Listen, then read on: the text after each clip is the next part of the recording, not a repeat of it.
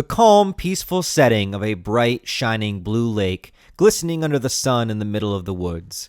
A place for those who want a fun summer camp experience to spend a few weeks away from the hustle and bustle of the real world and not to have a care in the world. There's going to be campfires, people singing with acoustic guitars, arts and crafts, and hey, if you play your cards right, you might even get laid sneaking off somewhere with a lucky lady of your choice and getting it on in the comfort of the natural world around you.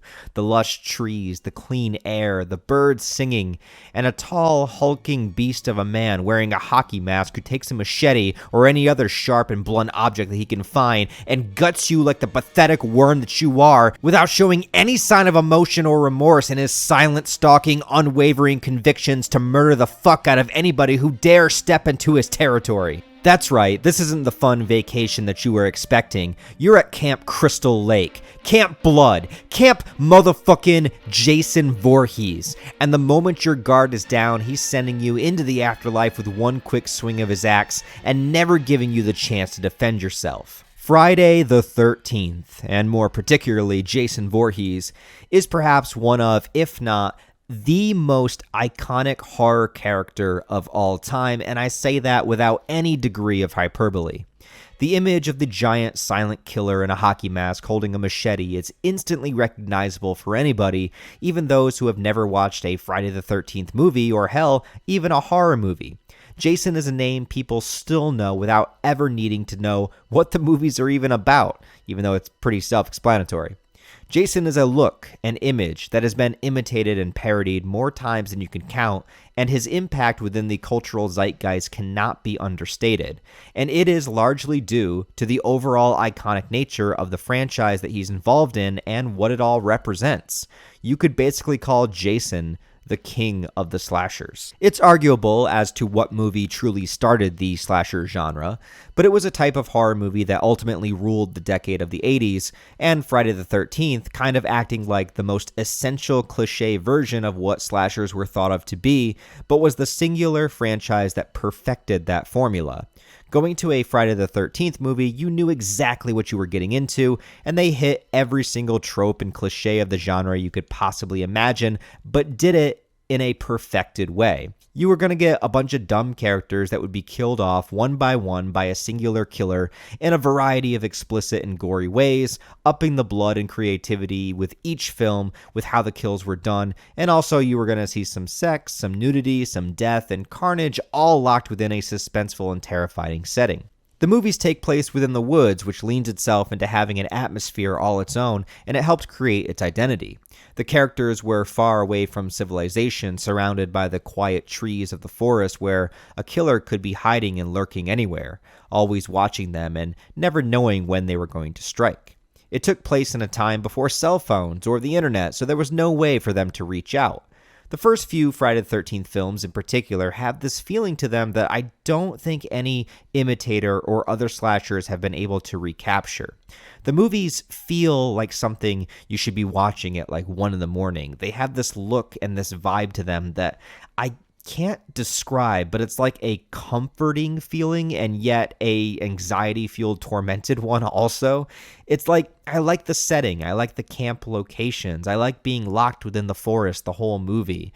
I like knowing that somewhere, at some time, Jason is going to pop out. And sometimes it's the waiting for him that's the most fun, and then that cathartic feeling when you see him smash somebody's skull in.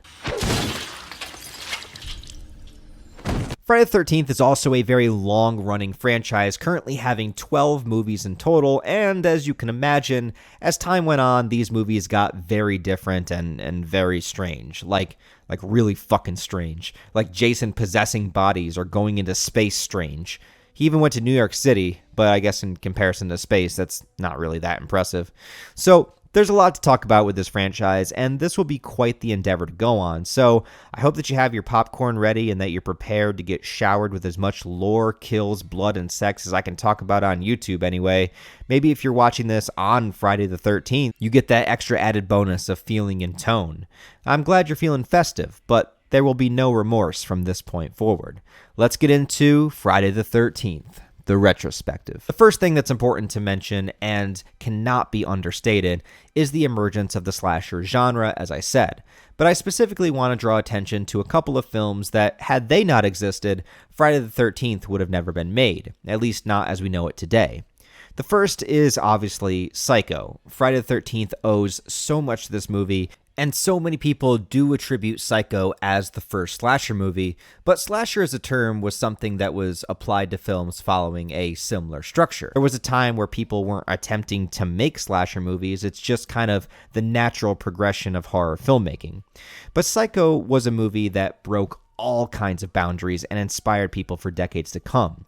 Directed by the legendary Alfred Hitchcock and released in 1960, Janet Leigh stars as a woman who steals a bunch of money for her and her boyfriend, and as she drives off with it, she stops at a hotel for the night, the Bates Motel. Here she meets a nice, mild man, Norman Bates, who likes to dress up in his dead mother's clothing and murder people in the shower with a knife. Now, you might be wondering, how does that sound like Friday the 13th? Well, the plot doesn't, but the execution is very similar. Both Psycho and the original Friday the 13th use many POV shots of the killer, as if you're not supposed to know who the killer is, like in the original Friday film. Psycho is hugely famous for killing off its main character unexpectedly at the end of the first act, and Friday the 13th introduces a character named Annie on her way to the camp, and in the beginning of the movie, she's killed off before she ever makes it there. Norman Bates in Psycho also seems to have a bit of a split personality, recalling his dead mother's voice in his head and talking to her and talking back to himself. She just goes a little mad sometimes.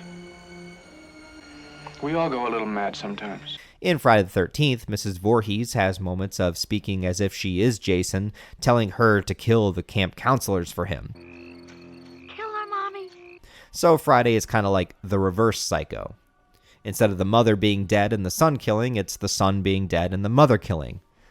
Also, the music and score of Friday the 13th is eerily similar to the score of Psycho. But of course, Psycho was revolutionary and inspired a bunch of filmmakers, but Friday the 13th would also not have existed if not for 1978's Halloween, directed by John Carpenter. If you want to see my in-depth analysis and retrospective on the entire Halloween franchise, that video is already up on my channel, and is actually the first retrospective that I did in this series. It's what inspired me to make it in the first place, which is ironic because Halloween is still inspiring so much so many years later.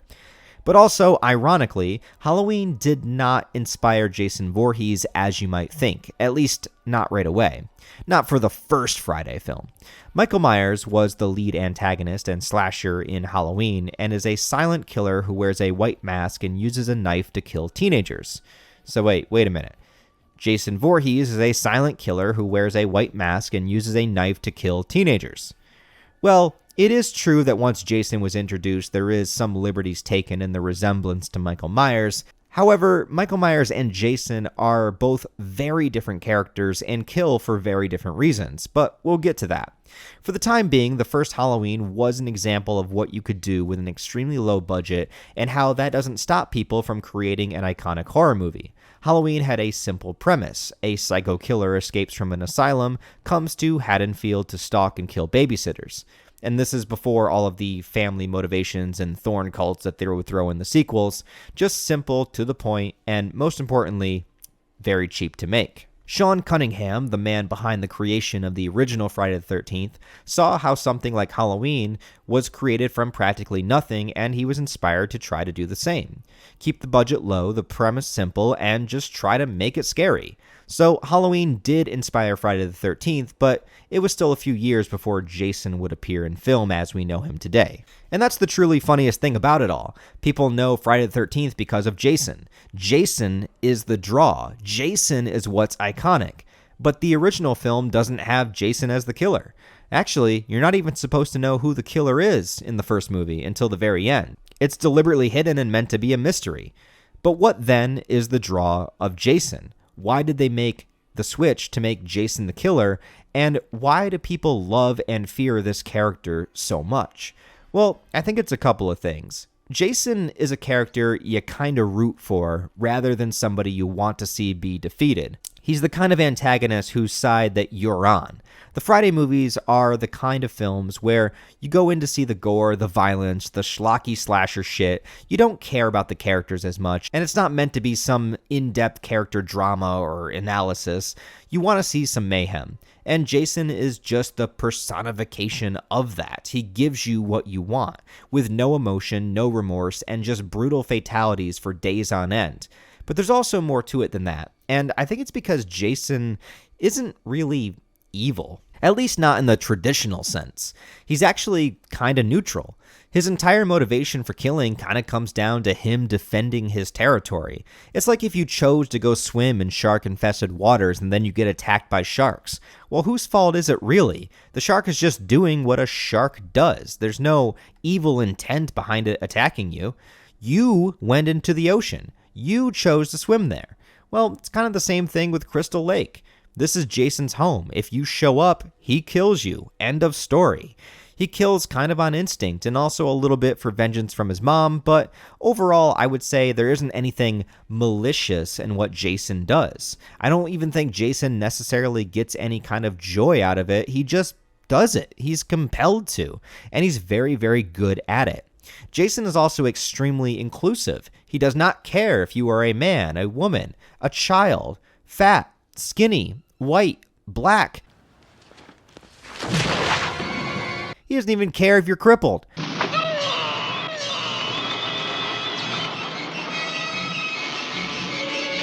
Jason kills the fuck out of everybody, and I respect that. I also think there's a level of sympathy to Jason, even from the first film. He was a boy that had mental handicaps, deformities, and he was bullied and picked on by other kids. Jason didn't ask for any of this. He started out completely normal and as a victim, and it's hard to say if his mother's sanity was always in question or if she broke when Jason drowned, but regardless, Jason had to fend for himself without any help or guidance, and the only person that loved him was his mom. And then it's assumed that he grew up in the woods all alone for decades, actually surviving his drowning, but then having nobody around for 2 decades. So he had to kill to survive, and he had no social skills, and he already started with some handicaps, so is it any wonder that he turned out how he did? So coupled with his backstory, the fact that he doesn't know any better, and his neutrality when it comes to killing, along with the increasingly creative ways that the kills are done film to film, these are some of the many reasons that people choose to root for Jason and have a fondness for his murderous ways, kind of giving him a pass more than any other horror villain. But he would also be terrifying to come across because there's no reasoning with Jason. You can't talk to Jason. You can't barter your way out of being killed by Jason. You're just gonna die. Not to mention his resilience in taking attacks, and later on his zombie regenerative abilities. We'll get there. But Jason is just iconic for many, many reasons. And I think that you're never gonna stop casual fans and hardcore Friday the 13th fans just loving Jason. And I get it. But we are also getting ahead of ourselves. Jason was not the killer of the original film, but merely a backstory catalyst of a drowned boy that sparked the murderous vengeance of his mother. But going back behind the scenes, truly, the development and creation for the first Friday the 13th film was done for one reason and one reason only. Money! Director Sean Cunningham had said that the primary reason that he made Friday the 13th was to try to make money and to try to pay his bills. He saw the success of Halloween and wanted to play his hand at it. But I don't think that's a bad thing or in any way takes away from the film. At the end of the day, all films are trying to make a profit, so that's one thing. And also, Sean was working within the film industry to a degree, and isn't it better that even if he was only trying to make some money to live on, that he was doing it in a creative and interesting way? Plus, the man was just trying to pay his rent, and I know what that's like. It's not like every single YouTube video I release is purely for some kind of artistic expression and nothing else. Sometimes you just gotta pay the electric bill or buy some groceries, and most importantly, not die.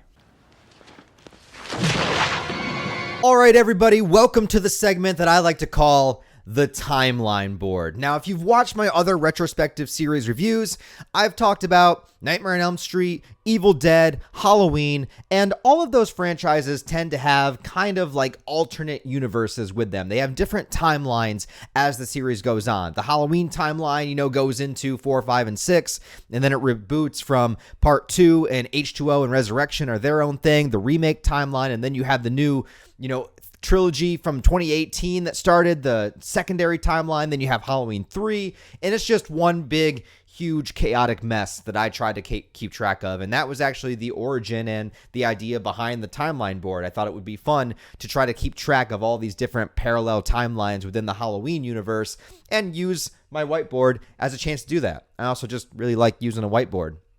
I was also able to do this a bit with The Evil Dead, since that has a little bit of conflicting continuity here and there, and a little bit with Nightmare on Elm Street, since there's the new Nightmare timeline and things like that. But when it comes to Friday the 13th, I honestly got to say, and I'm actually kind of happy about this, that there really is only one timeline in the Friday the 13th universe, and it is all of the movies, except for the remake, which, of course, the remake is in its own timeline, but that's by itself. But besides that, everything is technically within the same continuity. Now, continuity, when it comes to the Friday the 13th franchise, is a term that's kind of loosely used. It's something that is kind of there when we need it to be there, but there's a lot of contradictions and things that don't make sense within the story and within Jason's appearance or Jason's history or what is actually going on in the story themselves. So when I was thinking about how to do the timeline board for Friday the 13th, it's not really a matter of how to create the timeline based upon the different universes of the movies, because it's all just one full giant universe. It's just one continuity all the way through. So instead, we're going to use the timeline board to try to do something a little bit different this time around. So what do I mean by this? Well, I thought we would do something a little bit different and use the timeline board as a way to kind of try to attempt to, I'm not saying that we're going to succeed with this, attempt to understand the flow of time within the singular timeline. And what I mean by this is there's a lot of contradictions as to when these movies take place, what year they take place in, what was happening in Jason's history at the time. And also we have a little bit of a detour to make here because Jason X came out before Freddy Vs. Jason, but in the timeline, that's last. So there's a couple of things there that exist, but there's a lot of inconsistency with the continuity over the timeline of Friday the 13th, and a lot of the movies take place with either between a huge gap in time or back to back. Like, for example, I believe I'm going to go through and rewatch all the movies now. A lot of these movies I haven't seen in a long time, but I believe that part 2 is like 5 years after part 1, but then like part 2, 3, and 4 all take place over the course of the same weekend, which also means that at least parts 3 and 4 do not take place on Friday the 13th at all. Friday the 13th is really more of just a title than anything else. There's not really a significance to when Jason attacks. He just attacks when you're there because, you know, he doesn't like people in his fucking woods. I get it. I don't like people in my house. I don't kill them, but I do own a machete. I should probably take that out for the video. This would be festive. I didn't even think about this beforehand. What was I doing? So we're going to be using the timeline board as just an attempt to understand when these movies are taking place. Now, I am figuring this out purely based upon me rewatching the movies, okay? So I know there's a lot of information online and probably a lot of contradictory information, and I want to make one thing clear in this video and in all my videos is I am not attempting to be an authority figure on these franchises telling you what everything is supposed to be 100% fact. I am going by my interpretations of the stories and the movies as I watch through them and what I think makes the most sense. Just like with Nightmare on Elm Street, you know, trying to figure out when retroactively the first movie took place, well, it depends on who you listen to or what wiki you go to or whatever, but I like to come up with my own version of it, and I think that that's part of the fun of being a fan of movies and being a fan of film, and just like being a huge dork like me that gets hyper obsesses over lore and timelines is like I like to understand how things work. I like to understand where they are in relation to other things and how they flow within the timeline. So I like to try to figure these things out. It's fun for me. Like, I record it so you guys can see my mental degradation over time and how I slowly go insane, because I feel like that could also be a form of entertainment, even though my brain is like psychologically frying every 5 seconds. But I do it for fun, for me. There's an aspect of fun to that. I'm a little bit of a masochist. That might also be why I like horror movies so much. But I'm a little bit of a masochist, and so I enjoy doing that. So Once again, these videos are just for fun. I'm not trying to tell you that this is specifically 100% and you're not allowed to think anything different. I just watch the movies and I think of what makes the most sense to me. I try to discover the lore through the context of what is happening on screen, what the characters are saying, and I just try to figure it all out, and I try to lay it all out in a simple, concise way for you guys to follow. That's really all I'm doing, and it's not meant to be anything beyond that. The other thing I want to do with the timeline board, if you're wondering about Schnoz, don't worry about Schnoz. He can't hurt you. Just, say your prayers. But he's not part of Friday the 13th. But what is part of Friday the 13th is Jason motherfucking Voorhees. And I drew kind of the timeline of Jason here, or the different interpretations or development of his character over time. And I also want to try to use the timeline board to discuss Jason lore. Because Jason lore is also something that is taken with a grain of salt with continuity throughout the course of the films. And also there's a little bit of debate back and forth upon when Jason actually died, when he comes back from the dead, how strong is he? Why is he so strong? Like things that have happened to Jason throughout time. Was he just a human for a while living in the woods? Has he always been the undead? Is he a deadite revived with the Necronomicon? We'll get to that. But besides all that, what I also want to do is just an attempt to understand Jason lore and what each movie gives us at a time. Because we have dead baby Jason, or child Jason from the first movie.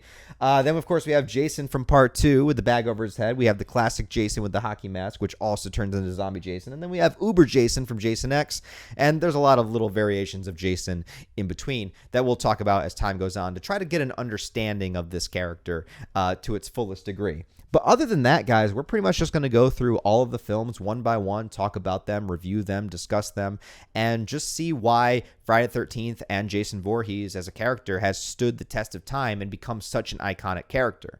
This is also a video that most people have requested me to make for a very long time, ever since I actually made the Halloween video back in October of last year. People have been asking for Friday the 13th. I wanted to do Evil Dead next. That was my next big favorite horror franchise, so I wanted to do that.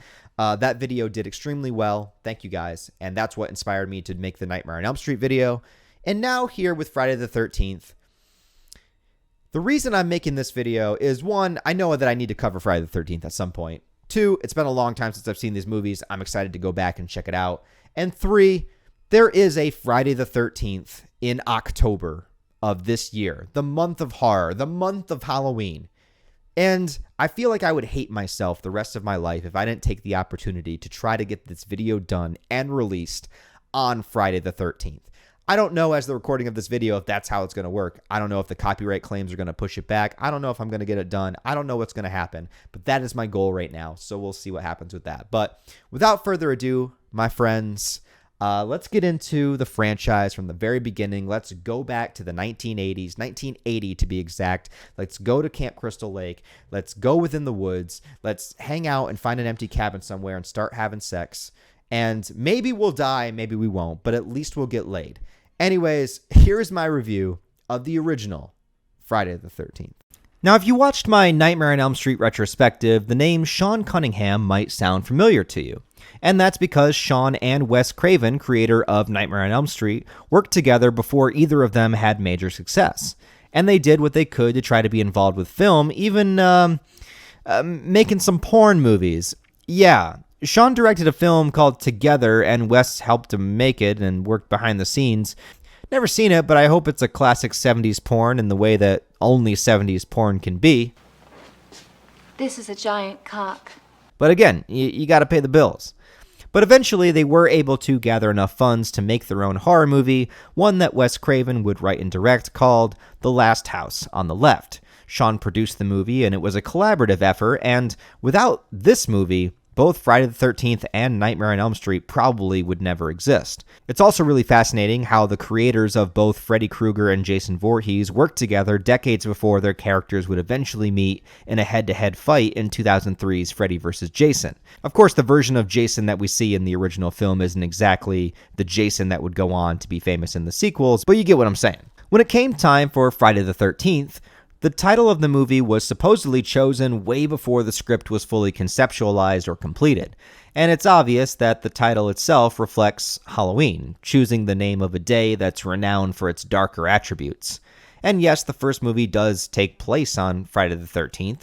I even checked the calendar for 1980, and June does have a Friday the 13th. So there you go. That would place the movie in the summer, but we'll get to the timeline stuff a little bit later. But really, the movies don't have much to do with Friday the 13th as a concept. The fact that most of the movies in the franchise don't even take place on Friday the 13th.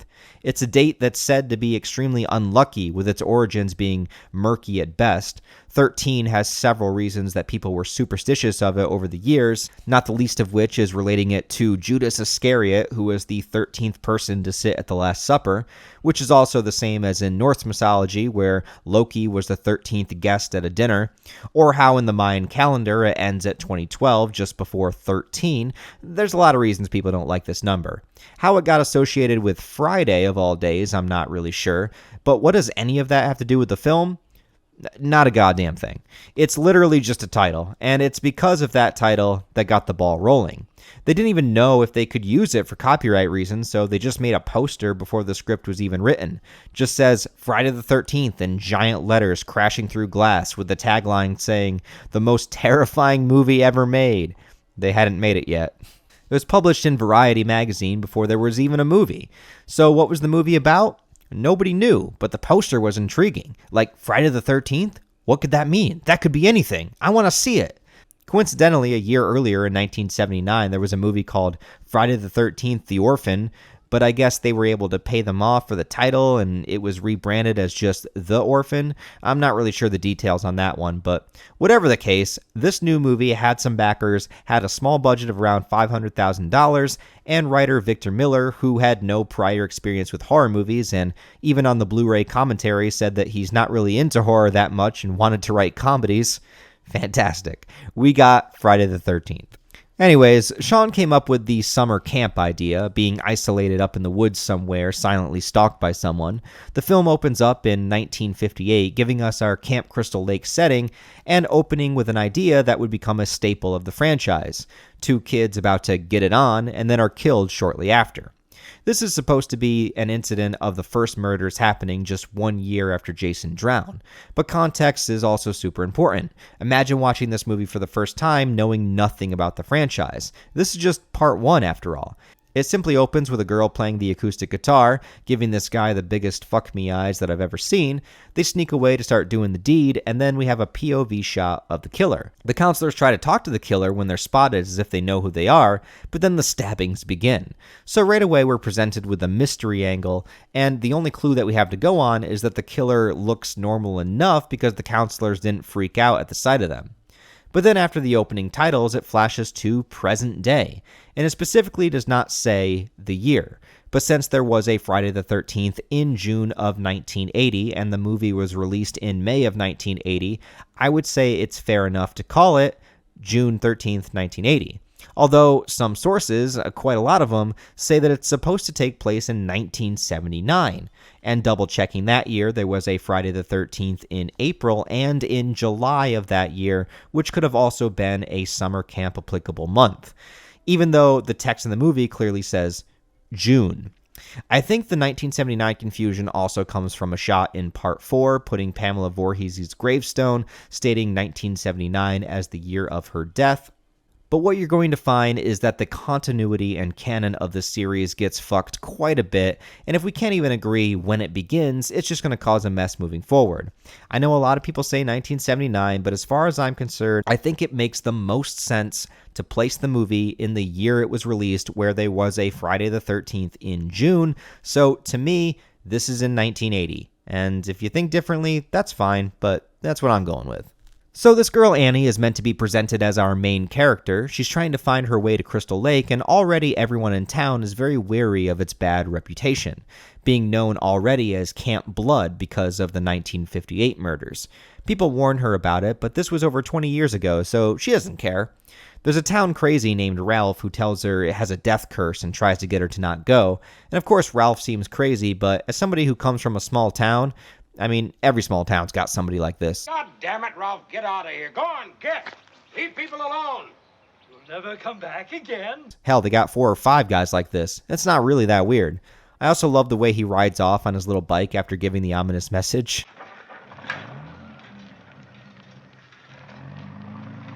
But then we cut to Crystal Lake itself, and the soon-to-be camp counselors are setting up things for the grand reopening.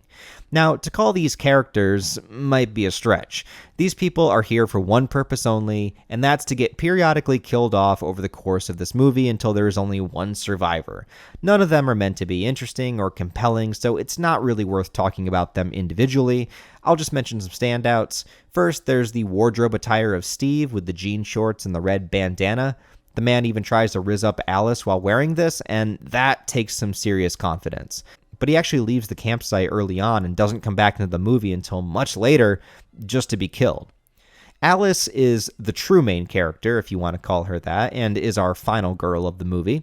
She doesn't do anything too interesting and doesn't have much of a personality, but I still like her. She's just a cute, innocent archetype, timid enough to be a good victim, but still smart enough to fight back. She's also very, normal pretty. I'm not sure how to describe what I mean, but she looks kind of like a CVS cashier that when she smiles at you, it would just put you in a good mood for the rest of the day. You know what I'm talking about?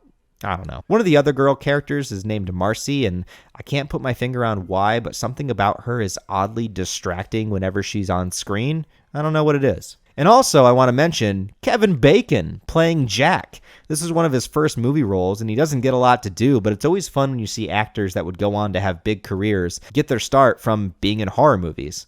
And he does have an iconic death scene. Too bad he couldn't dance his way out of it. Meanwhile, Annie gets picked up by someone driving a Jeep who doesn't speak and drives past their destination. When Annie tries to get out and run away, she's the first real victim of the movie, having her throat slit by an unknown killer. I should also mention now that Tom Savini is the guy that did the effects work for the film, and he's gone on to work on hundreds of horror films, both big and small, starting with George Romero's Dawn of the Dead. He's even directed a couple movies, including the Night of the Living Dead remake. But most people attribute the design of Child Jason completely to him, and since both Jason and the kill scenes are what the franchise is known best for, well, then you gotta thank Tom Savini for coming up with it all. But after the first kill, the movie does take a little bit of a downward slope, mostly because, other than the kills and scares, there's not much appeal. The characters aren't interesting, and there's no real arcs for them to go on. So a good chunk of the movie is literally just filler and padding to make sure it hits the 90-minute mark. I do like the atmosphere of them just hanging out at the lake, or just the feeling of the woods themselves and how they could be being watched at all times, but a lot of this can get really boring. Unlike something like the first Halloween movie or the first Nightmare on Elm Street movie, I don't think that the first Friday the 13th movie is a masterpiece by any stretch of the imagination. Now, don't get me wrong, it's an enjoyable enough movie, but Friday's legacy is in its longevity and what the franchise became. As far as standalone first films, I don't think it would necessarily stand the test of time without the whole series that's attached to it. There's also a whole scene where the characters are scared of a snake that got into one of the cabins and end up killing it with a machete. Now, here's the thing. I'm not a vegan or anything, alright, but I am adamantly against killing an animal merely for the purpose of entertainment.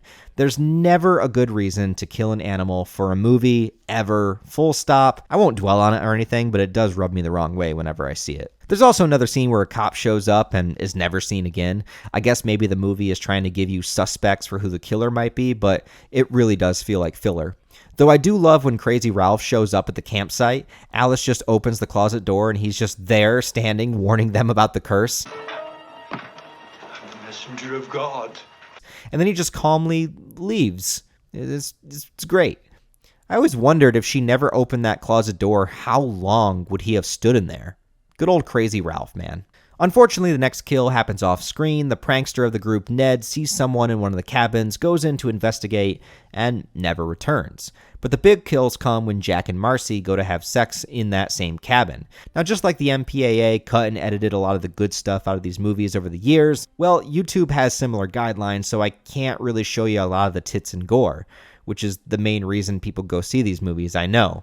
But I will tell you, you only barely see Marcy's tits while Kevin is on top, and you do see his ass, but it's not that explicit. It's kind of casual. But what is explicit is their death scenes. First, Jack gets a spear through the neck from under the bed. It's a great practical effect, and oh, how I miss the days before CGI. And then moments later, Marcy gets an axe to the face, creating one of the most iconic images of the entire film. Meanwhile, the other characters are pretty much just wasting more runtime. They decide to play Strip Monopoly because that sounds like a horrible idea. But afterwards is a very effective scene when Brenda goes outside to investigate what sounds like a child screaming for help. In universe, I suppose it's just Mrs. Voorhees speaking as Jason, but they use what sounds like a real child's voice in the movie, and it does sound very disturbing. Her death is also off-screen, but you do see her body later on, but not until we watch an entire scene of Alice making coffee. Yeah, the filler in this movie is crazy. But soon, Alice begins to discover the corpses. Bill, another guy that's killed off-screen with an arrow through his head, and there's a ridiculously long take of Alice barricading the door, and it always makes me laugh because this shot is so long, and it's all in one take, and it eventually serves no purpose whatsoever. But hey, you gotta block the door. Especially when Brenda's body is just tossed through the window a few moments later. And I could buy Jason throwing a body through a window, but considering Mrs. Voorhees is the one that did this, she must have some insane levels of strength. Actually, maybe that's where Jason gets it from. Oh yeah, speaking of, Mrs. Voorhees shows up, played by Betsy Palmer. And this is where the first movie really stands alone out of all the other ones, because it just comes out of left field. A nice old lady shows up at the campsite as Alice is freaking out about the murders. She doesn't know who this lady is, but who would suspect a little old lady to be a psycho killer? I also love the slow introduction of it. You know that something is off, but she's so normal and casual at first. But through her monologue and how she speaks, we slowly start to understand, oh wait, she's the one. And this is where we get our first exposition about Jason drowning in the lake a year before the first murders, that the camp counselors didn't pay attention to him and they let him drown because they were off having sex instead.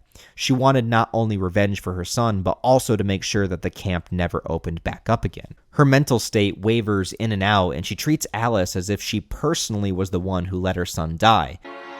Look what you did to him! She also starts having moments where she says, "Kill her, mommy, kill her." Kill her, Mommy. Kill her. Kind of the reverse Psycho, talking to her dead son and responding back as him. It works very well, and she sells the broken aspects of her mind and how this pain and trauma turned her into a psychopath. It only falls apart a little bit during the chase scenes because Mrs. Voorhees goes back and forth between being pretty strong and then, seeming like a feeble old lady. I guess when she throws bodies through the window, she's strong, but when she gets hit with a frying pan, she's weak. I don't know. Alice also has a bunch of opportunities to take her out and even knocks her unconscious about 3 times.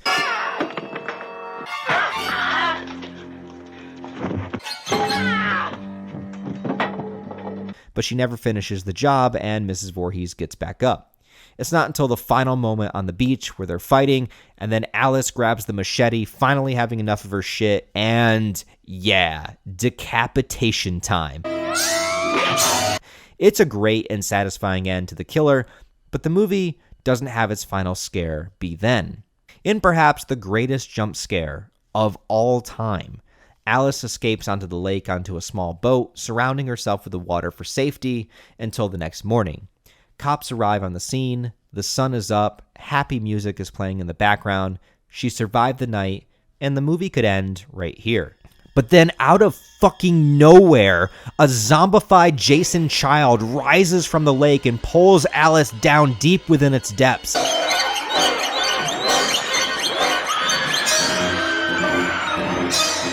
This scene freaked the fuck out of me when I first saw it, and I think, again, about the context. Jason is not something that people would have ever thought about coming back as a killer at this point. There's nothing supernatural in the movie at all. The whole movie has been a mystery about a knife's killer that turned out to just be an old lady, but then there's a fucking zombie Jason moment at the end.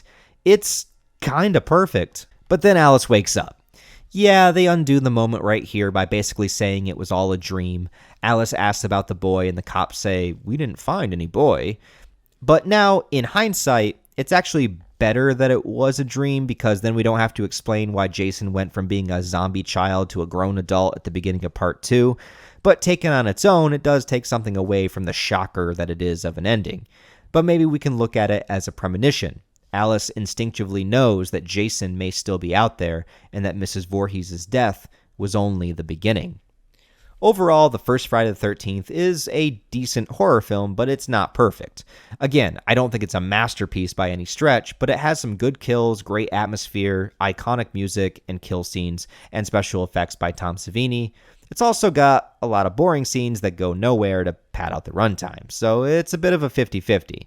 However, it was a financial success. It paid off the way that Sean Cunningham wanted it to. It had good word of mouth, and the studio saw potential in it, so much so that they wanted to strike while the iron was hot and fast-tracked a sequel that would come out only a year later. It was a gamble of a film that became a lucky break that would start a chain reaction, changing the horror world as we know it, and absolutely dominating the 1980s. So yeah, given the success of the original film and its cheap, low-budget nature to produce, Paramount Pictures picked up worldwide distribution rights and wanted to pump out a sequel immediately, and they did, literally coming out just a few days short of a year from the debut of the first movie. Friday the 13th Part 2 was released in May of 1981, even a few months before Halloween 2 even made it to theaters. But whereas Halloween had a very open ending with the killer still being alive, Friday the 13th beheaded Mrs. Voorhees on screen in the final act. She's as dead as you can possibly be. So what do? Well, they did have that end scare scene with Jason rising up from the lake. So what if Jason was now the killer, taking over from when his mom left off? And this single decision would forever change the franchise and horror as we know it, eventually culminating in one of the most recognized and celebrated villains in all of cinema. Friday the 13th Part 2 is perhaps the most important film in the entire series for that reason, starting a concept and lore that every single following movie would eventually branch off from. Now, I tried to research exactly who it was that specifically made that final decision, the guy that said, Jason is going to be our killer. And those sources are a bit vague. Most point to one of the producers of this and the original movie, named Phil Scuderi. At the very least, he pushed for it, feeling audiences wanted to know more about the boy that drowned, and also to capitalize on that famous ending of the first movie. So if this is true, then this guy Phil, whom most people, myself included, never even heard of before, made a single miraculous decision that has lasted for decades and is probably the most important decision of the entire Friday the 13th franchise. Sean Cunningham decided not to come back for the sequel, and never intended on making it a franchise to begin with, so that makes sense. Instead, he passed on directing duties to Steve Miner, who had been there as an associate producer on the original and was eager to try his hand at directing, where Part 2 was going to be his first debut feature film. He actually would stay on board for the series and also direct Part 3 in the following year. And a decade and a half after that, he would switch teams and direct Michael Myers in Halloween H2O. So with a small crew and a little over double the budget of the first movie, they headed back out into the woods for another adventure of sex and murder. Notably, though, Tom Savini did not return for the special effects work, and the movie was pretty heavily hit with censorship from the MPAA, which would be a recurring theme for all of these movies. It's true that even though Paramount Pictures liked the money they were getting from the profits of the Friday the 13th series, they weren't exactly proud of its subject matter. It wasn't like New Line happily calling themselves the house that Freddy built. Here you could tell that the studio considered these movies to be lowbrow and kind of wanted to cut out its nastier elements, which is ridiculous since that's the main reason people went to see them, but oh well. The first 7 minutes of this movie is essentially a flashback recapping the final events of the first. We have Alice returning, and she's at home having nightmares about that fateful day. The movie itself is only about an hour and 24 minutes, and the opening scene is 7 minutes of recap, so yeah, it's a short movie and to the point. Alice finally wakes up from the recap, and there's several minutes of her walking through her house, talking to her mom on the phone, and taking a shower, but no titties though. But several weird things are going on here. The first is that her phone rings, and again when she picks up, there's nobody there.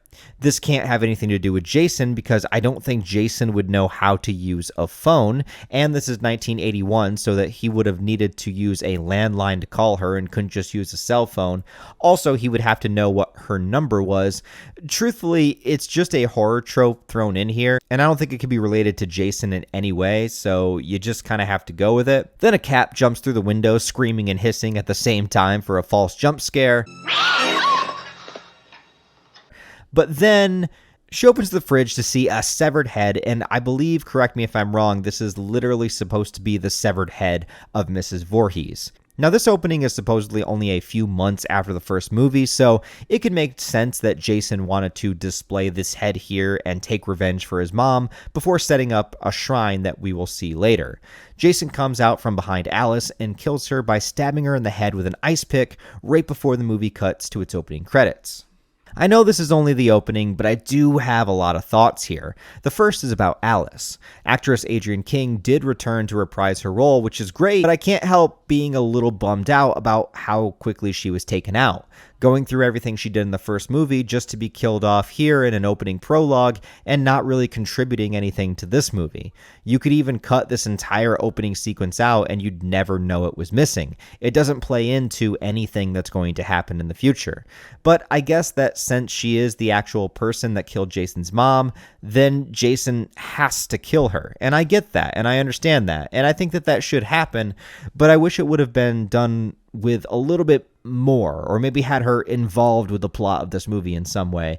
Killing her off now means there's never going to be a protagonist to carry through that was there from the beginning. Friday the 13th doesn't have a Dr. Loomis-like figure that goes from movie to movie, and the closest we get is Tommy Jarvis, but he doesn't even appear until part 4.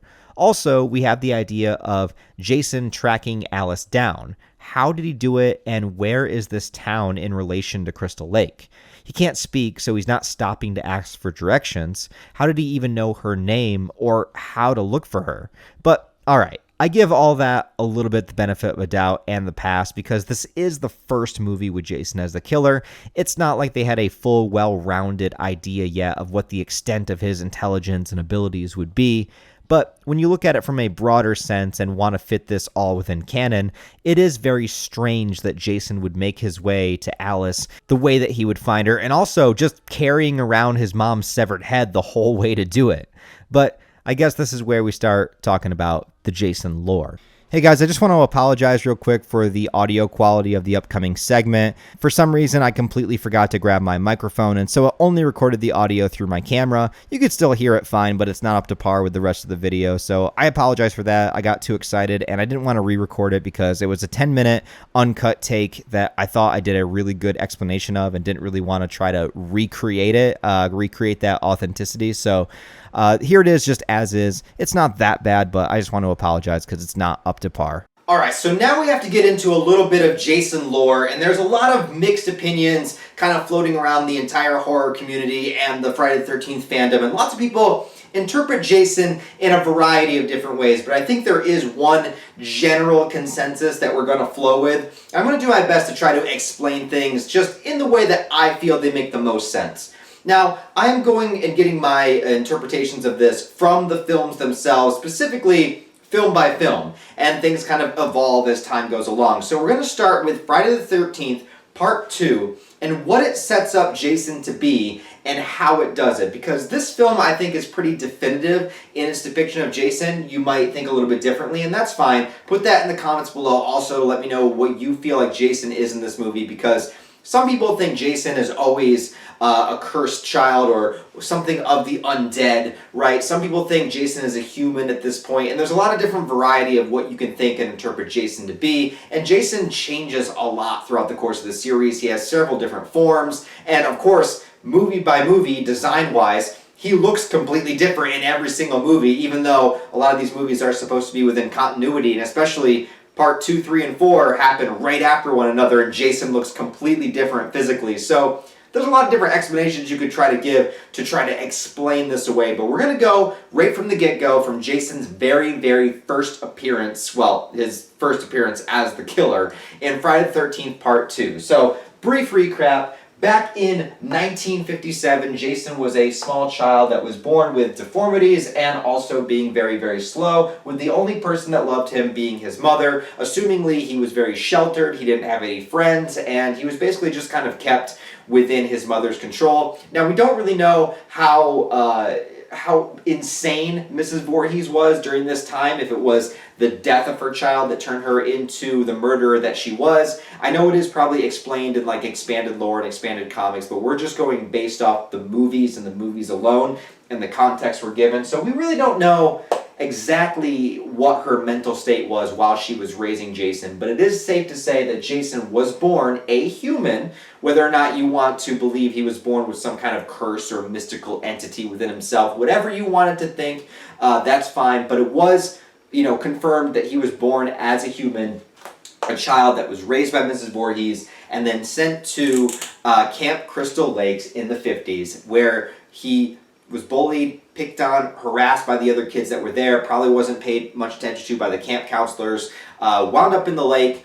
In future installments, they actually show like kids pushing him into the lake or however that happened, but he wound up in the lake, was drowning, nobody heard him, nobody came to save him, and assumingly, Jason died here, right? And then in the very next year, Jason's mom went to the camp and killed the camp counselors, assuming the actual counselors that were probably there the year before, and off them, she took her vengeance, right? But now in part 2, we set up the lore and idea that Jason might have not actually drowned in the lake, and he might have actually survived. And what would that have meant if he did survive? If he survived and managed to crawl out of the lake, but everyone was gone, and his mom was gone, and there was nobody there, right? And how would this have happened? I mean, you would assume summer camp was still going on. I don't really know, but it sets it up kind of like an urban legend, which is something that I really, really enjoy about part 2 and the beginning lore of Jason and kind of the lore that I'm going with, because this is exactly the kind of thing that you would hear in a small town. Every small town has some kind of, urban legend or some kind of stalker or killer or some weirdo that lives somewhere like under a bridge or, across the river or something. There's always some kind of weird urban legend in every small town. And I like the idea that there was this kid that drowned back in the 50s and everybody assumed he was dead. They never found his body, but he actually survived. And he wound up in the woods, and he's been living in the woods ever since. So you should never go into the woods, or you should never go into the woods at night, or you can't go to Crystal Lake because it's cursed, like Crazy Ralph would say. And I just like the idea of this lore and urban legend that is out there of like this kid that supposedly died, but really survived and has been fending for himself this entire time. Some sort of like savage living in the woods, some sort of like low intelligence person that had to figure everything out without society, nobody to train him, nobody to guide him, nobody to teach him. He doesn't know, right from wrong, and he's just been surviving. He's been killing animals to live. He's been eating, fruits and berries, who knows what else. He's been doing everything he could just to survive within the wilderness and just kept living and kept thriving. And then all of a sudden, a couple of decades passed, he's a grown adult. It's been like 20 some years, and he's still out there. I like that idea. I think that's so cool, and I really, really enjoy urban legends like that. So we're assuming that is essentially what Jason became. And in Friday the 13th Part 2, where we have Sackhead Jason, Potato Sack Jason, that's what he's set up to be. And in this movie, he is very, very much set up to be kind of a feral human being, even in the way that he's portrayed, in the way that he goes after the other characters. He's not really, in this movie, Part 2, he's not depicted as some kind of all-powerful, indestructible, unstoppable force of nature. Not quite yet. In this movie, he very much just is like a feral human being. He even like wrestles with the characters and whatnot. Like, it's conceivable that you could probably kill him, if you got the upper hand. Like, that's the kind of presentation that we're seeing of Jason. There's a great monologue that the main character Ginny has in the tavern where she talks about, what would that make the psychology of this person that has only had his mom to love him, and she was gone for years and years and years, only coming back in 1980 when the camp was said to be reopening. And I think this is the key. This is the key to kind of understanding the Jason lore and having it make sense, because if you're saying Jason actually did survive, and then wound up kind of washed up on shore somewhere. And in this movie, it also introduces the concept that Crystal Lake is not just one, camp. Like, the lake actually has lots of places around it. So this is a huge fucking lake, right? So Jason could have washed up somewhere completely far away and never managed to get back to the camp in time. And, his mother assumed he was dead and left. And I think that that's kind of the key, is that his mother never found him. And so she assumed he was dead. She only came back the next year to kill the counselors, which Jason at that point was probably in the woods somewhere, but staying away from people. He was still a child. He wasn't, able to go murder anybody quite yet.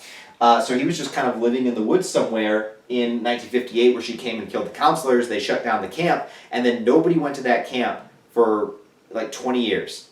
And Jason has just been living in the woods by himself, fending for himself, without any guidance, without any structure, anything. Building himself up to be Potato Sack Jason that we see in this movie. The only time people ever came to the location where Jason was surviving was in 1980, and it's assumed in this movie, Jason wasn't there for the bulk of the story, but he did actually witness the death and decapitation of his mother. Now, where Jason was at that point in time, maybe he was in the woods, coming out of the woods, whatever the case, he saw it, but he couldn't kill Alice right away because she immediately escaped on the boat. She's in the middle of the lake. So, the cops came the next day and he never got the chance. So, I think that's where we're going with the Jason lore in this movie. So, the way that I understand it is that at this point, Jason is still a human. He is a very strong, resilient human. He is somebody that had to build himself up for years living in the woods, right? He's got a natural sort of defense against the natural predators that you would have out there just from living in it and understanding it. He's very, very resilient physically. He can get hit and slashed and swiped, and unless it's in a killing spot, a killing location, he could probably recover from it or just not even give a shit about the pain. Going through the adrenaline, and who knows what kind of like mentality he has to kind of like boost himself up and enable himself to push forward even more than the average person. So what I'm assuming is for this movie and for Friday the 13th Part 3 and 4, we are dealing with a human being, Jason. Jason is still a human. He is a human that grew up in the woods, in the wilderness, by himself. He's a human that at first was mentally challenged, only had his mother, completely sheltered away from humanity, brought to summer camp, bullied, picked on, harassed by the other kids, supposedly drowned, washed up on shore, lived in the woods for 20 years, and now people are coming back around his property, and along with witnessing the death of his mom, who he hadn't seen in multiple decades, she dies. Jason's fucking pissed, alright? He hates fucking people. He hates human beings. The only person he loves is his mom. He doesn't want anybody around his territory. He doesn't want anybody here. Everyone reminds him of the bullying that he had when he was a kid. Everyone reminds him of what happened to his mother. Everyone reminds him of just the rage and fury that lies within him. And I feel like these first couple movies with Jason, we are dealing with just a feral human being that's had enough of the shit of other people, fucking hates everybody, wants to protect his territory, and just misses his fucking mom. And I think we can all kind of understand at least a little bit of that sentiment. So, yes, when dealing with the Jason lore, I'm saying, as far as my interpretation goes of the movies, I'm not saying you have to agree, but my interpretation is that for this beginning portion, Jason is 100% human, just a very, very strong and resilient human. That's what I'm going with. Anyways, after the opening credits, it cuts to 5 years later. 5 years. Well, here's where we have confliction once again. Since the original movie specifically states it's supposed to take place on a Friday the 13th in June, I assume it's supposed to be in 1980, the same year the movie released, even though plenty of others say it's supposed to take place in 1979, in which the Friday the 13th of that year is not in June. At this point, you kind of have to pick a beginning year and just go with it. So if you say 1979, I guess you are just creating a fictionalized calendar. And in that case, sure, it can be anything that you want it to be. There can be a Friday the 13th in June in 79 if you're just fictionalizing it all. And that's fine. but I'm going to go with the calendar that we all used at the time. So to me, the first movie was June 13th, 1980, and now we flash forward 5 years. That puts this movie in 1985. And in 1985, there are only 2 Friday the 13ths, one in September and one in December, which are both not exactly summer camp months. But this movie does feature a cast of characters that are training to become counselors, so the camp is not in session. So I suppose the training could be in September. Also, according to the actress that played Ginny on the commentary of the movie, they filmed all of this in the fall. So I have no problem accepting that this would be September because they probably actually filmed in September. So my assumption is that this movie takes place on September 13th, 1985. But also the funny thing is that Jason doesn't only kill on Friday the 13th. He's not like Michael Myers that only kills on Halloween. The date has zero significance on Jason. The motherfucker probably doesn't even know what the fuck a calendar is. So if Jason doesn't care, why should we care? The title of the franchise really makes no difference at all as far as the story and movies go, so why even worry about it? Let's just enjoy it. I suggest you don't worry about this sort of thing and just enjoy yourself. That goes for you all, too. Yes. It begins with 2 characters, Jeff and Sandra, on their way to the camp, but not the camp. This movie actually doesn't take place at Crystal Lake specifically. It takes place in a place called Camp Packanack, which is right next door to Crystal Lake. I assume the lake itself is pretty huge, and there's multiple places that you can be all going around the lake. There's even more introduced later on. Crystal Lake is on one side, and this camp would be on the other. Also, by part 8, the lake just connects to the ocean, so maybe the lake is just expanding, getting larger and larger every single year until it eventually takes over the entire planet. I don't know. But Jeff and Sandra are greeted by another returning character from the first movie, Crazy Ralph. It's great to see this guy again. Still blabbering about curses. I love that guy. You're all doomed. You're all doomed. Once again, when arriving at the camp, there's a whole new crew of characters here, and we know what they're here for, so once again, I'm only going to mention a few standouts. First, we have Paul, who is in charge of this counselor training thing, and he's a pretty genuine guy that I actually quite like as a character. He's a very laid-back kind of leader, but also very much in charge and makes it known so. He's competent, and he even fights with Jason later on. Then we have Ginny, who is this movie's final girl, and also a pretty strong character like Paul.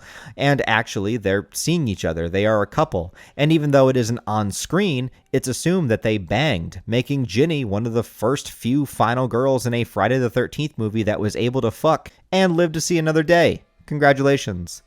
Ginny's also very competent, and she does seem to be very intuitive. She gives the first real monologue about Jason's psychology, basically explaining him to the audience with the thought of what would happen to a boy who was slow to begin with, also only having his mother, lost her, and then grew up in the woods all alone without civilization.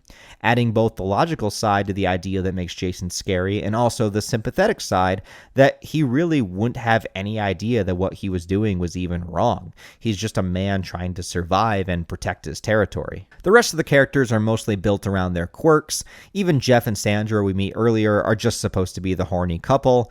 Terry is the resident hot chick that gets naked, and Scott is the guy trying to get with her using the oddest flirting technique I've ever seen of slingshotting a rock at her butt. This would totally get you thrown in jail in 2023. There's a character named Mark that is sympathetic, bound to a wheelchair after a motorcycle accident, and Vicky, who sees past this and wants to fuck the shit out of him. Seriously, in every single scene, Vicky is all about Mark, just giving him goo-goo eyes, and all I want in life is someone to look at me the way that Vicky looks at Mark.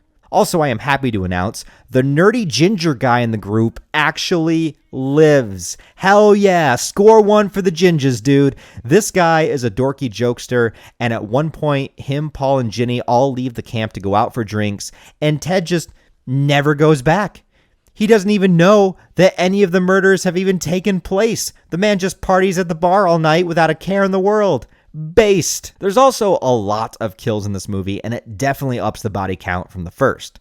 Sadly, when Crazy Ralph comes to warn them about the curse, he gets killed with a wire around his neck, and I'm gonna miss Crazy Ralph, man. It also means that both returning characters from the first movie both die in this one. Afterwards, Jeff and Sandra sneak off to check out the Crystal Lake side of the lake, which is now supposed to be closed down for good and restricted from being visited.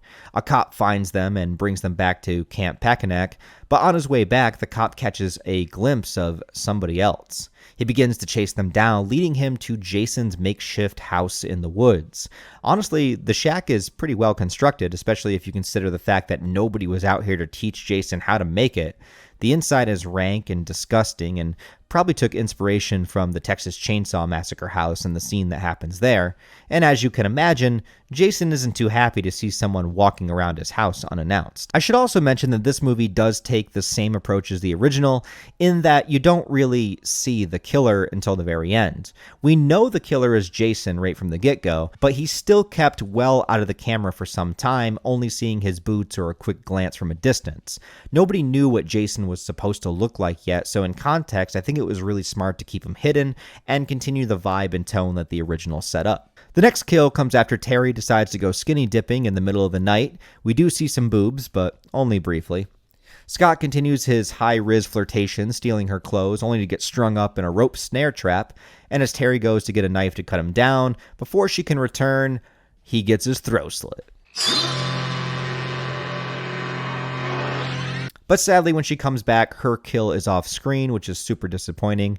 And then as Vicky attempts to get down with Mark, she goes back to change, putting perfume on everywhere, and I mean everywhere, which I appreciate the sentiment, but that's not going to taste very good.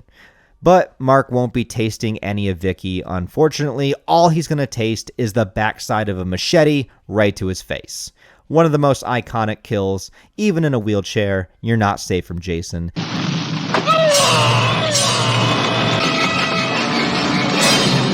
Jason continues his rampage, stabbing a spear through both Jeff and Sandra while they're getting it on. This guy isn't fucking around in this movie. Then a series of odd things happen. Vicky comes back and goes upstairs looking for Mark, even though, since Mark is in a wheelchair, he wouldn't have possibly gone upstairs. Also, Jason is supposedly just laying under the blanket, chilling until Vicky comes and takes the blanket off. I'm sure not much time has taken place here before Vicky gets here, but it's just really funny to picture Jason on this bed just chilling until somebody else comes in the room. And this is also the first time that we really see Jason. Just a strong backwoods hick man with a potato sack over his head. Still another film before he would don the iconic hockey mask, but giving Jason a mask at all is a very interesting decision. Some say they were just trying to keep an aura of mystery to him, but I think it works well just in general if you consider the fact that Jason was deformed from the get-go, and part of his condition is what made him a target of bullying and harassment from the other kids at the camp. I like the idea that instinctively, because of this, Jason just wants to hide his face. But I don't think that he even realizes why he's doing it, but he just kind of does it naturally. He just doesn't want to be seen. Plus, since Jason is deformed, that's a lot of prosthetics and makeup effects that you would have to do, and it would definitely be a hassle behind the scenes to always try to get it to look good. But also, canonically, I think it works, and makes sense to his history. So overall, the Jason mask thing, I'm on board with. Anyways, he kills Vicky, which sucks because she was cute as hell, one of the most attractive girls in the franchise. When Ginny and Paul return from their night on the town, they come back to find the death and devastation Jason has been causing. Jason attacks Paul, and they wrestle together a bit, and I think here is your biggest indicator that Jason was meant to be a human in the first movie. And again, this is our first Jason debut. They weren't really thinking about him necessarily being a massive, hulking, unstoppable zombie man yet. In this movie, he's depicted as a feral hillbilly who raised himself in the woods for like 25 years. He is really strong and resilient, but not unstoppable. You can fight him in this movie. Hell, you can even kick him in the balls and it works. Ginny goes through a lot to try to avoid him, but it leads to a final confrontation in Jason's shack. There, she discovers Jason's shrine to his mom, keeping Mrs. Voorhees' severed head as a sacred ornament on his table, and even her sweater, which Ginny gets the idea of putting on in order to imitate Jason's mom, and it works. There's even a cameo from Betsy Palmer as Jason imagines her talking to him. It's cool they were able to get her back for a small part, so that's technically 3 actors from the original that they got back, but also all of them are dead now. But once Jason realizes the severed head is still on the table and that Ginny is not his mom, he snaps back into reality. Paul shows up, and how he found the house, I have no idea, but it distracts Jason long enough for Ginny to slice a machete right through his shoulder. And right away with this, I have to imagine this is because they had more sequels in mind. Mrs. Voorhees' decapitation was a pretty definitive death, but slicing the shoulder, well, you can assume someone could survive that. They also recreate the final scare of the first movie in a way. Ginny and Paul get back to the cabins and are grateful to have survived, even finding the missing dog Muffin, which returns surviving the entire film. All is relieved and the music is happy, and oh no, I'm not falling for that again. Yeah, Jason smashes through the window from behind, and it's a pretty effective jump scare, even if it's not quite as good as the original. And it's the first time that we see Jason unmasked. And from here on out, the trend of film to film is going to be making him look a little bit different. But I think here they did a really good job of taking the original little boy Jason design and making him aged up, making him feel like he's lived in the woods his whole life. I like the shaggy look to him with the broken up facial hair, the yellow teeth, and the bulging side of the head. Maybe an underrated opinion, I don't know, but this is one of my favorite Jason unmasked designs of the entire franchise. But the ending of the movie is just weird. It should have cut right there, but then it cuts to the next morning, and Ginny is somehow alive being put onto an ambulance. But Paul and Jason, and Muffin the dog, are all nowhere to be seen. So what happened? And who called the cops? What is even going on here? Why did Jason let her live if he did? Or if he didn't, then where was she hiding all night? I mean, I guess you could theorize that just like the end of part 1, the final end attack was maybe a dream, which would explain maybe why Jason's face looks different here than it does in part 3, which canonically part 3 takes place a day after this movie, so it is messed up. But still, it wouldn't explain where Paul went, since both him and Ginny did leave Jason's shack together. So maybe Paul is alive, or maybe he's dead. I don't know. But Ginny did live. And unlike Alice, she is not killed off in a future sequel. But she also never comes back in the franchise, which is a real shame because I thought she was a great addition to this movie. But hey, she lived, and she can say she kicked Jason in the nuts and survived.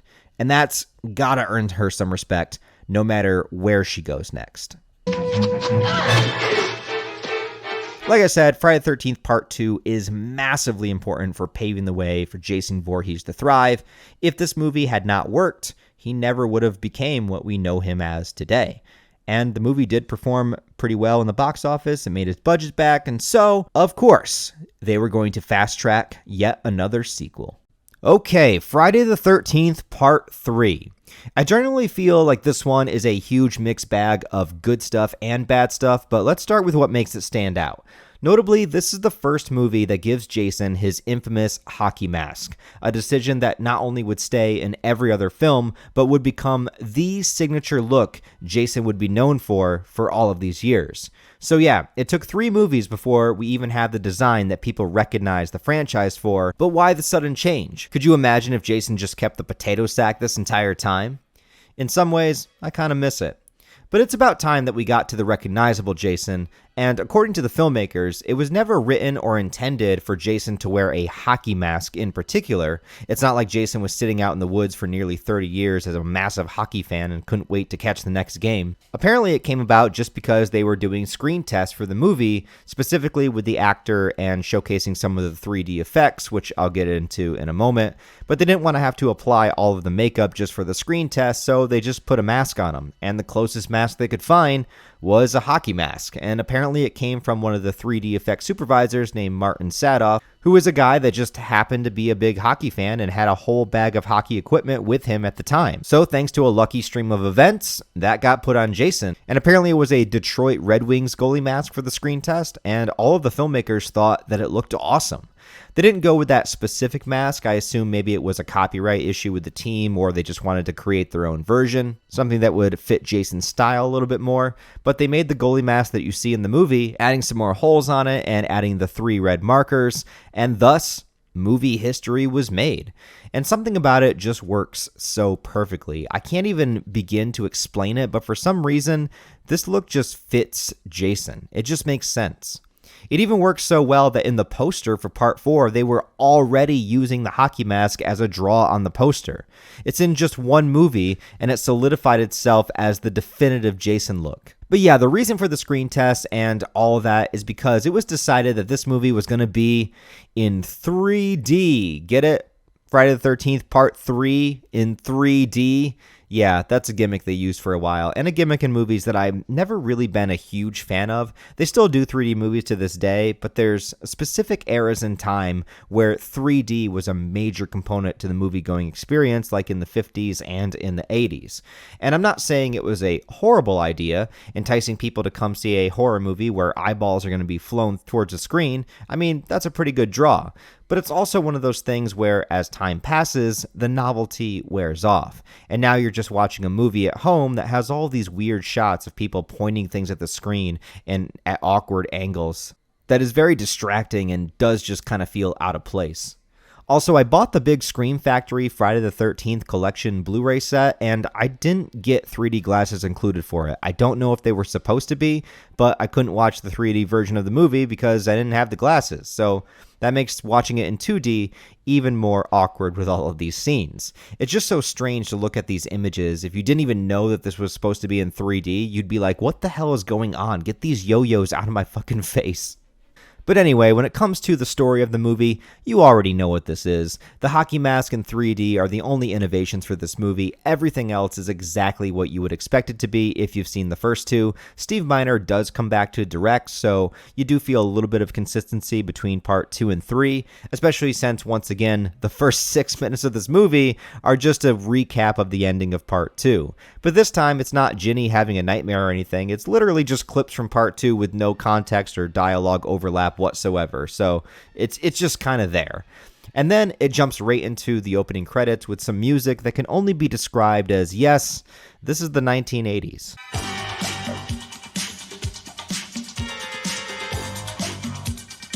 But the interesting thing about part 3 is that it takes place the day after part 2.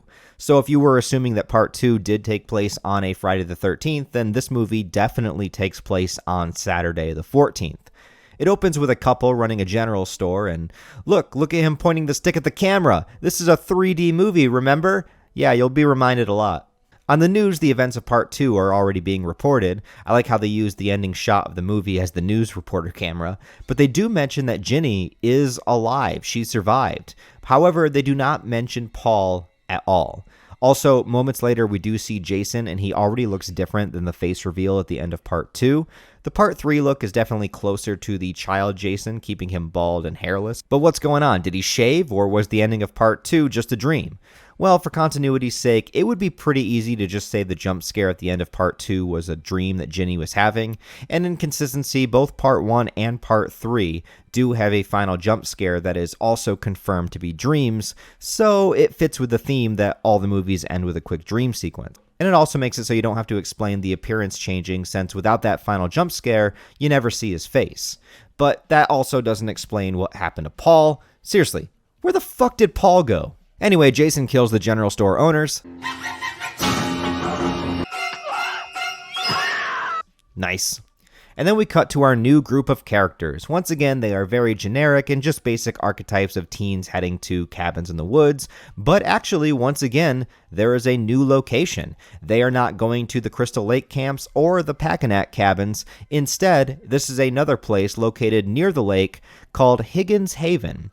But this is not a campsite at all. This is actually a personal property owned by the protagonist's parents. So it's not closed down, and it's not a place where murders just happen and nobody can kick them out because, well, they own the property. So that's a good way to still keep people around the lake. But we do get a knockoff Crazy Ralph that tries to tell them not to go there while holding out an eyeball that he found. Once again, this is just an everyday occurrence in a small town. I don't think it's too weird. Go out back of a Walmart in any rural location, and you'll probably see the same shit. Anyways, there's no point in talking about all of the characters because they're here for one reason only, and you know what it is, but I'll mention two that stand out. First, let's touch on Shelly. He's the resident dork and prankster of the group, but he has a sympathetic side. Rather than just being an asshole, he's depicted as being extremely insecure. He doesn't like how he looks, he feels like he can't get a date, and he uses his pranks and jokes as a coping mechanism to try to make people laugh and try to get people to like him. It's actually rather complex for a Friday the 13th film, and they do explore it to a pretty decent degree. He also feels weak and useless, especially when he's confronted with real danger, like when the bikers start harassing him and some of the girls inside of a store.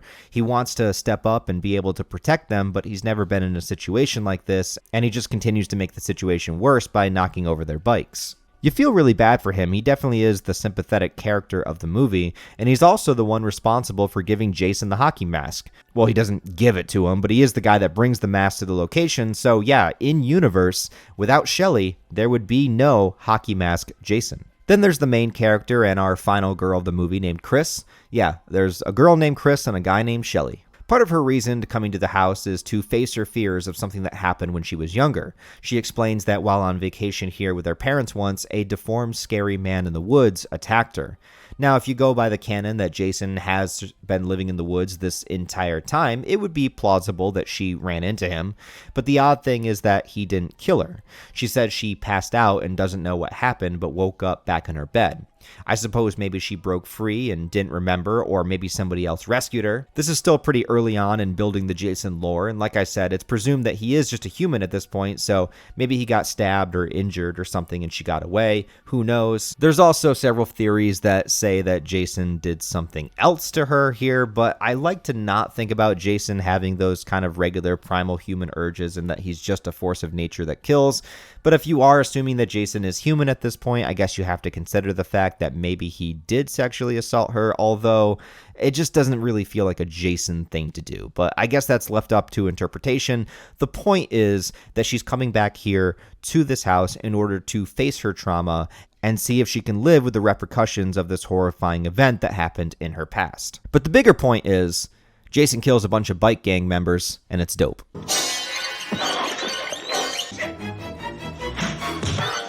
That night, as one of the couples goes off to bang in a hammock, Shelly tries his best to get his mac on with a girl named Vera, but to no avail. He then scares her with a hockey mask on, but contrary to popular belief, chicks actually don't get wet when you're an asshole to them. Okay, well, maybe that's not true, but it doesn't work for Shelly. Unfortunately, his death is off screen, but it works because then we see Jason walk out for the very first time with his hockey mask on, and fun fact, this happens exactly at the 1 hour mark of the movie. Interesting. He then kills Vera with a harpoon, which is crazy. I don't think he's ever used one of these again. Oh wait, no, I think he does in part 8. Anyways, I love the fact that Jason just chucks it to the side when he's done with it, and his little walk away. Something about that has always stuck out in my mind. Also, what I think is interesting is up until this point in the franchise, they had always hidden the killer until the final act of the movie. But once Jason puts on the hockey mask, all of that goes out the window and the entire franchise changes. From this point on, you see Jason quite a bit, and it'll stay that way in all the future movies. Next is the couple in the hammock. You don't see tits when they're doing it, but you do see some when Debbie takes a shower afterwards. And for some reason, her boyfriend Andy is walking around on his hands just casually like one does, and Jason gets him with the machete. After her shower, Debbie chills and she reads a copy of Fangoria magazine, which is awesome, even showing some pages featuring Tom Savini and another one with Godzilla, and I really hope both of those were on purpose. We then get a recreation of the Kevin Bacon kill from Under the Hammock, but sadly it's cut very short due to more MPAA censorship, so you don't get to see nearly as much of the gore and special effects as you do in the first movie. There is also a hippie stoner couple that Jason kills next. First he kills the dude, and then the girl who has probably the greatest acting performance I've ever seen in one of these movies.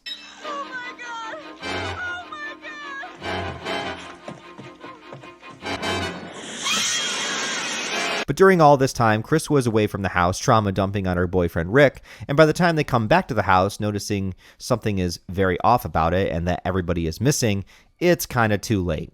We then get the iconic eyeball kill. Shockingly, Jason grabs a hold of Rick, and this guy is not going to make it to the end of the movie. Jason crushes his skull so hard that his fucking eyeball pops out of his head and flies towards the screen. 3D or not, this is beautiful.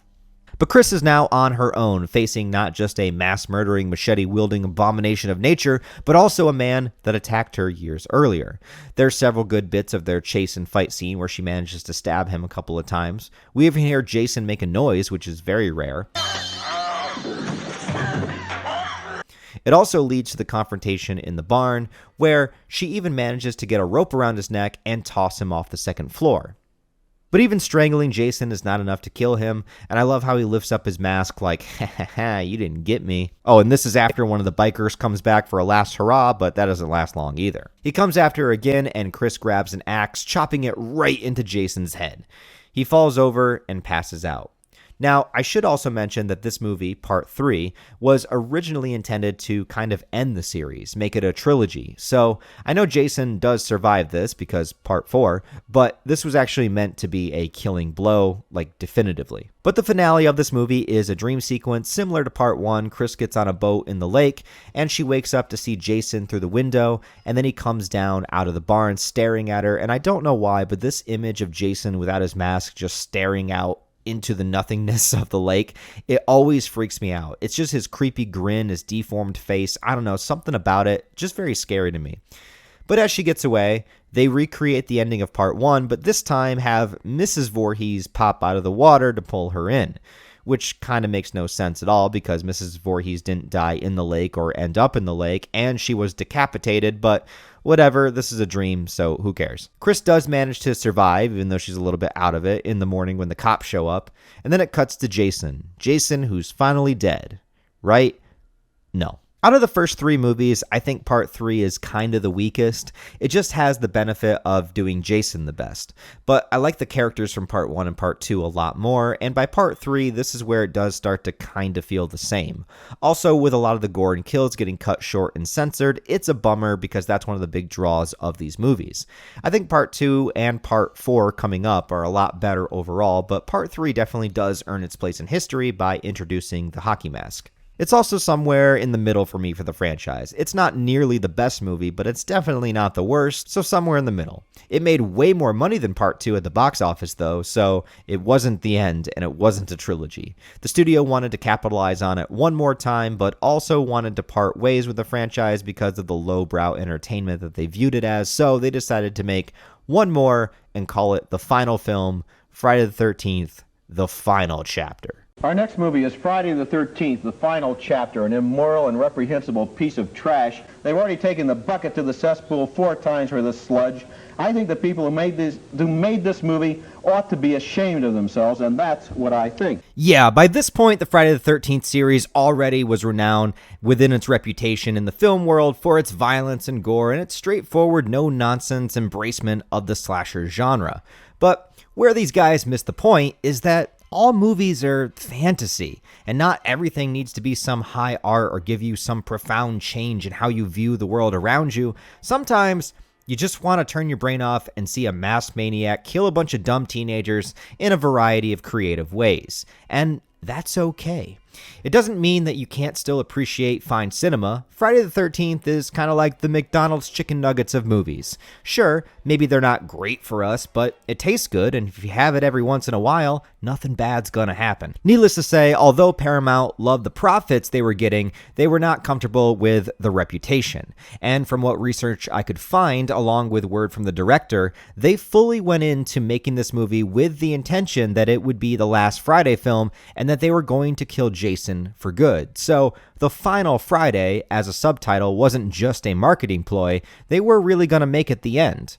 Directing duties this time went to Joseph Zito, and he directed another slasher film called The Prowler a few years earlier, which I have not seen, but I heard it's pretty decent. And I couldn't find any definitive information as to why Steve Miner, that directed Part 2 and 3, didn't come back to finish it out with 4. But what is really cool is that they did ask Tom Savini, the man behind the special effects and makeup of the original, to come on board for this one. Basically saying, you designed and created the look of Jason at the very beginning, so you should be the guy to kill him off at the end. And I appreciate that. The movie opens where part 3 left off, so yes, this will be moving into Sunday the 15th, but right away, I'm not sure if this is a continuity error or not, because at the end of part 3, it's a slow pan-in shot of Jason with the axe in his head, which I'm assuming is meant to be the next morning because it's daylight. But this movie opens at night with the police and paramedics arriving, taking Jason away on a stretcher, assuming he's dead. By the way, I love the shot of the guy putting the axe into the tiny evidence bag. Awesome. But does that mean that the final shot of part 3 never happened, or is this retconning the end of part 3? It's not a huge deal, but I only bring it up because speaking of retcons, a little bit later in the movie we have the gravestone of Mrs. Voorhees, who is now named for the very first time as Pamela, and her death date on the tombstone is 1979, and once again, I think this is the reason why people retroactively say that the original takes place in 79, but maybe this is just part 4 deciding to retcon various pieces of the past movies, or maybe it's just an error. But I think so much of the confusion would disappear if this single shot of the gravestone that we only see for a couple of seconds on screen just said 1980. Added to that, this movie also continues the expansion of Crystal Lake, ever becoming a larger and larger lake as time goes on, offering us more locations that are near the vicinity, because once again, we are not going to be spending the majority of our runtime at Camp Crystal Lake, we're not going to be at Camp Packanack, and we're also not going to be returning to Higgins Haven. Instead, this movie takes the idea of Higgins Haven, that certain people own property around the lake itself, and we are somewhere on the lake where multiple houses sit next to each other. We have the Jarvis residence, and right next door, a group of teenagers that are here to party, try to get laid, and of course, eventually get killed. And I literally just watched this whole movie and I forgot who owns the house of the teenagers, but I guess it doesn't really matter. We know what they're here for. But also thinking about it, these houses by the lake have to be owned purely by rich people, because not only is it the location, they're all very nice and well laid out, but also in the Jarvis house, Tommy Jarvis is a kid that is obsessed with horror and monster stuff and movies, and apparently he is a special effects master, just making animatronic masks up in his room. This would be extremely difficult to do, not to mention all the materials you would need, so his mom has to be loaded, because not only am I sure all the material for this are extremely expensive, also this is 1984, it's not like he could just hop on the computer on Amazon in order to order it all or watch some tutorial videos on YouTube. His mom has to have connections and cash, and then allow Tommy himself to be some technical genius of epic proportions to create movie quality effects just up in his bedroom. But anyways, I'm getting ahead of myself. In the opening, they do take Jason to the hospital, so this would be the first confirmation that, yes, Jason is real and out there and didn't die, several decades ago. The coroner is a really creepy guy that would definitely be fired nowadays. Real cute girl. Was. Well, she still is. Also, what the hell is he watching? This looks like something that Master Roshi from Dragon Ball Z would be watching.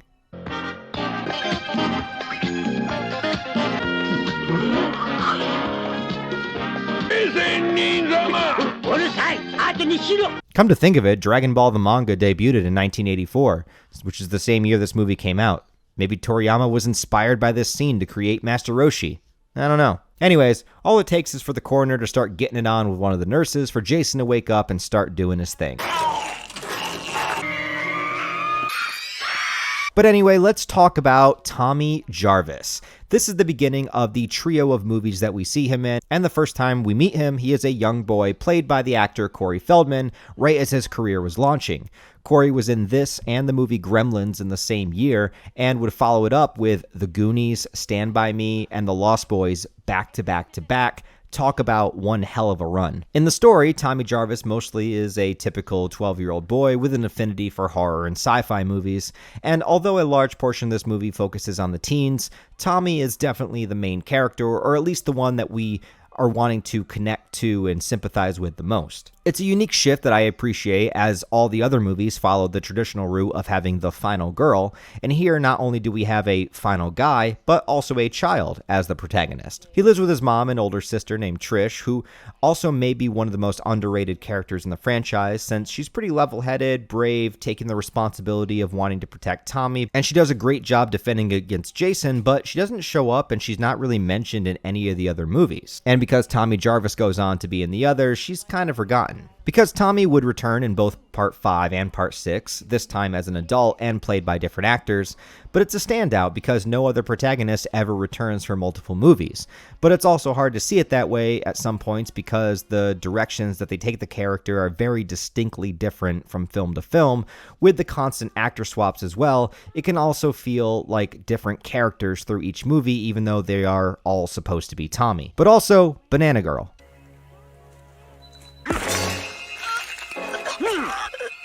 Now let's talk about the teens next door, and there's a lot of them this time, but that's par for the course. Every sequel, you want to up the body count and get more elaborate death scenes than you did in the previous movies, so yeah, there's a bunch. Again, I won't go into detail on all of them, but I will mention the standouts. One thing I find interesting is the character of Sarah, who is kind of built up as the innocent virgin trope.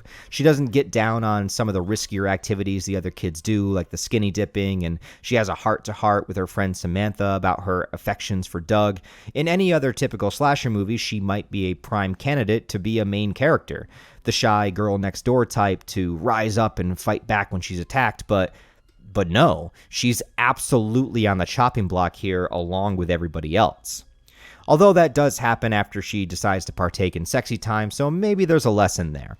But the biggest standout is Jimmy, played by Crispin Glover. He's an extremely dorky guy who was recently broken up with, and his buddy Ted is just trying to help him get over her, but he also is just constantly a dick to him. And really, Jimmy just wants to bang somebody new in order to get over his ex, and he may just get his chance when the group stumbles upon twins. See?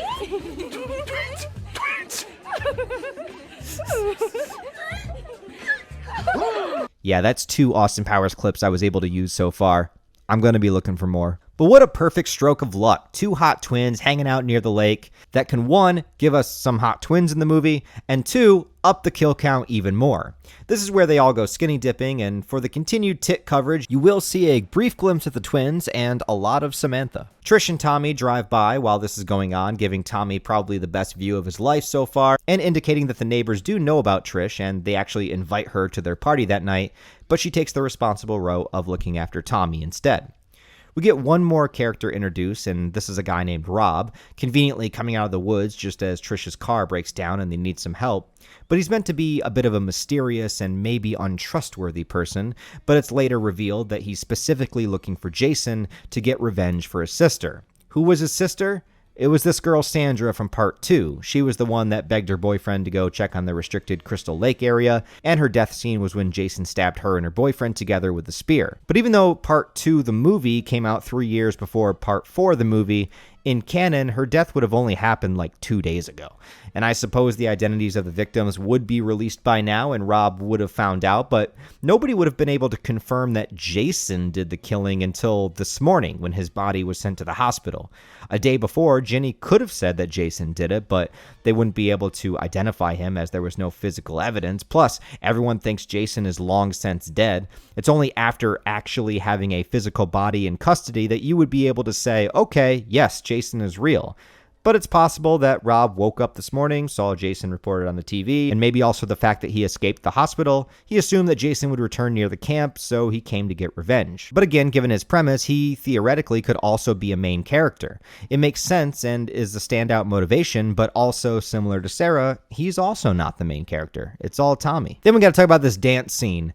The kids are partying, and Jimmy really wants to nail one of the twins, who wouldn't, and he enacts the ultimate act of riz that I've ever seen that can probably never be replicated by anyone who isn't an absolute Mac Daddy Chad like Jimmy.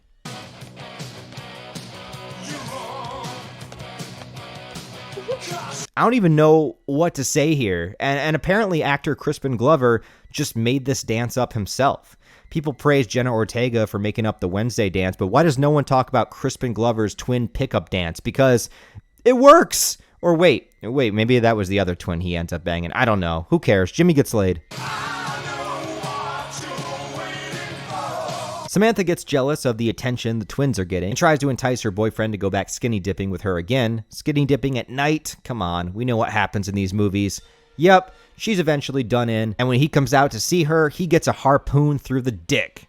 which proves, I guess, there is way more harpoon kills in this series than I remember. But even though one of the twins gets it on, the other one sadly does not, and she tries to leave early, and there's a great shot of a shadow kill with Jason getting her with the spear, and then this. The next one is more ambiguous, and I'm told there's a deleted scene that goes into more detail, but Tommy and Trish's mom, who is only ever shown in the movie a couple of times, and to be a loving mother and doesn't really seem to be a bad person whatsoever, she comes to see the power is out, and when she steps outside, it cuts away just before, assumingly, Jason kills her. Maybe the filmmakers didn't want to show the death of somebody that we had a lot of sympathy for, or maybe it was another MPAA cut. I'm not sure, but either way, it's off screen. For Jimmy, after his twin entanglement, he gets a corkscrew through the hand and then a cleaver straight to the face. And I admire that every kill in this movie is done with a different implement. Jason is very versatile with his kills in this movie. The best one is the other twin that he just chucks out the window. Like, there's no reason for Jason to just climb up to the second story. This is purely for his own entertainment. Jason just continues to wreak havoc, tearing through the other characters, stabbing Ted in the back of the head. Sarah eventually does have sex, only causing Jason to throw an axe through her stomach, and also kill her man, not even using a weapon at all, but just shoving his palm into the guy's face. God damn. Even Rob, who could have been built up as a hero and wanted revenge, just gets cleaved to death in the basement unceremoniously, meeting the same fate as his sister. It periodically breaks down until the only people that are left are just the Jarvis siblings, Trish and Tommy, and we can't have a Friday the 13th movie without a dead body being chucked through a window.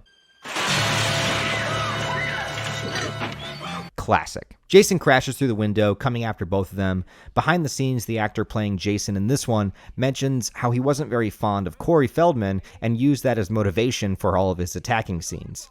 Now, there is something interesting you can look at during the final chase scene, because Jason has a choice to run after Trish or Tommy, and he chooses Trish. This could possibly be because Tommy is a child, or that Tommy kind of reminds Jason of himself. Remember, Tommy is a weird kid into horror and antisocial things at the time. Tommy is a bit of an outcast. And Trish is just another young, attractive female that Jason has killed plenty of, and also represents the camp counselors from long ago. Jason's intelligence level has always been debatable, but I do think he views Trish as more of a traditional target. And this is where I say Trish is underrated, because she leads Jason away from Tommy, jumps through a window, and whoever did that stunt, kudos to them, because it looks like it hurts. Even with padding on the ground, that could not have been fun. Trish fights with Jason. She chops his hand almost completely in half and slices at his face, ripping off his mask. His face reveal here is similar to part 3, but definitely updated and with more damage. But this is Tom Savini's adult Jason that he was modeling off of his original child Jason design. And I think it's close enough to part 3 that it's not nearly the biggest continuity change that part 4 implemented. But Tommy decides to shave his head and appear more like Jason himself, kind of like a mirror image of Jason's child self.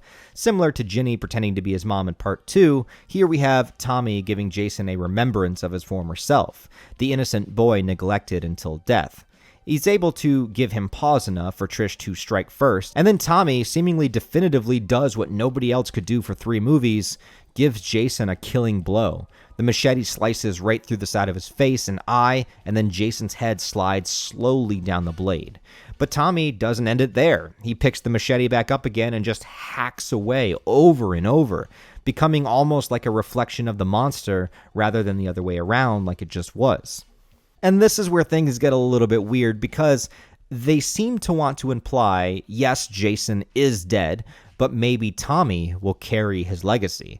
Maybe Tommy, now due to this trauma and affinity for darkness, may turn out to be like Jason, even ending the movie on a freeze frame of Tommy looking menacingly into the camera.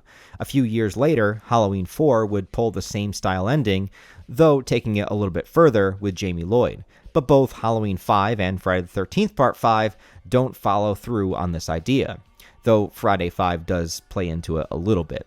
It's basically a hook that says, yes, we said we were going to kill Jason and be the last movie, but money is the ultimate equalizer, so if part 4 did astoundingly well at the box office, well, Jason is dead, but we have another potential killer right here. But I don't like the fake-out tease, and I don't know if I like the idea of Tommy suddenly gaining a bloodlust just because he killed Jason. There's an aspect to it that could work, but I much prefer Jason staying the antagonist and Tommy as somebody that we can root for, that might just have darker tendencies, but is still more of a hero. And thankfully, they do go in that direction in part 6, but not part 5. As far as 4 goes, I do think it's kind of a definitive Friday movie. It gives you literally everything you want in one. Jason the Hockey Mask fully realized, dozens of victims to be killed off in fun ways with lots of variety. You got your tits, you got your hot girls, you have your introduction to Tommy as a definitive Friday protagonist. It's also got the old school vibes of the original films before things get so over the top and outlandish later on. A lot of people regard it as the best or their favorite, and I can definitely see why. It might feel cliche or generic watching it today, but that's only because this is Friday doing what Friday does best. Friday has done it so well that it might seem overdone over the years, but this movie is a prime example of how to do these films right, and yeah, part 4 rules. An immoral and reprehensible piece of trash.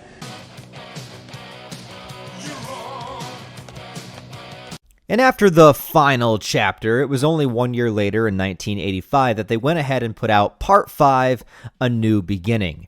Definitely showing these movies weren't going away anytime soon, and about Part 5, well, this is widely regarded as one of, if not the worst movie in the franchise, and I can certainly understand why.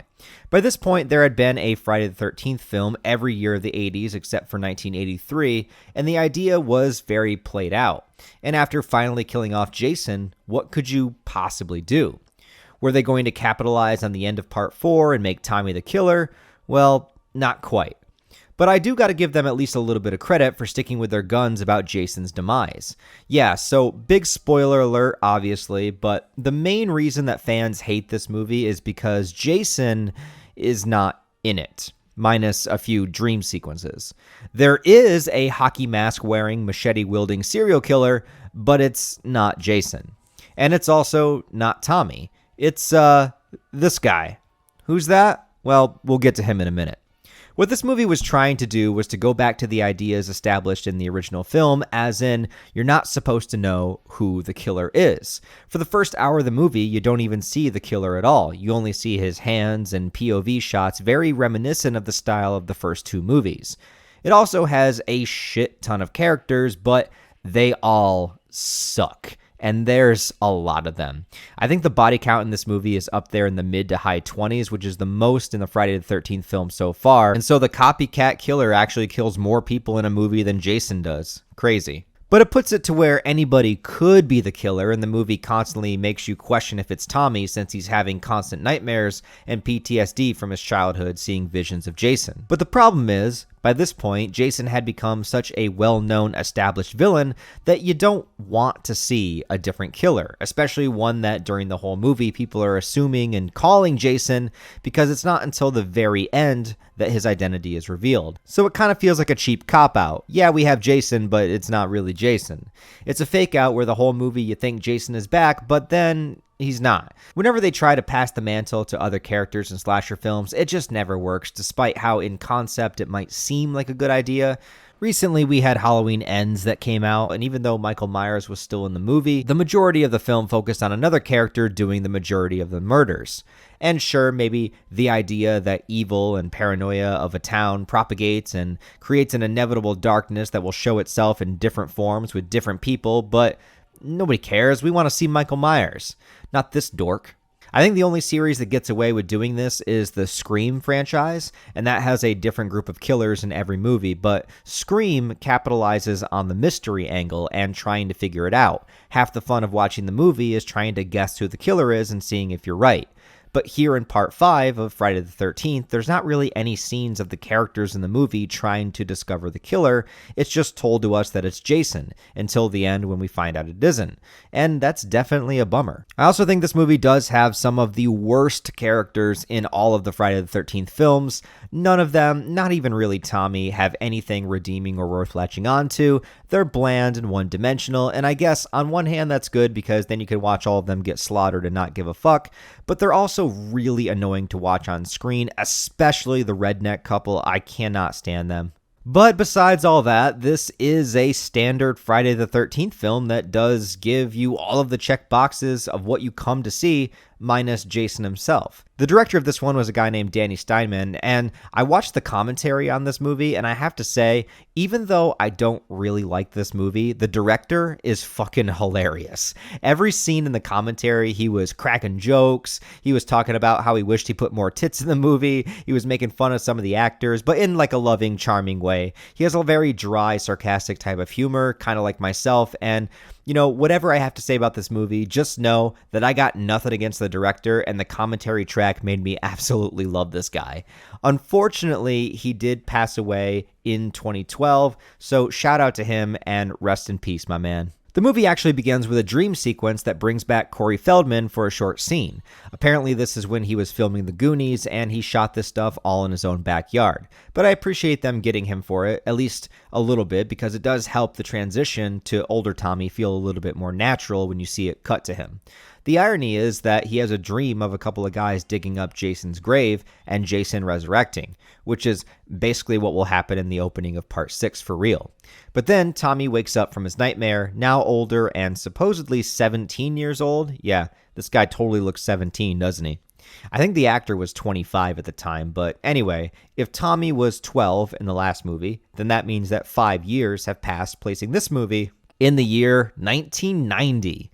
Same year that Tremors would have came out. We need Jason versus Tremors, I think. Anyway, Tommy is not doing so well after these last 5 years, constantly having psychological issues from his traumatic childhood, so he's being sent to the Pinehurst Youth Center, like a halfway house for violent and mentally damaged teenagers, which I have no idea how close this is supposed to be to Crystal Lake, but I honestly don't even think we're close at all. This is the first movie where the lake is not even shown, so I don't think we're anywhere nearby. Pinehurst also, although being in the woods, is very close to a town. So yeah, this is definitely the farthest away from the original location that we've ever been. But it also gives us a whole cast of killable kids, some counselors, surrounding townsfolk. There's a lot of people here to die. The only standouts this time are Tommy himself, but despite being the main character, he barely has anything to do in this movie. He has very few lines, he has some nightmares, he attacks a few people, but he's actually kind of kept a lot out of the screen time because I think that we're supposed to suspect Tommy as the killer, so we hardly see him in the movie. Instead, a lot of screen time goes to a boy named Reggie, who at least has a little bit of personality and makes this the second movie in a row to have a prominent child character. And there's also Pam, who is one of the counselors, and she kind of serves a little bit as the final girl archetype, trying to gain control over the situation and makes it through to the end. Then we have the chocolate scene. Yeah, this fat kid Joey comes outside, comically eating chocolate with it all over his face. He asks the guy chopping wood if he can help, and the guy chopping is extremely irritated. And first of all, why would you give a temperamental, supposedly violent teenager an axe? That's a bad idea off the bat. But anyway, all Joey does is offer the guy a chocolate bar, and then, well... Want a bite? Here. I'll just put it over here. And later on, when you're hungry, you can have it.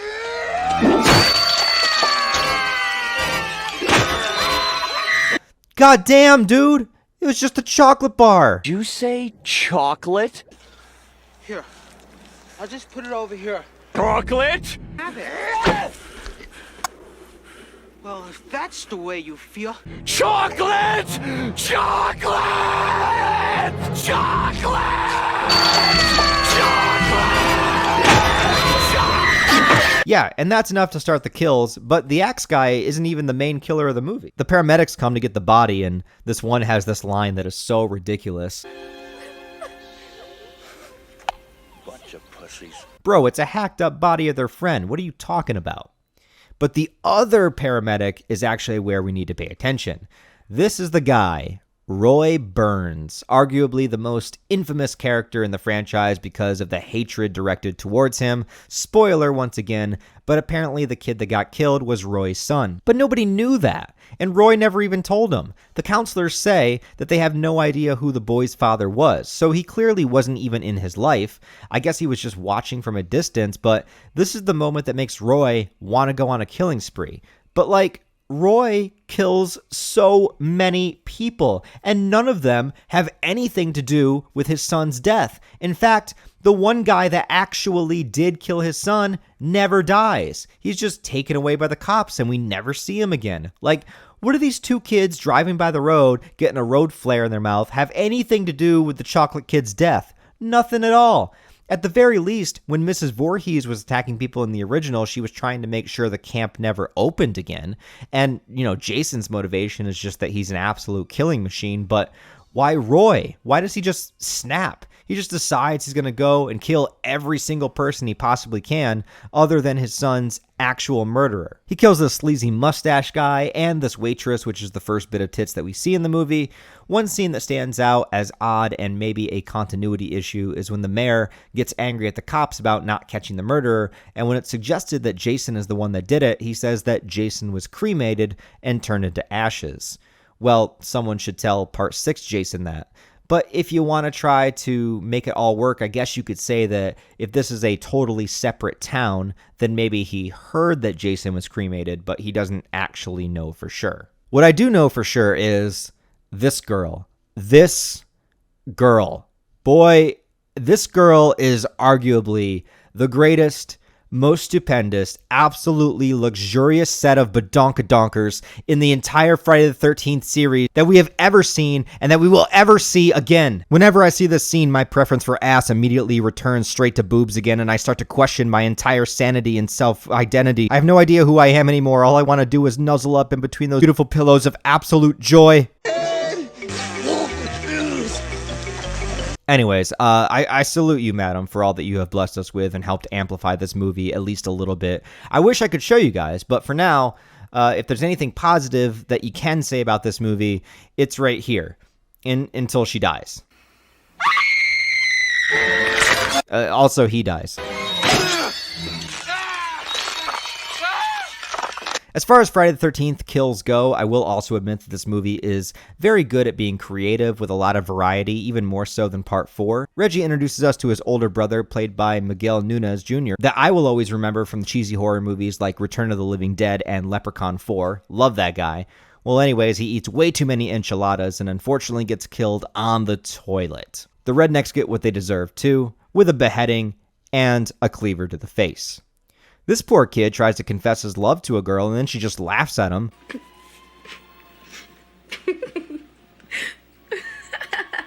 I've been there before, buddy. I understand. But then he gets killed first, hatched to the head, and we see another pair of boobs. Nice. And she's killed directly after. There's also this weird scene of this girl doing the robot dance.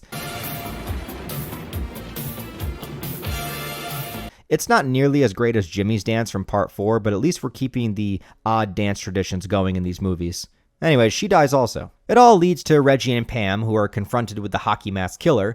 Notably, the Roy Burns mask has blue triangles on it, whereas Jason has always had red. There's a chase scene that leads to a barn, and Roy is distracted with Pam as Reggie drives a tractor through a field and hits him. But this takes so long. Why didn't he just move out of the way? He just stands there waiting for the tractor to hit him. Actually, it kind of reminds me of something. Careful, Austin.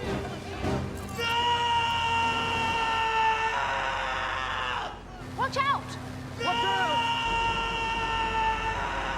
Watch out! Yeah, 3 Austin Powers clips now. The barn confrontation is probably the best part of the movie, well, besides this. Pam grabs a chainsaw to fight Roy, which reminds me of the fun fact that although there's a lot of images of the hockey mask killer with a chainsaw, Jason himself has never used a chainsaw to kill anybody in any of the movies. Weird. Finally, Tommy Jarvis shows up, having to confront his fears of Jason, having to decide if this is real or another hallucination. But between the 3 of them, they do manage to knock Roy off the roof of the barn and onto some spikes, revealing his identity. And this is where everybody watching collectively goes, what the fuck? The final scene is even dumber than that, since we literally just established that Tommy was innocent this whole time, but he has another nightmare of Jason, and when Pam enters the room, Tommy puts on the mask and holds up a knife, and then it just cuts to black, implying, yet again, next time, for real this time, Tommy's gonna be the killer. But he's not. That's 2 movies building Tommy up to take the mantle, and they never follow through with it, which is fine, but the tease itself is annoying. The ending is also never mentioned or brought up at all in Part 6, and it's to the point where some people just assume that Part 6 ignores Part 5 and all of its events altogether, which is kind of true.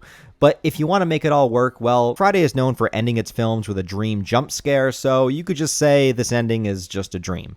Just another nightmare Tommy is having, showing he's not over his PTSD, which causes him to go to Jason's grave in Part 6 out of the paranoia that he could still be out there. I don't know, Part 5 is definitely not one I care to go back to much. I understand the positives, I really do, but it's not enough. The characters suck, it's the worst iteration of Tommy and the Jason fake out, and with so many movies in the franchise that you can choose from to watch, I'm gonna choose one with Jason. But it does give you a great variety of kills and still holds a bit of that original Friday feeling before it gets crazy. But it's undeniable that this was a huge misstep and one that they would extremely backtrack on in the next one.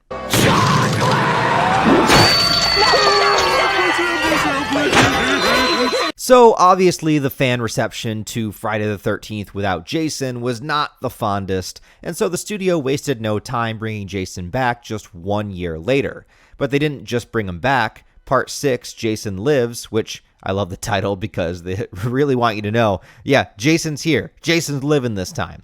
But this is the movie that single-handedly begins to incorporate a definitive supernatural element into the series that would only continue from this point forward. The first 5 installments are more or less grounded in reality in the sense that we are just dealing with a killer with a big knife hacking away at teenagers. Sure, Jason takes a lot of damage and keeps on trucking, but he was killed in Part 4.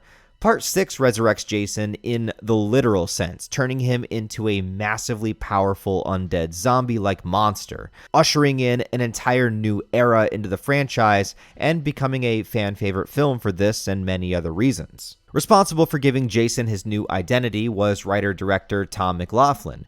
He was only given a few rules by the studio, most importantly to bring Jason back. Tom mentions behind the scenes and in the audio commentary on the Blu-ray that he had a couple inspirations for Part 6. One is that he was a massive fan of old school horror movies from the 30s and 40s. So he wanted to give this movie a little bit of the vibe and feeling of that era while still being recognizable as Friday the 13th.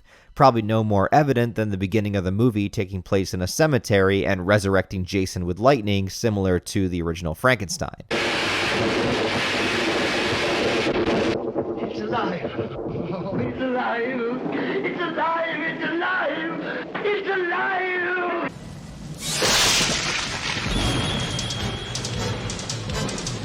He kept calling Jason the monster in the commentary as a term, and again, that is what they referenced Frankenstein as back in the day. And both Jason and Frankenstein are kind of like misunderstood creatures that don't have a full sound of mind understanding as to why they do what they do and are hated by the townspeople. He even said that he wanted this movie to be that if you watched it in black and white, it would feel like one of those old style films. The other thing was he wanted to incorporate a lot of dark and kind of meta humor into the movie. He realized, okay, this is Part 6. By this point, you know what people come to these movies for. Let's not pretend it's anything else. So there is a lot more comedy than usual, but it's never at the expense of Jason himself. Jason is played straight, and the humor either comes from the idiocy of the human characters, their reactions to Jason, or how they decide to handle these larger-than-life situations. Tommy Jarvis, the character, returns for the third and final time here, played yet again by another actor, Tom Matthews. I got the opportunity to meet him, actually, earlier this year at a Comic-Con, and he was incredibly nice and chill, laid-back kind of guy. He did a Q&A with the actor CJ Graham that played Jason in the film, which was a lot of fun to see. And I'll always remember him also from the classic Return of the Living Dead, another 80s movie that you guys should definitely check out if for some reason you haven't yet. Stupid asshole! Watch your tongue, boy, if you like this job! Like this job? Think! We gotta call the cops!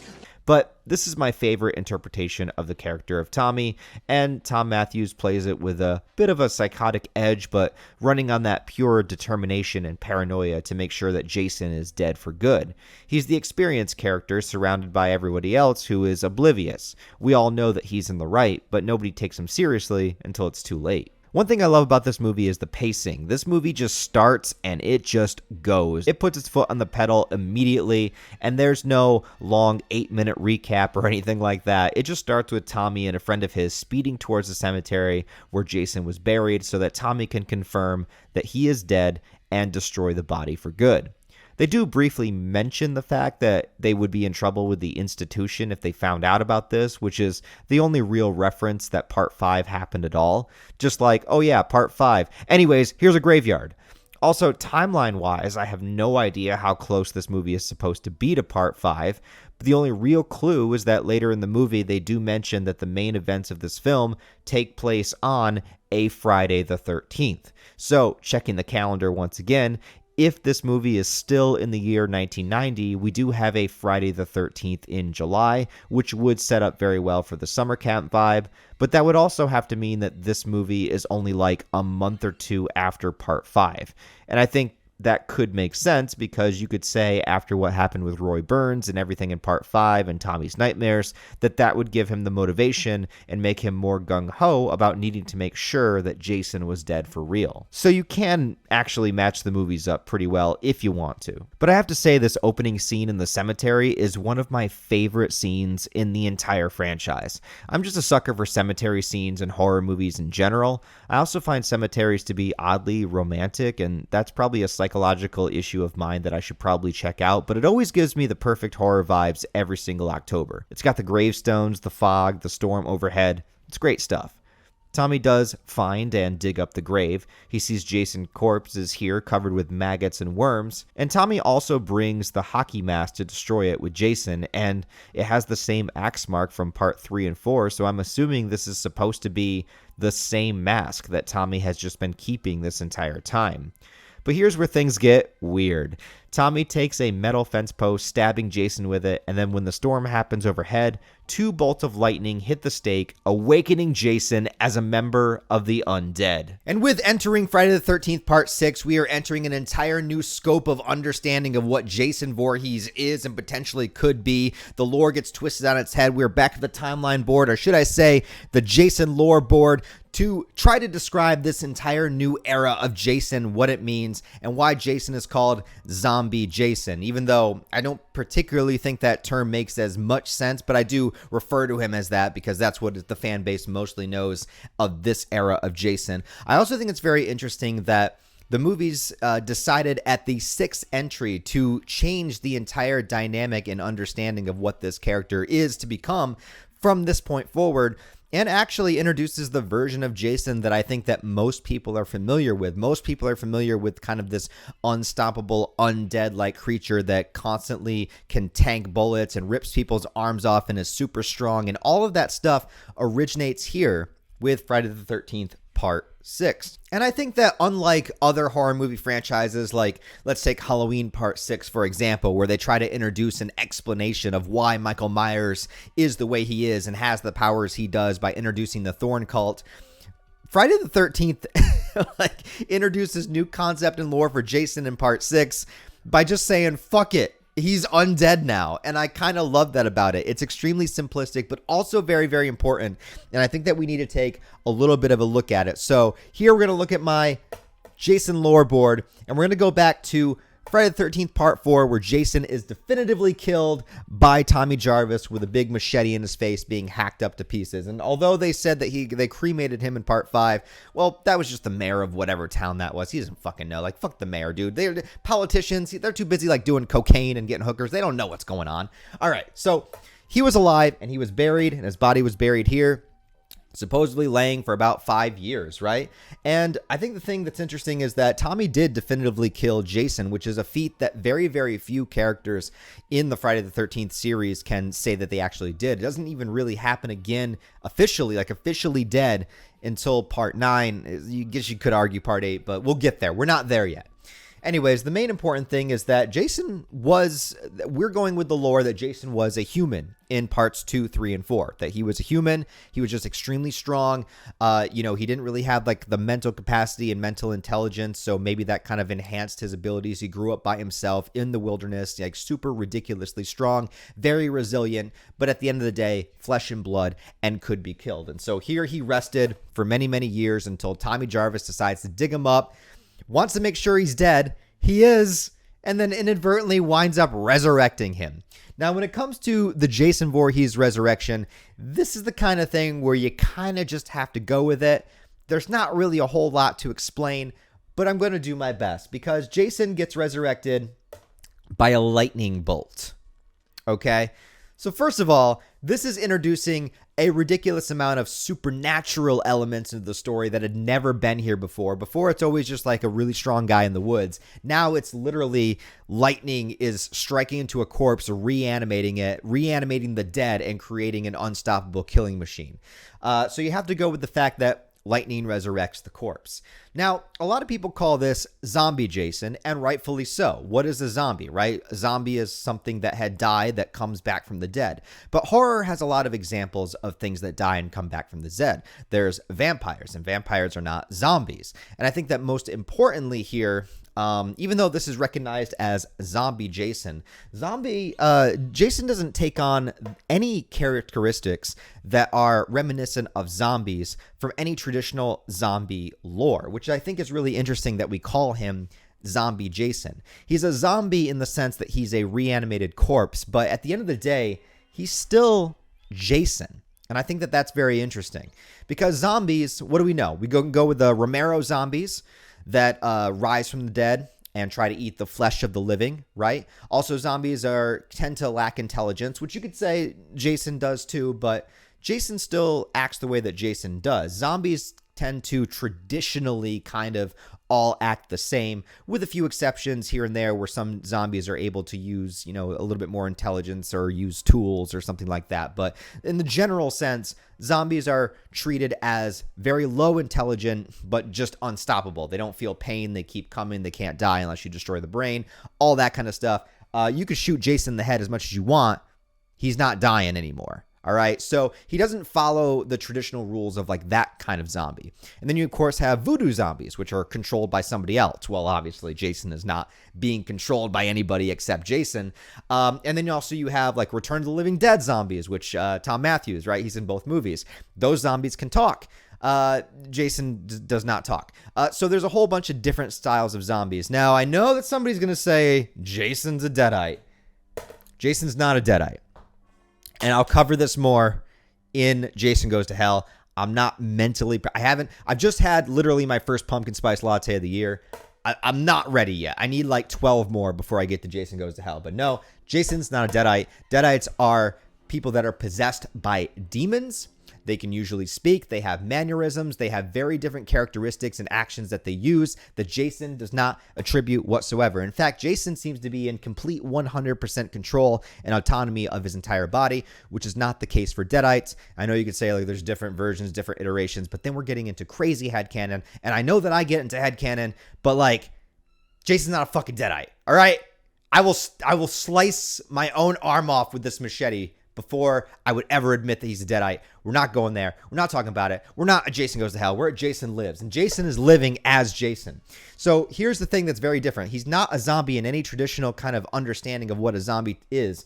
And this could be also just because of who Jason was as a person before he died. Jason just is a singular-minded character that has one prime directive, and that is to kill anybody that he sees, especially around his territory. So he has this kind of like instinctual drive and tendency towards killing. And I think that he does have a moderate type of intelligence because he is able to recognize people saying things to him. He is able to understand how to use tools. He was able to make his shed in the woods. Like he has like an okay amount of intelligence, at least for survival, like survival instincts. No social intelligence, but survival intelligence, right? But really, what this comes down to, the lightning bolt thing, it's actually not meant to be a reference to zombies at all. It's actually meant to be a reference to Frankenstein, because the director specifically said that he was trying to make this movie feel like an old school, like 1930s, 1940s horror movie. He wanted it to feel like a movie you could watch in black and white. He opens it in the cemetery, which is the same way that the original Frankenstein opens, with the grave robbing. And the lightning bolt traditionally is what resurrected Frankenstein. It's one of the most famous moments in all of horror movie history. So when talking about zombie Jason, it's funny because the director wasn't trying to reference zombies. He was trying to reference Frankenstein or Frankenstein's monster. I know these YouTube comments, man, I swear every time like I say something even mildly incorrect, I'm like, all right, I'll clarify Frankenstein's monster. You can still comment though. I'd appreciate it. But anyways, And Jason and Frankenstein actually kind of have a lot of similarities. That they're kind of misunderstood. They were resurrected without their choice. That they're just kind of like going off of instinct, Even though I would say that Jason is definitely more chaotic than the Frankenstein monster, But the Frankenstein monster does kill a child. And Jason, even though there's lots of children in this movie, does not. So who's really worse? But Jason never smokes a cigar. And Frankenstein does. And so I don't know who I like more. And now for a smoke. Good. That's what it's more of a reference to. So when we say zombie Jason, it's just kind of like a natural term of like saying, something from the undead. He's undead now, but it's not really like saying he is literally a zombie because he's not defined by any traditional understanding of what a zombie is. But he does get a ton of added bonuses and stats and attributes here that make him so much more dangerous than he ever was before. So let's just go through a few of them. So number one, he gets incredibly enhanced super strength. So how does a lightning bolt resurrecting a corpse give somebody super strength? I don't know, but he can now rip people's hearts out of their chest. He can slice 3 heads off at once. He can crush heads with his hands. Well, he has done that before, but his strength just like immediately increases. So 10 times stronger than he was before, maybe even more than that. Ridiculously powerful, like super strong. We're dealing with like Hulk level strength now, all right? Also, regeneration.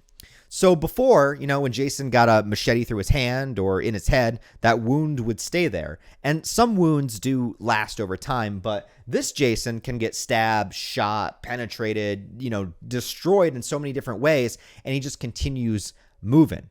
Like, it doesn't matter where he gets stabbed or where he gets shot. Like, he has this kind of strange necromantic regeneration that happens now. So, unlike being able to kill him with a machete to the head in part 4, that's not going to work anymore.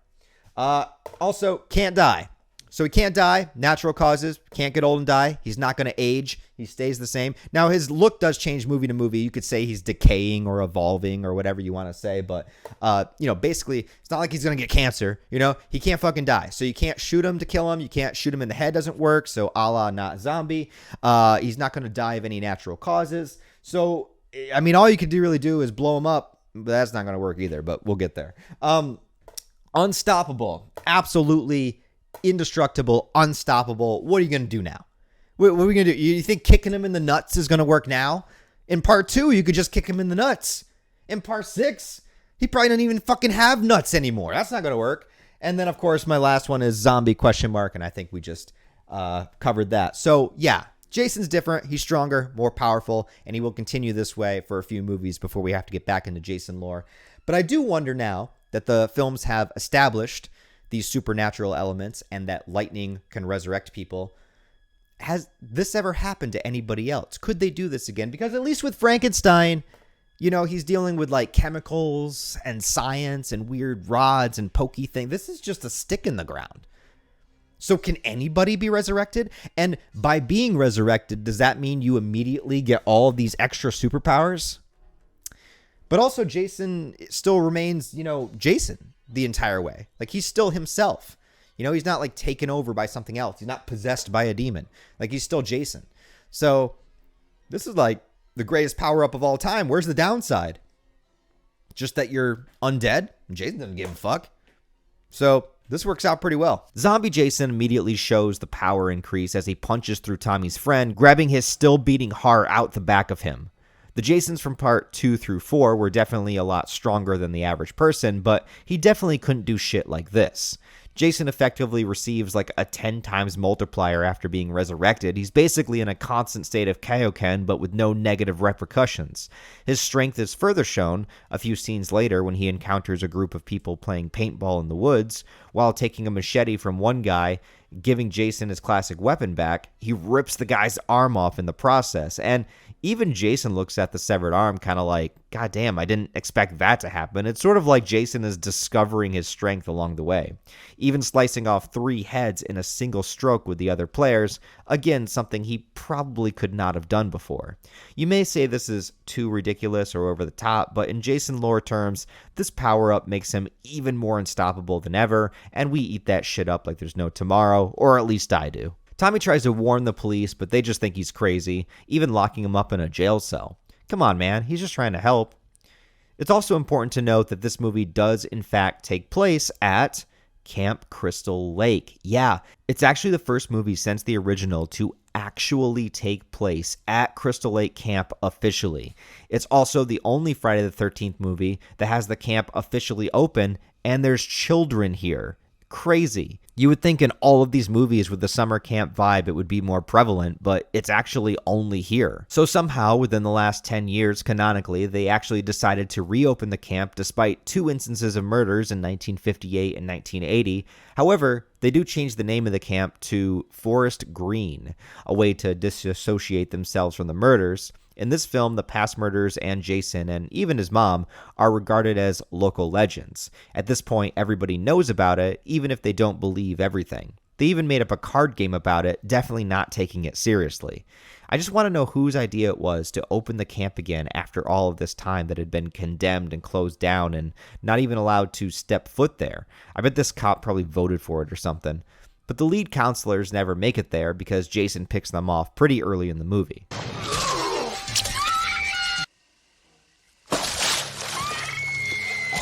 One of the strangest things in the movie for me is the character of Megan. She is one of the counselors and also the sheriff's daughter, but the moment she enters the police station and sees Tommy behind bars, she's so immediately infatuated with him for no reason at all. There's just no reason for this romance. She just sees him behind the bar cell and she's like, yeah, I'm fucking that guy. She just believes everything he says. She wants to bust him out. She's constantly giving him the lovey-dovey eyes. I mean, good for Tommy.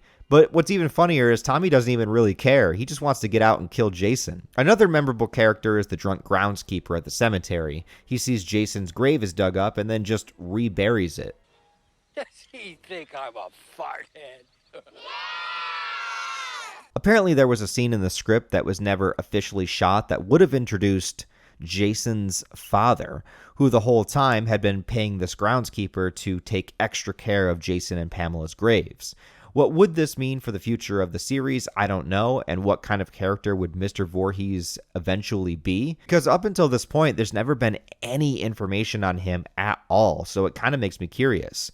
Did he divorce Pamela because she was batshit crazy? Or did he still want to see his son and maybe she didn't let him? I don't know. There was potential here for something to be explored, but we never got it. Tommy does try to show the cops the dug up grave, but it's too late and it's been recovered up. And then we get this line. Wherever the red dot goes, you bang.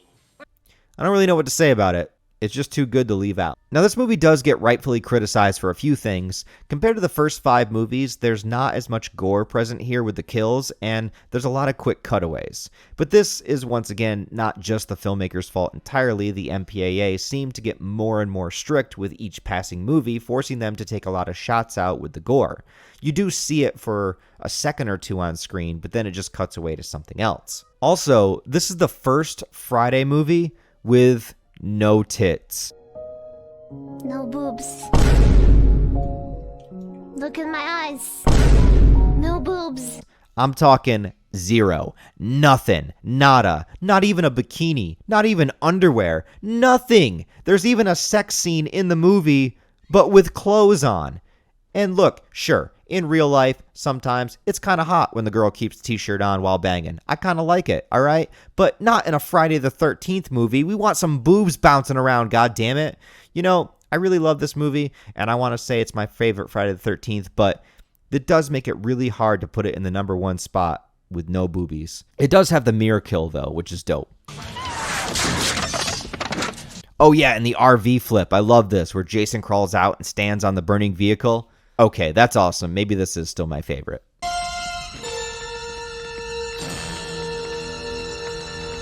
Also differentiating itself from the others is that you see Jason a lot in this movie.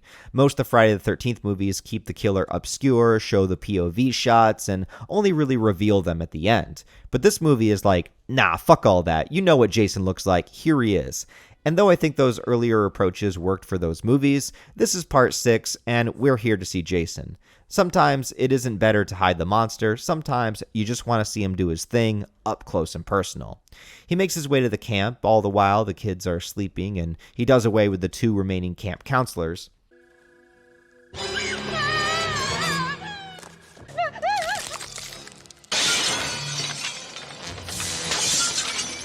We never see Jason kill any kids, though, despite there being a bunch of them here that he could choose from. One of my favorite shots is when the cabin door opens and we see him walking in with the dead leaves blowing in behind him. But I also wonder, would Jason kill the kids? Or is that something in him that just makes him not do it? Is it because Jason himself still has a childlike mind? He seems more curious about the kids than anything else, but doesn't actually go after them to kill them. But it could also be just the filmmakers didn't want to have to kill a kid on screen. I don't really know. Anyway, Megan helps Tommy escape jail, but she does so by stealing the cop's gun, threatening to shoot him, and then locking him in the jail cell. God damn, this girl is fucking nuts, bro. Well, maybe that's why her and Tommy work well together. They both have extreme psychological issues, and it's a match made in heaven. Also, this cop never gets let out, and he never sees any of the murders happen. He never sees Jason, so for all he knows, Tommy is the killer, and Megan just committed like a dozen felonies. So what's he gonna do when he gets out? We'll never know. Maybe he never got out of there. The sheriff takes 2 other cops to the camp to check it out, giving Jason a few more people to kill. I love him just chucking the knife into this guy's head. Also, the second cop attempts to shoot Jason a few times, and once again, we see his newly acquired zombie powers having the bullets pass right through him with 0 effect. It's interesting because nobody used guns against him in the first 3 movies where he was in. They were dealing with teenagers who didn't even know a killer was stalking them in the first place. But now we have trained police officers. So if the police had showed up with guns back then, they probably could have taken human Jason down. But not now. All the times where the guns would have worked are in the past, and now all that's left for them is absolute excruciating pain. I do really like the scene, though, where the sheriff hears his daughter and then desperately tries to stop Jason from walking in that direction. The sheriff might have been a bit of a dick, but he wasn't really a bad guy. And you might say that if Jason is so powerful now, how is the sheriff here beating him up? But I just chalk it up to that power of adrenaline that he would get knowing that his daughter is in danger. I mean, he's a dad trying to protect her, and he does everything he can, but sadly, it's not enough, and that back break gets me every time. Tommy's plan to stop Jason is to trap him at the bottom of the lake, kind of like his natural resting place, the place where he first drowned. He ties a chain to a heavy boulder and then taunts Jason to come after him, and Jason actively stops his attack on Megan in order to go after Tommy. And in my headcanon, it's because Jason recognizes Tommy, either just from the cemetery earlier or from literally their first encounter when Tommy was a kid. I feel like Jason has an instinct to know who this guy is, and he wants to go kill him. It's the man that killed him 5 years ago, so this is a personal match. The final confrontation is visually pretty cool, with the lake getting set on fire and Tommy desperately trying to get the chain around Jason's neck. Eventually he does, sending Jason down to the murky depths, and even Megan jumps in to help Tommy and shove the propeller in Jason's face. I need me a girl like Megan, dude. Not many chicks are willing to jump into an icy lake in the middle of the night to help you from an unstoppable zombie monster killing machine. She might be a little reckless, but Tommy should definitely put a ring on it. And it works. Jason is sunk to the bottom of the lake, and both Tommy and Megan, and all the kids, survived the movie. It's a victory, however, this would be Tommy Jarvis's last appearance in the series, and that kind of bums me out, mostly because he's still alive. I don't want him to die or anything, but usually these legacy characters stick around until they're able to pass the mantle on to somebody else.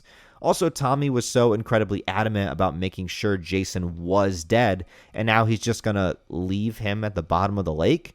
He did a more thorough job when he was a kid. I mean, he did kill Jason, and up until part 9, he's the only character that you can say that about. I'd just like to know where the story would have gone from here. What if the institution did find out? What are they going to do? What's going to happen to him? And where's he going to go? We've also had him for 3 movies now, so it kind of sucks to see him go.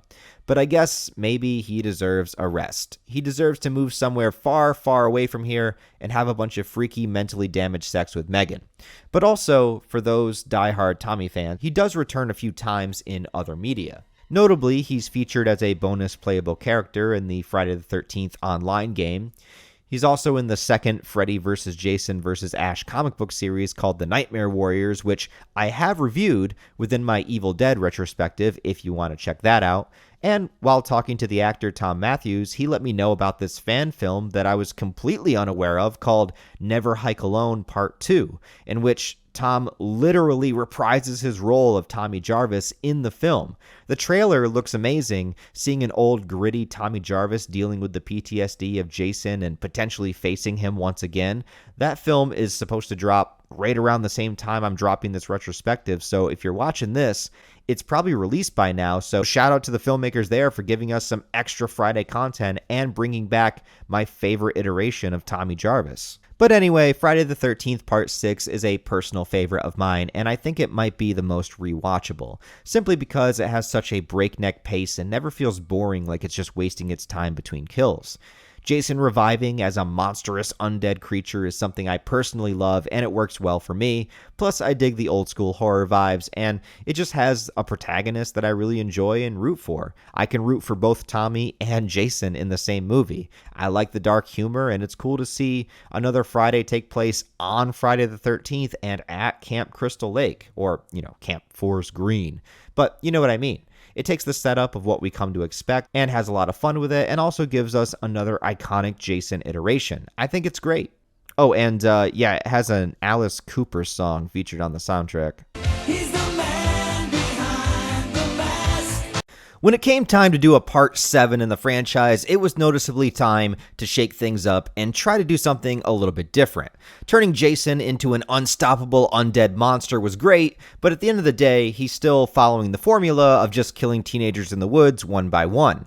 And any Friday the 13th movie can basically offer you that. As well, the box office revenue was beginning to dwindle, and the studio was deciding to swing for the fences to attempt something very different with the franchise they hadn't done before.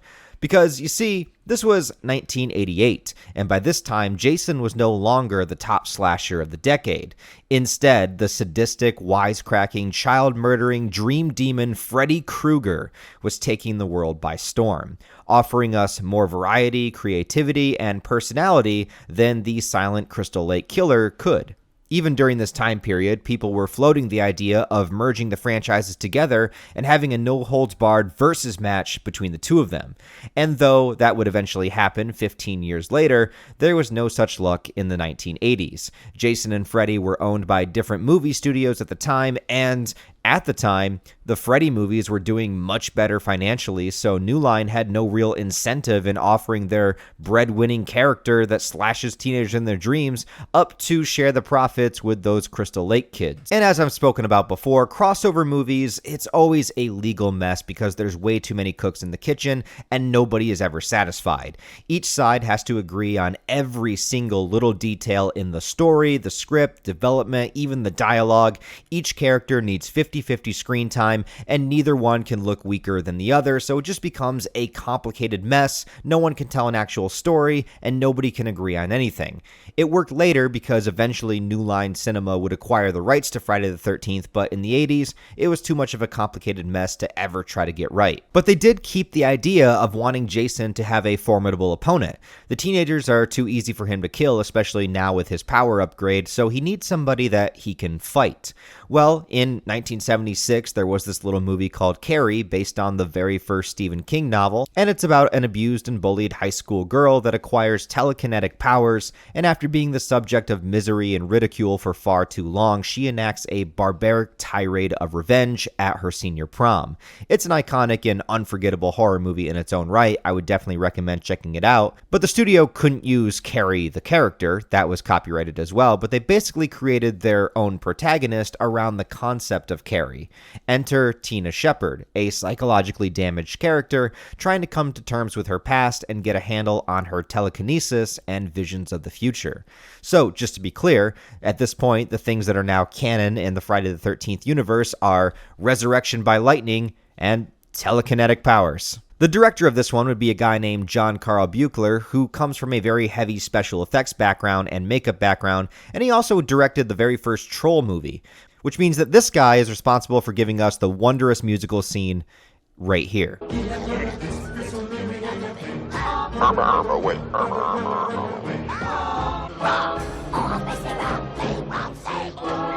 Part 7 begins going back to the classic recaps the first movies did, only this time instead of just playing clips or having characters with nightmares, there's actually just a straight-up narration over clips from the previous movies, and they're narrated by Crazy Ralph himself. R.I.P., you beautiful bastard. There's a legend round here. A killer buried, but not dead. But we have to talk about a few things timeline-wise here in the beginning because this gets crazy. Okay, so we know that Tommy Jarvis sunk Jason to the bottom of the lake at the end of the last movie, and yes, this movie begins with Jason underwater, still tied to that rock. But we have two important things to talk about to try to make canon. Number one, this movie opens with our main character Tina as a little girl at her house near Crystal Lake. Now, sure, we have already established that people do live around the lake. Parts 3 and 4 took place at specific homes in that area. However, Jason was sunk underwater specifically at Camp Crystal Lake, like not that far from the shoreline and the docks. My only explanation to this is that somehow Jason was able to either drag the rock underneath him on the lake floor until he either became incapacitated or reached a spot where the rock could no longer move. I honestly don't know. Jason just shifts locations. Maybe he teleported the rock with him. I don't know. That's all I got. But the second very important thing is we pretty much established that Part 6 has to take place in 1990 to be on a Friday the 13th that would make sense, okay? But in the opening flashback of Part 7 with a child Tina, there is a calendar that is clearly showing to the camera that it says it is Friday the 13th in October. So, double checking again, the soonest October Friday the 13th after the year 1990 happens in the year 1995, as you can see right here. So, that means that the prologue to Part 7 has to take place on that day. And sure, 5 years as a time skip is something that Friday the 13th has done before, but this is only the prologue. The actual movie skips several more years into the future where Tina is a teenager. Now, how much time is skipped through, I think it's kind of up to speculation, but if we said that Tina was 10 years old in the prologue and 17 years old in the main story, that would be an additional 7 years, making it the year 2002. So this movie came out in 1988, but would take place in 2002. Now, I was beginning to become a young teen in 2002, and I really don't remember anybody still wearing cutoff jean shorts as a fashion statement, but you know what? Crystal Lake is just built different.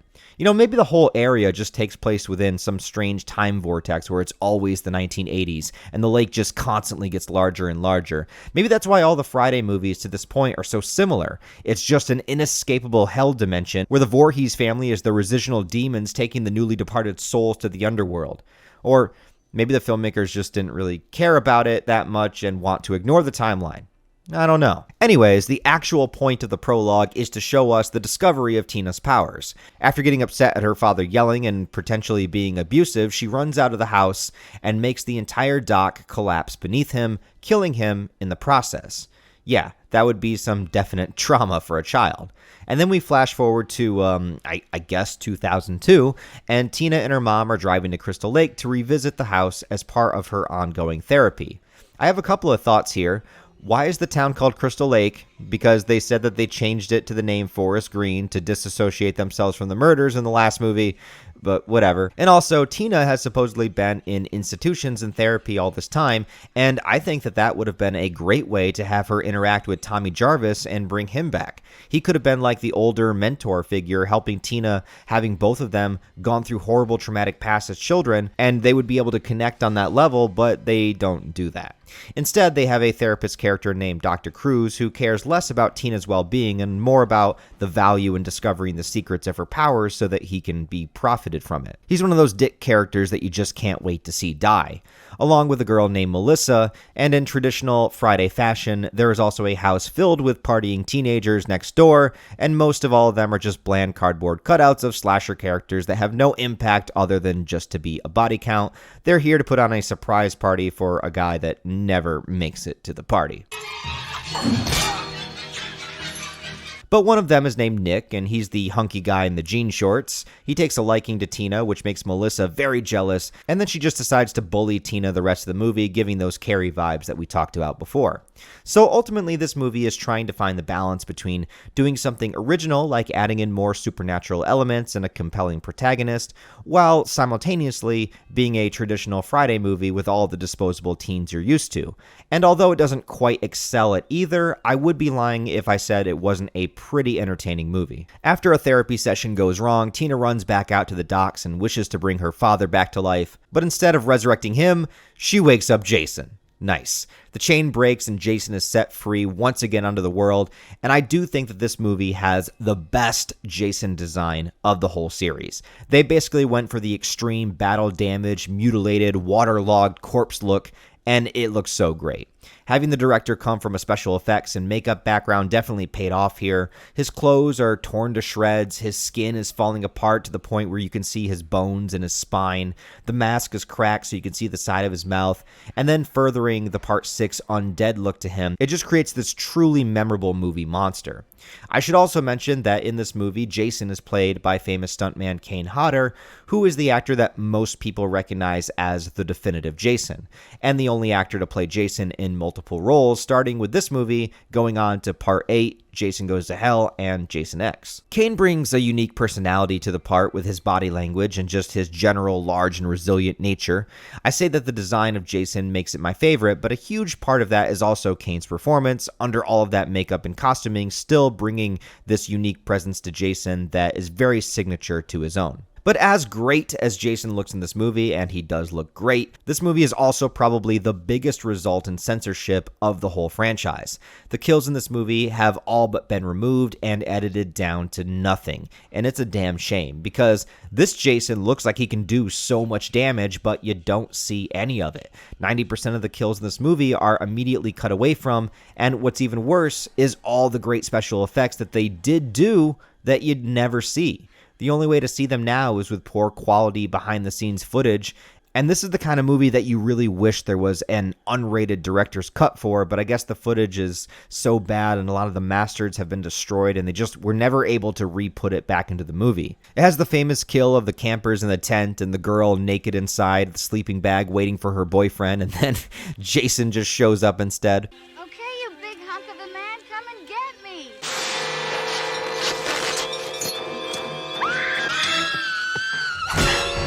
He takes the sleeping bag and smashes it against a tree. In the movie, it's only one hit, but they did shoot several scenes of Jason just smashing the sleeping bag several times over and over with blood flying everywhere. It's a great kill. Now, Tina knows that she resurrected a monster, but of course nobody believes her. And why not believe her? She has crazy fucking psychic powers, and this whole lake is notorious for numerous murder sprees spanning several decades. Why would you not believe her?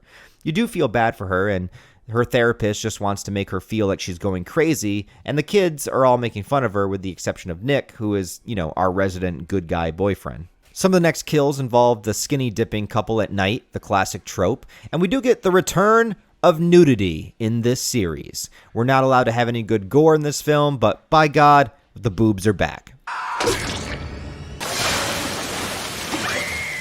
Also, everyone starts getting it on at the same time. There's this couple in the van, the stoner guy and the girl who gives us boobs number 2, and Melissa only starts to get it on with the nerdy guy in an attempt to make Nick jealous, but since it doesn't work, she rejects him right after he's all on board and convinced she's into him. Poor guy. I can take it. I've been rejected by some of the finest science fiction magazines in the continental United States. The only head he's going to get this night is his own, cut off. Melissa? There's also a nerdier girl who tries to make herself look really pretty for the stoner guy. Remember, this is 2002. Yeah. But the only love she's going to find that night is with Jason. There's another couple in a van that gets off. The guy gets his head crushed, which was, again, much better in the deleted footage that you don't get to see. And the stoner couple gets killed when the guy goes down to get the munchies, a la Halloween. And then Jason just decides to throw the girl out the window. When it comes to the doc and Tina's mom, after he's found out to be using Tina for his own gain, and that Jason is real, he literally grabs Tina's mom and uses her as a human shield to save his own life. What an asshole. And that's what I mean. He's built up to be the guy you want to see die. You want to see Jason get him for good. And Jason does get him, but it's barely cathartic because it was barely seen. He saws him in the stomach for a second and then it just cuts away. And that's such bullshit because we just spent an hour and 15 minutes watching this guy be the biggest dickhole possible, and we can't even see his guts get cut open in agonizing pain by Jason. The censors literally robbed the audience of their victory moment in this movie. The Melissa kill is at least a little bit better. Jason gets to axe her in the head and then just tosses her body across the room like it's nothing. And this is where the movie gets legitimately great. Unlike most Friday movies that have an extended chase scene at the end, Tina taps into her powers and we basically have a fight between two supernatural entities. She tries to block him in rooms, she pulls the roof down, collapsing on top of him. She swings lights like it's some fucking Home Alone movie. But the best is when she focuses her powers on his mask, making it dig into his skin. It looks extremely painful, and then it just shatters the mask apart, and we see the best Jason face so far. Also, if this is supposed to be the same mask he's been wearing all this time, this is the first time it's destroyed since part 3. So this mask lasted a while. I also love the design of Jason's face. He looks like a legitimate zombie here, a monster that's been through so much damage in battles, and the entire final fight is with the unmasked Jason. Tina even uses her powers to douse him in gasoline. She sets him on fire. She even blows the whole fucking house up. But even that is not enough to stop Jason. Jason chases them out to the docks like the indomitable beast that he is, and this time, as Tina's emotions reach her peak, she actively resurrects her dad from beneath the lake, who breaks through the docks and pulls Jason under. So, it's not a fluke. Tina can literally resurrect the dead. I suppose this is like a redemption moment for both her and her father saving her perhaps to make amends for potential abuse in his past, and also her seeing that her dad still cares about her and isn't resentful by the fact that she killed him accidentally long ago. Neither Jason or the father resurface from the lake after this moment, so I don't know if they have an actual fight or if it's just like some incredible supernatural force accompanied with him that knocks Jason unconscious until the next movie. But whatever it is, that's how this movie ends. The execution is a little sloppy, but I like the idea. And with that, Tina and Nick are the final survivors. I think part 7 is pretty good as an entry overall, and I like them shaking things up and trying something different. It has some incredible effects and the best Jason design, but I also think this movie is held back from being truly great because of the censorship and beholding to that traditional Friday the 13th setup instead of focusing deeper on the Tina versus Jason dynamic up until the very end. I don't think it's great enough to stand at the top of the best Friday movies, but I also don't think it's bad enough to be near the bottom. It's a mid-tier Friday movie, but if you're looking for a lot of Jason scenes, zombie Jason, and some supernatural highlights, then it's a must-see. Okay, so far I've been pretty lenient on the franchise as a whole, at least I think I have.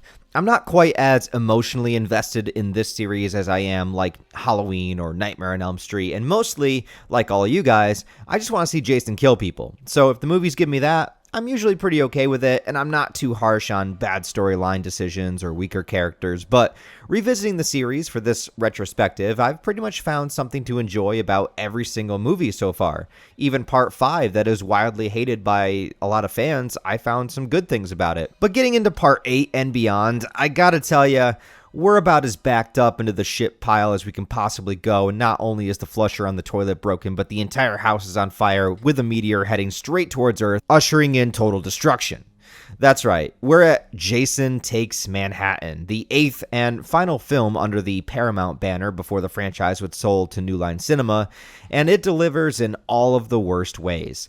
Now, I will say, even though I think this movie sucks, I do have some kind of nostalgic value for it because, well, this was the first Friday the 13th movie that I ever remember seeing. I think it was on TV, probably part of the AMC Fear Fest marathons, and it would run every year. I just very distinctly remember watching this one and have vivid memories of Jason on a boat killing people. But that's also the thing. In my mind, this was always the Jason on a boat movie. But the title and marketing and promotion was Jason Goes to New York City. As a child, I never really put 2 and 2 together, and so to me, this was always just the boat movie. But that's the thing. So for part A, we are entering into the year 1989, the year I was born. Also in universe, I think this is still supposed to be 2002. I don't know. Anyways, that means we had an entire decade of the 80s. We had 8 Friday the 13th movies out of 10 years. And that's quite a lot of movies in a short time span to see people in the woods getting killed and chopped up. Though I do find it fascinating now going back and realizing that only 2 of the movies took place at the campsite itself, part 1 and part 6. But anyway, the writer-director of this movie brought on board Rob Hedden. He wanted to branch out away from that. He was going to get Jason out of the woods, take him somewhere different, have more spectacle, and kill Jason for good. But he may have been a little bit too ambitious for his own good because, you see, the original idea was going to have Jason interact with virtually all of the famous New York City attractions. The Empire State Building, Madison Square Garden, the Statue of Liberty, the Brooklyn Bridge, and so on. But the box office returns on these films was beginning to dwindle quite a bit, and the audience was getting tired of them. So with the budget the studio gave them, and New York City being one of the most expensive cities to shoot in, they only actually got to film there for about 2 days. So the only actual scenes in New York are with Jason in Times Square.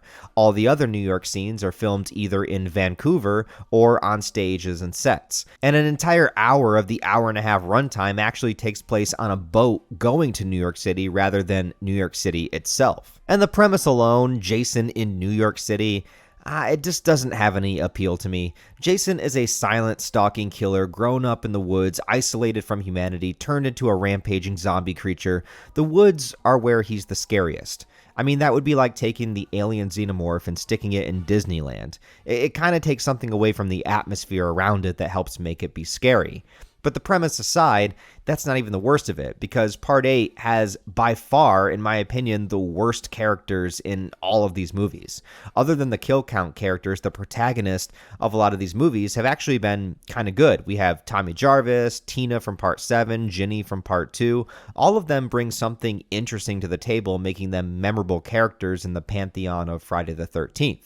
But in Part 8, we have Rennie, who has kind of no character or personality beyond just having nightmares of Child Jason.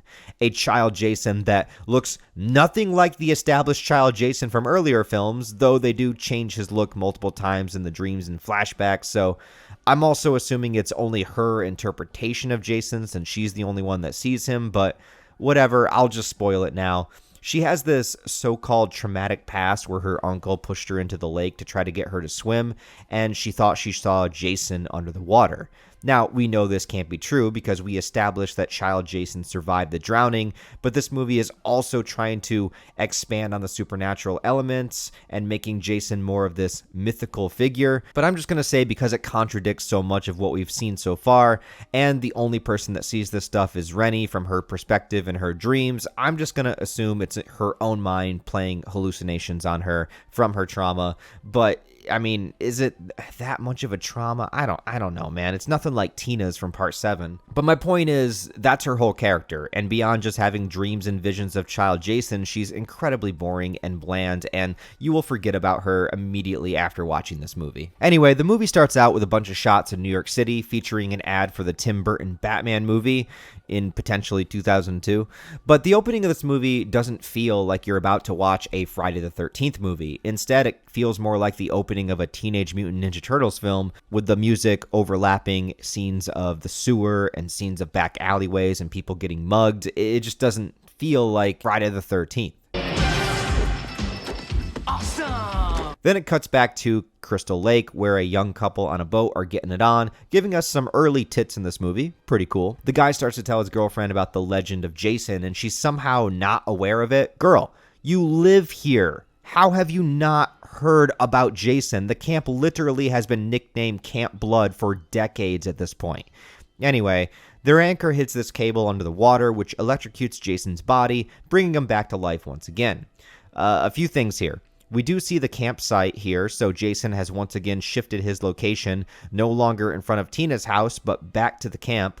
Plus, the dock from Tina's house is still on top of him, so how did that get there? And where did Tina's zombie dad go? I don't know. None of it's explained. Jason is just alive now, and the kid on the boat just so happens to have a hockey mask with him because he needs one of those. And thank God, because Jason needs to put on the new mask that somehow still has the same axe mark from part 3, even though it's a brand new mask. Anyways, the harpoon is back, so that's cool.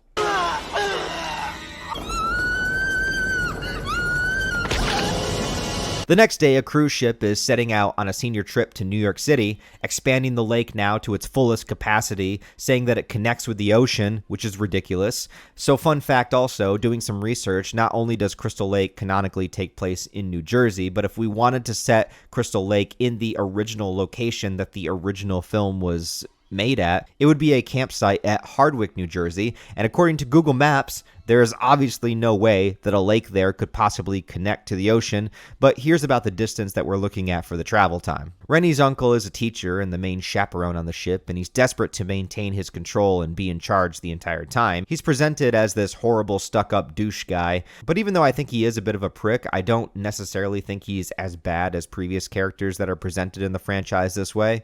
Sean is the son of the captain of the ship, the romantic lead, and his father doesn't really respect his capabilities, so when shit starts going down on the ship, he steps up and kind of takes charge.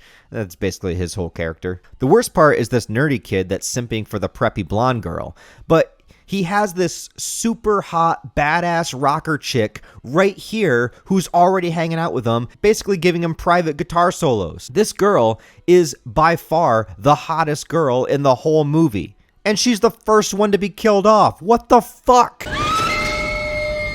Also, the blonde chick that the nerd is simping for, I mean, she's supposed to be a teenager, but she looks like she's 40 years old. What is going on here? I think this was also during the time where, like, if you were punk or rock or alternative, you were considered weird and unattractive. But, like, bro, just bring this on, bro. Like, if I can find a girl like this, I'm down. Maybe be a little bit more into like hardcore and straight up metal music than a hair band, but you know what? I'll take it. I'll take it. Anyway, Jason stows aboard the boat for some reason, and this is going to be a long ride. Somehow Jason is also able to wander the boat undetected.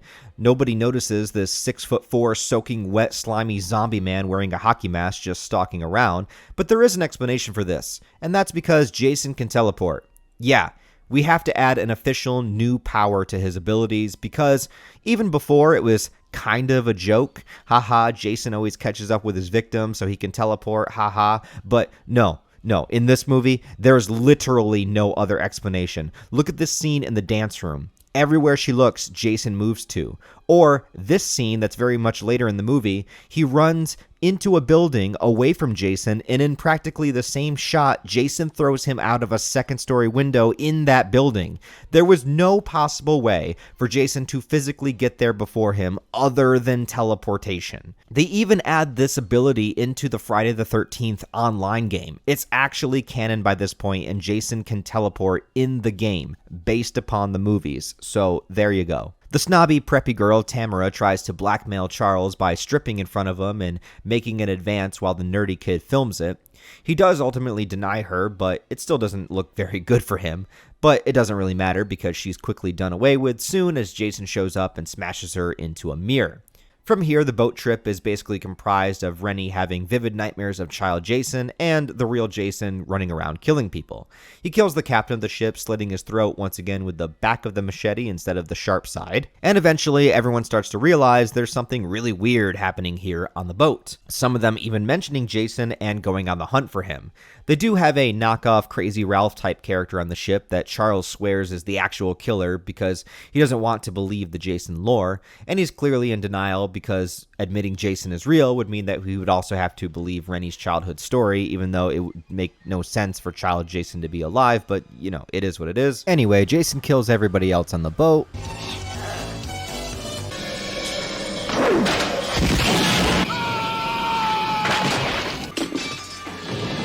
But after the ship begins to flood and go down, our final survivors, Rennie, Sean, Colleen, Charles, and Julius, all make it onto a lifeboat and float away as the ship sinks into the ocean.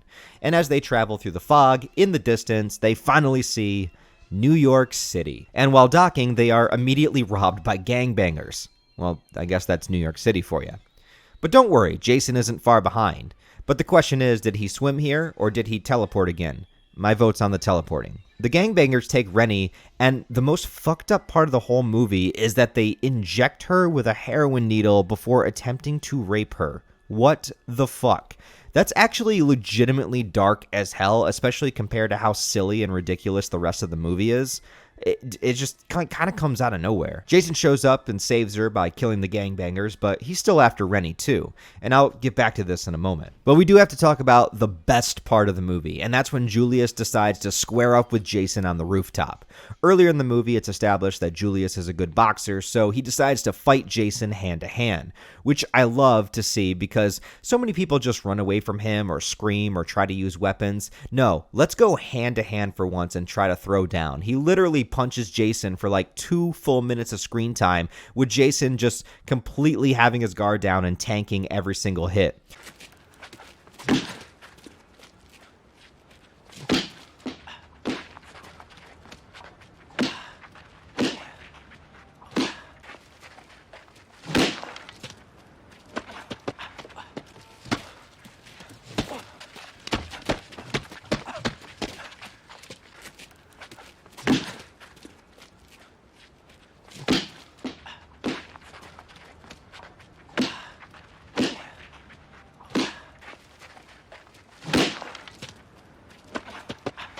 A few moments later. 12 seconds later. 3 weeks later. Many months later. So much later that the old narrator got tired of waiting and they had to hire a new one.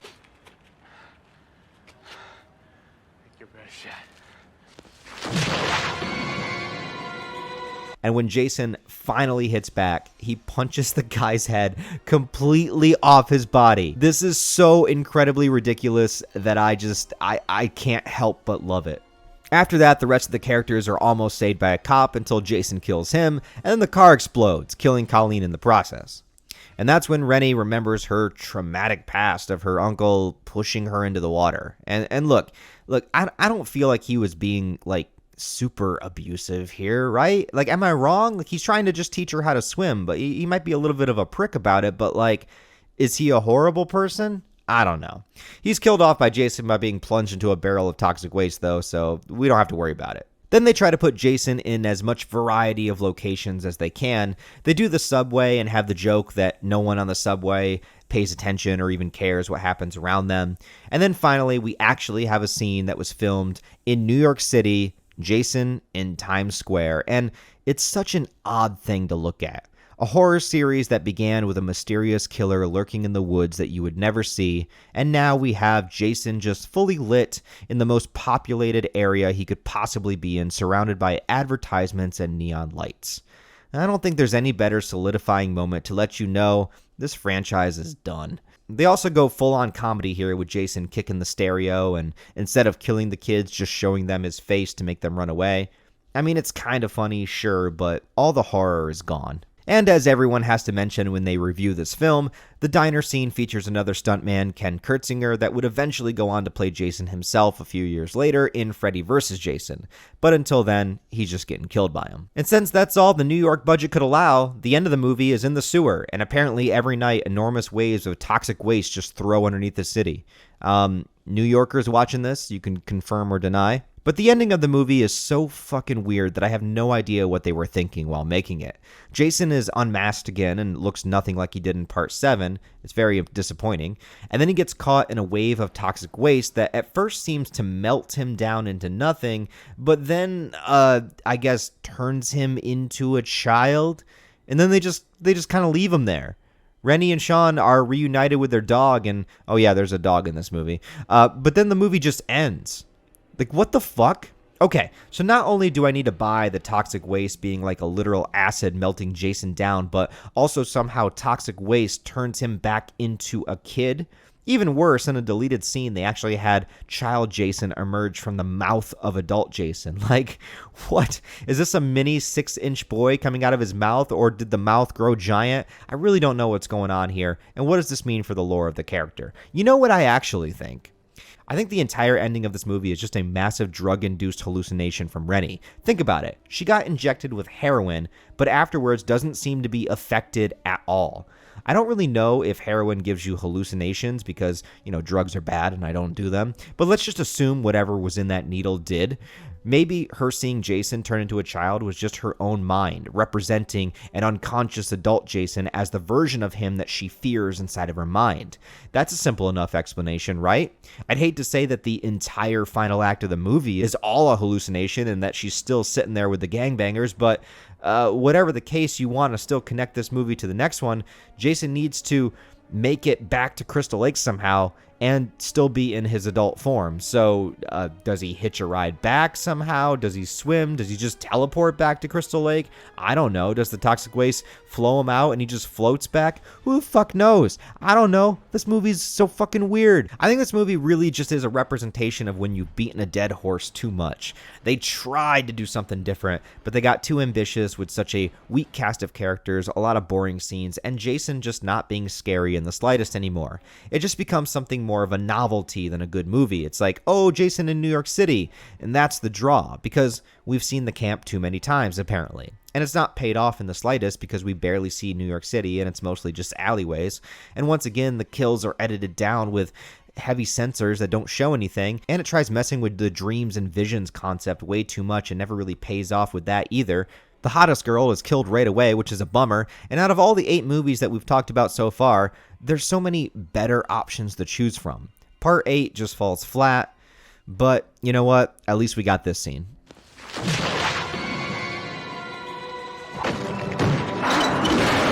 Oh, one thing that I wanted to talk about that I forgot to is that for the promotion of this movie, Kane Hodder went onto a talk show in full costume and makeup as Jason, and it's one of the only times I think this has ever happened, and the results are absolutely hilarious. You killed 16 people.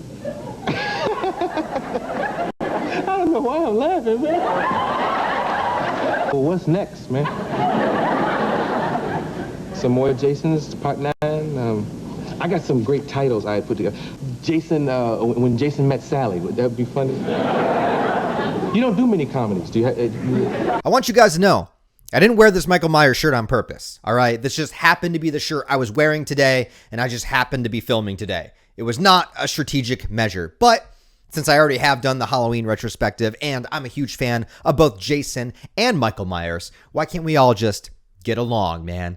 Anyways, I thought this would be a great time in the video to go on a brief intermission and talk about some of the other media with Friday the 13th. But the reason I'm choosing to do the break right now is because, well, this was kind of a big tonal shift within the Friday the 13th series and universe, because the first 8 movies were all produced and distributed by Paramount, and they have kind of a consistency to them. And for a long time, if you wanted to buy all of the Friday the 13th movies together, you could only buy the first 8, and then you had to buy 9, 10, Freddy vs. Jason, and the remake all separately until the Scream Factory giant box set came out. So the 8th movie is kind of, in a way, like the final movie. It is a final movie in the Paramount distributed movies, As far as the timeline goes, they are all supposed to be connected. They are all supposed to be within continuity. Although it is very, very strange because at the end of part 8, as we just saw, Jason gets, shoveled by toxic waste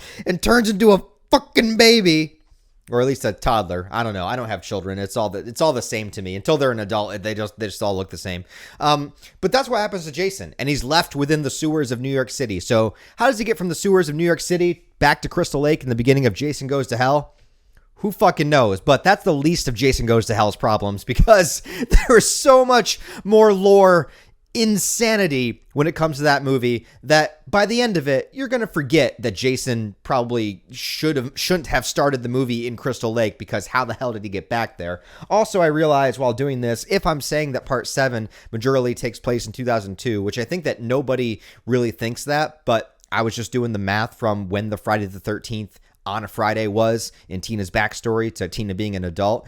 But if that was true, then part 8 and part 9 also all have to take place in 2002, because Freddy vs. Jason does canonically take place in 2003, although Jason X comes out before that, which begins in 2008 and then goes into the future.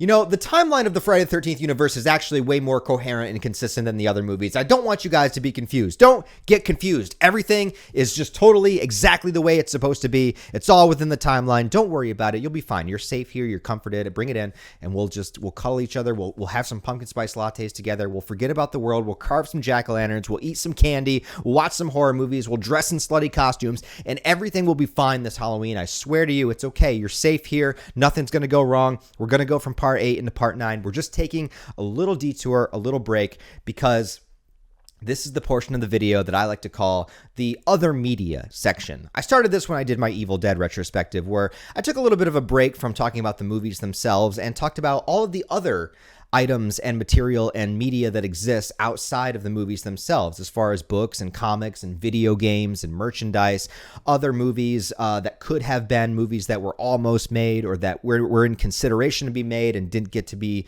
fully brought and realized to life. So that's kind of what we're doing now. And like I said, I thought this would be the perfect time to do it because this is the time where there's like a definitive shift within the movies for a couple of reasons. One, part 8 was the last Paramount movie. Number 2, that was the last movie to come out in the 1980s, and Friday the 13th really is a series that owned that decade. Like from 1980 to 1989, they had 8 movies. Oh, shit, oh God, I'm losing it, you guys. They had 8 movies within 10 years, and that's a remarkable achievement. The fact that you could do that over and over and over again and still make profit. And yeah, the profits did kind of start to go down in a downward trajectory. Really, I think part 5 kind of did that because part 4 made the most amount of money, and then part 5 still did pretty well, but because it didn't have Jason, I think it turned some people off. And then part 6, they tried to kind of recapture that, bring people back in, but by that point most people were kind of tuned out. So 6, 7, and 8 kind of like slowly went on a bit of a decline. But yeah, after that, they decided that they were willing to sell the rights. The rights got sold to New Line Cinema, and that's how we got the strange Jason universe. I kind of think about the Jason movies in like 3 trilogies, because the first part is part 2, 3, and 4, where we're dealing with human Jason in the woods before he's killed. And then 6, 7, and 8 are kind of like the zombie Jason adventures. And then Jason Goes to Hell, Jason X, and Freddy vs. Jason are kind of like, let's just do whatever kind of batshit crazy stuff we can possibly think of. Let's go to hell. Let's go to space. Let's have him fight Freddy. It's just like the what the hell can we do with Jason trilogy. So join me, if you will, as we talk about some of the other media that exists within the Friday the 13th world. And if you guys would, if you don't mind, I would really appreciate it if you did leave a like on this video and comment. I know that you hate when YouTubers say this stuff, and I hate it too. And I always find it to be one of those moments in the video that I'm always going to skip over. But if you're not skipping over this right now, I just want to say that I really, really thank you and appreciate you for making it this far in the video. I think we're about 3 hours in, maybe a little bit more. And if you're still here, just my heart goes out to you guys. I really, really, truly appreciate it. These videos always take a really long time to make. So it's one of those things where it's like, as I'm making it, as I'm creating it, as I'm editing it, I'm like, is this going to actually do well? Are my jokes actually funny? Or do people want to see this? Like, what am I doing with my life? I'm sitting here 2 in the morning watching commentary tracks on Friday the 13th, part 5. What is going on? But when you guys tell me in the comments how much you liked it, how much you appreciated it, and how much you guys really, really helped out the Evil Dead video and the Nightmare on Elm Street video, and how you guys just kind of gave me a lot of joy just reading the comments, because most people were very, very appreciative. Some people didn't like it. Some people were like, you spent too long hitting the punching bag, and other people were like, the punching bag gag was super funny. So, I don't know. Some people vibe with my humor and some people don't.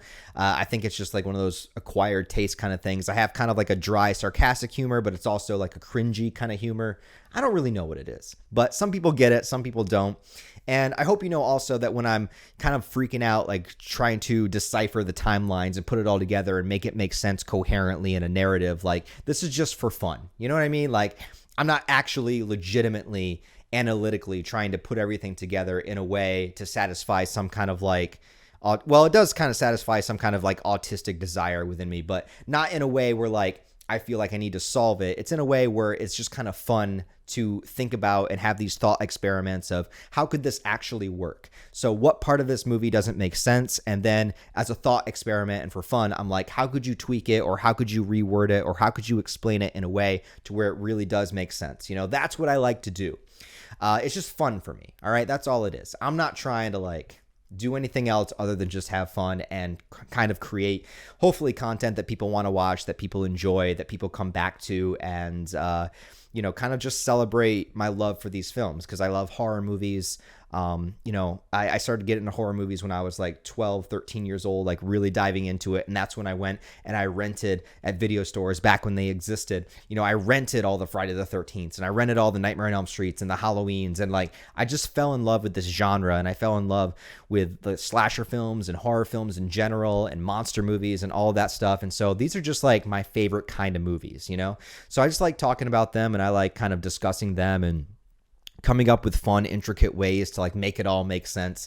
So it's a joy for me. And if I can share that joy with other people and people actually respond to it and they like it without thinking too deeply on it, or without, you know, I guess just misunderstanding what I'm trying to do or misrepresenting what I'm trying to do, you know, I really appreciate like everybody that came out and said like, these videos are great. I love them. This was a lot of fun to watch. This was a great binge. Kept me busy during my work day, kept me busy during my workout, you know, whatever it is, wherever you're watching it, if you're only listening to it, whatever it is, man, I just really, really thank you. So if you could give this video the same love you gave the other ones, or if this is your first one and you're enjoying it, any kind of like, any kind of comment to help it out in the algorithm, because YouTube is a cruel mistress and she does not give a shit about how well you're doing at any point in time.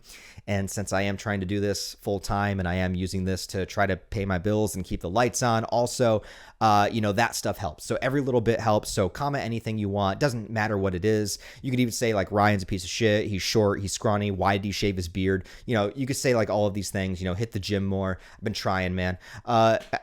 You know, say everything, say anything you guys want.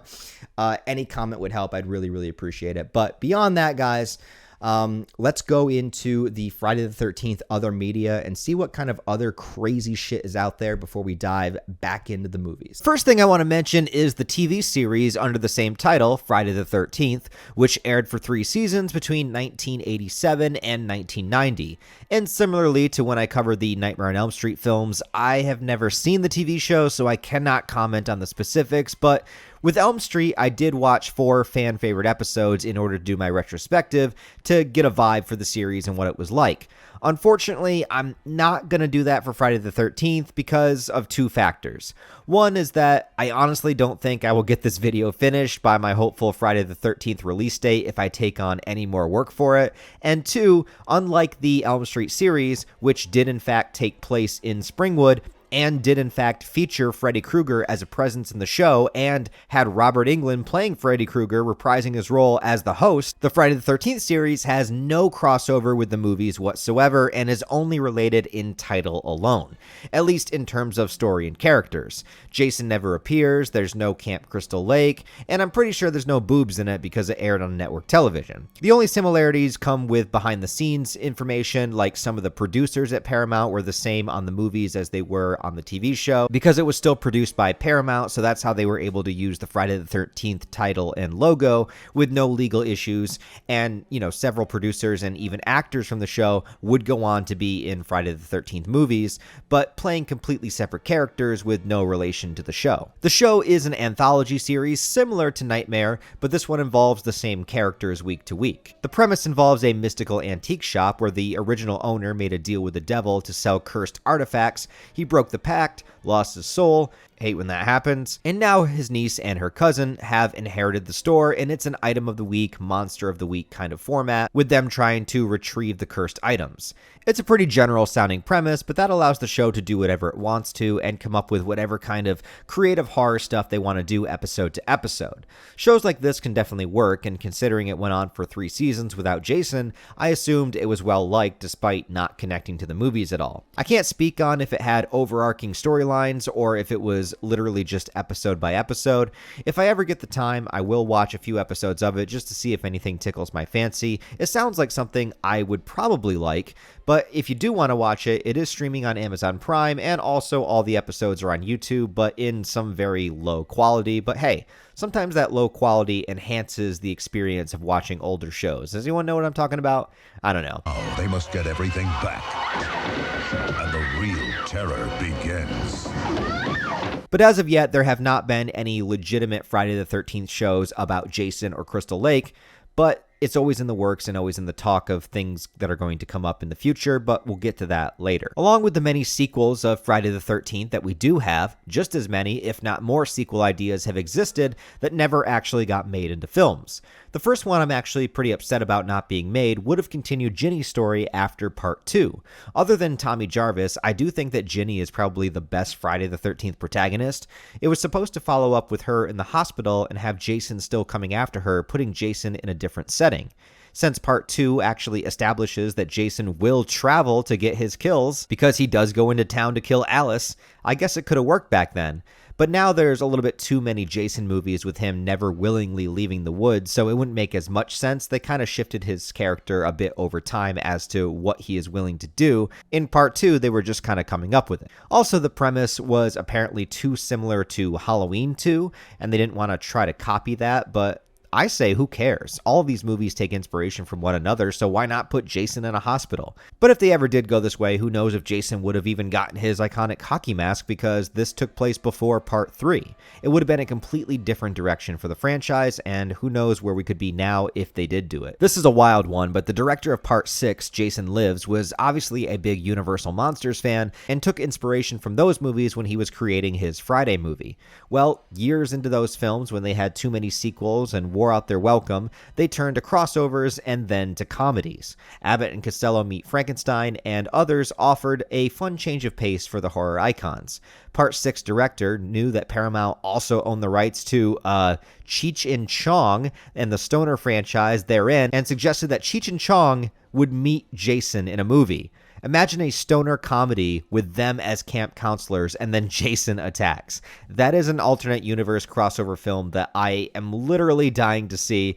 Of course, when it comes to stoner comedies, I'm a little bit more of a Jay and Silent Bob kind of guy. Let me see them meet Jason. They don't, but they were in Scream 3, so they could have met Ghostface. Also, does that mean that canonically the Jay and Silent Bob universe also takes place in the Scream universe? But also in Freddy Vs. Jason, they do have a character that is literally just a Jay copycat character with a different name. So it's kind of like we came so close, but can't quite get there. The same director of Part 6 apparently also has a treatment that would take place after Part 6, but ignore all of the other sequels. I couldn't find what the premise would be, but considering Friday is one of the only big horror franchises without multiple timelines, I kind of hope it doesn't happen. After Part 7, they were going to bring Tina back for another movie, and I really wish that they would have, but just like the Ginny sequel, it was too similar to Halloween 2, and it was going to take a lot of inspiration from Nightmare on Elm Street 3, having Tina as now the psychologist helping younger teens deal with their Jason trauma. I really wish they would have had Tina and Tommy Jarvis meet up for a sequel, because I think that would have been great. Also, apparently the actor that played the love interest in Part 7 wrote his own treatment, nullifying all of Part 7 as a dream, and then making himself the killer and not Jason. Like, what the fuck? Who would want to see that? Wasn't Roy Burns enough of a non-Jason movie? Now, there are a lot of alternative Freddy vs. Jason scripts out there, along with potential sequels adding in other classic horror characters like Ash from the Evil Dead series, but I'll cover those in the Freddy vs. Jason part of the review, so don't worry. One idea that's been floating around for a long time is to do a Friday the 13th movie in a found footage style, and honestly, I'm glad the found footage genre is kind of dying out, because although there are some in it that I really do enjoy, it's probably one of my least favorite styles of filmmaking. The shaky cameras, the not being able to see and connect with your protagonist half the time, the quick zooms, I don't know, there's something about it that I just don't like looking at, so I'm kind of glad that it doesn't exist, while at the same time, maybe it would have been a decent creative choice for a new Friday the 13th, but yeah, it never happened. And even though there was a reboot in 2009, other reboots have been discussed and planned along the way, some taking the series back to the start and even setting it back in the 1980s, expanding on the origin, showing more of Pamela Voorhees, and even adding in Jason's father. One of them, tentatively titled Friday the 13th Blood Camp, would have taken place during the wintertime, giving us a snowy Jason, and would have restarted the Tommy Jarvis character for newer movies. They also briefly discussed a TV series that would actually center around Jason himself, and according to some sources, it would have been a CW show, oh god, centering around a detective in Crystal Lake and then getting tangled up with Jason's chicanery. I'll talk about the future of the franchise later in the video, but it is hard at this point to come up with an original idea. They sent Jason to hell, they put him in space, they made him fight Freddy, so to take him back to the woods now seems kinda off, and it might be why, despite the 2009 reboot actually being pretty good, it didn't hit well with audiences. They probably should have continued with more of the crossovers, but legal rights issues always make that a nightmare. Everyone wants Jason versus Michael Myers, but Michael at this point has had so many variations and timelines. Which Michael Myers are you picking? Also, the studios would never be able to agree on the script and the distribution rights, so it'll likely never happen. If they rebooted again from the beginning, I think it would be a good opportunity to correct several of the errors that they made in the original franchise and do justice to fan favorites like Tommy Jarvis, but I also don't think that will happen at this point. When it comes to book series, only a handful of the films had novelizations of them. Part 1, 2, and 3 all had books made, but oddly enough, Part 3 has 2 different novelizations by 2 different authors. One was released in 1982 alongside the movie, and the other in 1988. Simon Hawke is the name of the guy that was the author of the Part 1 and Part 2 novelization, but the original Part 3 was by Michael Avallone, so Simon eventually came back and did his Part 3 in 1988. Notably, there were no novelizations for Part 4 or 5, and I have no idea why, but there was for Part 6, with Simon Hawke once again returning. Then there wouldn't be another novelization until Freddy Vs. Jason in 2003 by Stephen Han, and finally one for Jason X by Pat Cadigan in 2005. In the 90s, there was a handful of young adult-oriented books under the Friday the 13th title written by Eric Morse, whose real name is William Pattinson. Now, I've never read any of these, but apparently even though it was a legitimate Friday the 13th trademark, the novels weren't allowed to use Jason as a character for some reason, so they are stories about other characters putting on the hockey mask and being possessed by Jason's spirit. But doesn't that mean that Jason does technically appear in the novel? It's just not his body? I don't know. But if any of you have read these, let me know how they are and if they're any good, because I've never seen any of them before. Jason X apparently had an entire series of books in the mid-2000s that take place after the movie. So these are all with the power-upgraded Uber Jason basically going on space adventures to other planets and moons and killing the fuck out of everybody in the future. It also would technically mean these books are the farthest in the timeline the series has ever gone, if you want to consider them canon. There was another book series just called Friday the 13th, which supposedly did not really connect to any of the movies or movie timelines and just does its own thing with the concept of Jason. They all have really bonkers plots from the synopsis, like this one called The Jason Strain, which apparently takes the concept of a reality TV show on a deserted island, placing random convicts there. So it's Jason on an island being filled with convicts for a TV show, but there's also a mad scientist that tries to take DNA from Jason to create a super drug, but inadvertently resurrects a bunch of zombies. I don't know, but the idea of Jason versus a horde of zombies on a desert island somewhere, it does sound kind of cool, so maybe we should just make a movie out of that. There's also been a fair share of comic book adaptations involving Jason. The only movie adaptation in comic form was Jason Goes to Hell, a very odd one to choose since there's so little of Jason in it. They also did a Jason vs. Leatherface comic crossover, Leatherface obviously from the Texas Chainsaw Massacre franchise. Jason was featured in an issue of Satan 6 as a promotion for Jason Goes to Hell, which was coming out around the same time. I guess Jason just shows up and fights a bunch of cool demonic characters, so that's awesome. Avatar publishers had several Friday the 13th mini-comic series. There was a Friday the 13th special, a 3-issue called Bloodbath, a one-shot called Fear Book, a Jason X special, and a comic called Jason versus Jason X, where the original Jason is resurrected and fights his future Uber self on a spaceship until eventually they merge and become one. Yeah. Wildstorm was another publishing company that took up Friday the 13th stories. One of them is called Pamela's Tale, which focuses more on Mrs. Voorhees' story, which I would definitely be interested to check out and see what they did with that. They have a 6-issue general Friday the 13th title, one called Badland, one shot called Abuser and the Abused, and a 2-issue called How I Spent My Summer Vacation. and of course, the Freddy vs. Jason vs. Ash comic book and its sequel, Nightmare Warriors. And these I have actually read and reviewed. If you guys would like to see my reviews of the Freddy vs. Jason vs. Ash comics, that is featured in my Evil Dead retrospective video, and I do believe it's timestamped, so you can go right to it to check out if you want to. It is a crazy batshit off-the-wall story, and they took a lot of the ideas that would have been in the Freddy vs. Jason vs. Ash movie script, but since the movie couldn't get made, they took a lot of the concepts, put them into the comic book, so the comic book is kind of like a bare bones thread of what the movie would have been. So if you want to see me review that, check out the Evil Dead video. Friday the 13th has also been a pretty big staple in the video game world, especially recently, though for a time there wasn't really much. Originally, there was the 1989 Nintendo game, which is a side-scrolling classic kind of game where you are playing as camp counselors at Crystal Lake. You can inspect the cabins, wooded areas, and there's moments where it switches to a first-person view, which I hate, and obviously, you have to escape and defeat Jason. This game is infamous for giving Jason his odd color scheme of that neon blue and purple that would be imitated in future merchandise and alternative costumes and other games. I played a little bit of it here for you. Friday the 13th, NES, man. All right, never played this ever in my life. Let's see. Oh, God. I don't know what to do. All right, I don't know what the buttons are. Shit. All right. Okay. Okay, that's jump. All right. Ah, shit. All right. What am I fighting? What is this? That's not Jason. All right. Okay. We got this. What do I do? Oh, God. This is like...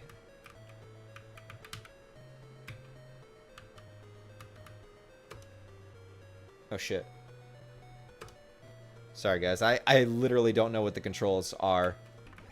I don't understand why there's zombies in Friday the 13th. What the hell? There's... Oh, my God. Bro. Alright, here we go. I'm just going to jump over him. I don't care. What are they throwing at them, too? Are they throwing, like, baseballs? If you just looked at this... Like, would you think Friday the 13th? Like, is Friday the 13th the first thing that would pop into your head when you saw this, you know? I don't think it would be. I mean, I guess there is a lake in the background, so there's Crystal Lake. Sure. Why not? Hey, Chrissy. Let's go to the lake. Hey, look at this. Oh, shit.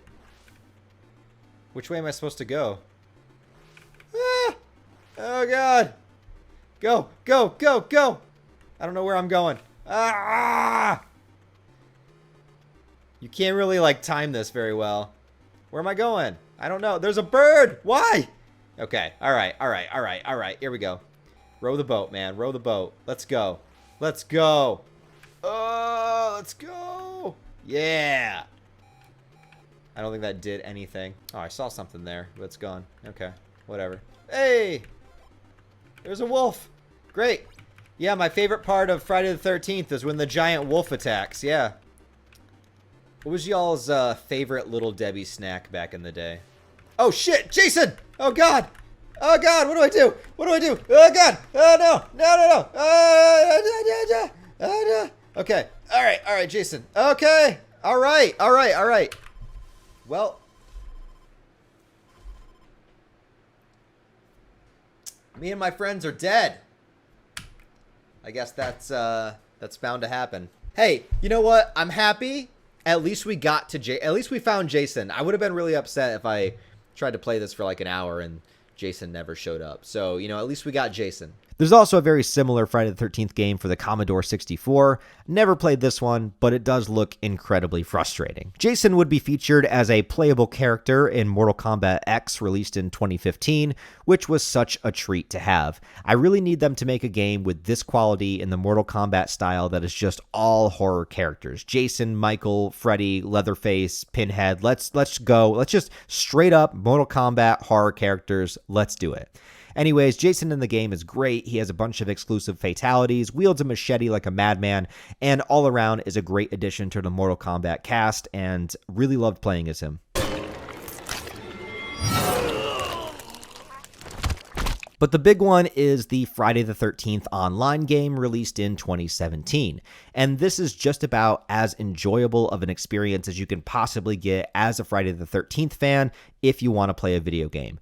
Basically, it gives you a variety of locations you can play at from almost all of the movies. You have Camp Crystal Lake, Higgins Haven, a bunch more. You could select any Jason variation from parts 2 through 9, and you play either as a camp counselor trying to survive, or you play as Jason himself trying to kill everybody before they can escape. It is so fucking awesome and fun. You get weapons to fight back. You get to hide in the cabins. You get to check things out. You can try to get the car running to escape. As Jason, you can destroy their means of escape. You can cut off the power. You have special kills depending on which Jason you are. The attention to detail in this game with the movie sets and locations is just incredible. You actually feel like you're in the movie with some of these recreations. And rewatching the movies now for this review and playing the game, it's so crazy how accurate these locations are. It's just fantastic. You can even get a redemption after Jason kills you, allowing you to come back as motherfucking Tommy Jarvis with a rifle. That's great. You get to play online with other people too, so you can actively team up to try to jump Jason or just kill the shit out of each other if you want to. Playing as Jason is definitely the most fun, I would say. And I actually only played this game for the first time about a month ago, and I'm going to show you some of the clips of my first time playing and some of the kills I got. Try not to judge me too harshly because I did have to play this game on a keyboard, and it was my first time. I heard people. Okay. Oh shit. Ah, there we go, there we go, there we go. Come here. Come here! I can't go any faster. There we go! There, I got one. I got one. There, I killed one. Now I feel like Jason. Now I feel like an actual Jason. You can grab them, not just chop them. I think I did grab one, but they got away. They like fought their way out. What are they, on the docks? What is this? I don't know what this is. I do appreciate the attention to detail though. Like they really did make it look like the movies, which is cool. Oh, I want to do the sleeping bag kill. That's what I want to do. Yeah, get her. Get her. Yes! Sleeping bag kill. I legitimately didn't even know that was the thing he was going to do. That is pure coincidence. Ah! That's awesome. Yes! Fuck her up. I did not even know that, bro. I legitimately... where's my camera? I don't know. I did not even know he was going to do that. I literally just said that as, like, a joke, and then it happened. That is so fucking funny. That was great. That was fucking great. Oh, man. That one is rare to get. Oh, man. I'm glad I got it. I'm glad I got it on stream, too. It's immortalized. You know, it's too bad since I'm the Jason Goes to Hell version that there isn't a way to actually send me to hell. Like if they use that like Kandarian dagger or whatever it is and they actually send Jason to hell. And that's how you win the game. Oh god. Oh god. Oh god. Okay, you can swim. Alright, confirmed. You can swim. Alright, this is good. This is good. Yeah. Now, most of the characters in the movies would be swimming naked, but I don't think they allow that in the game.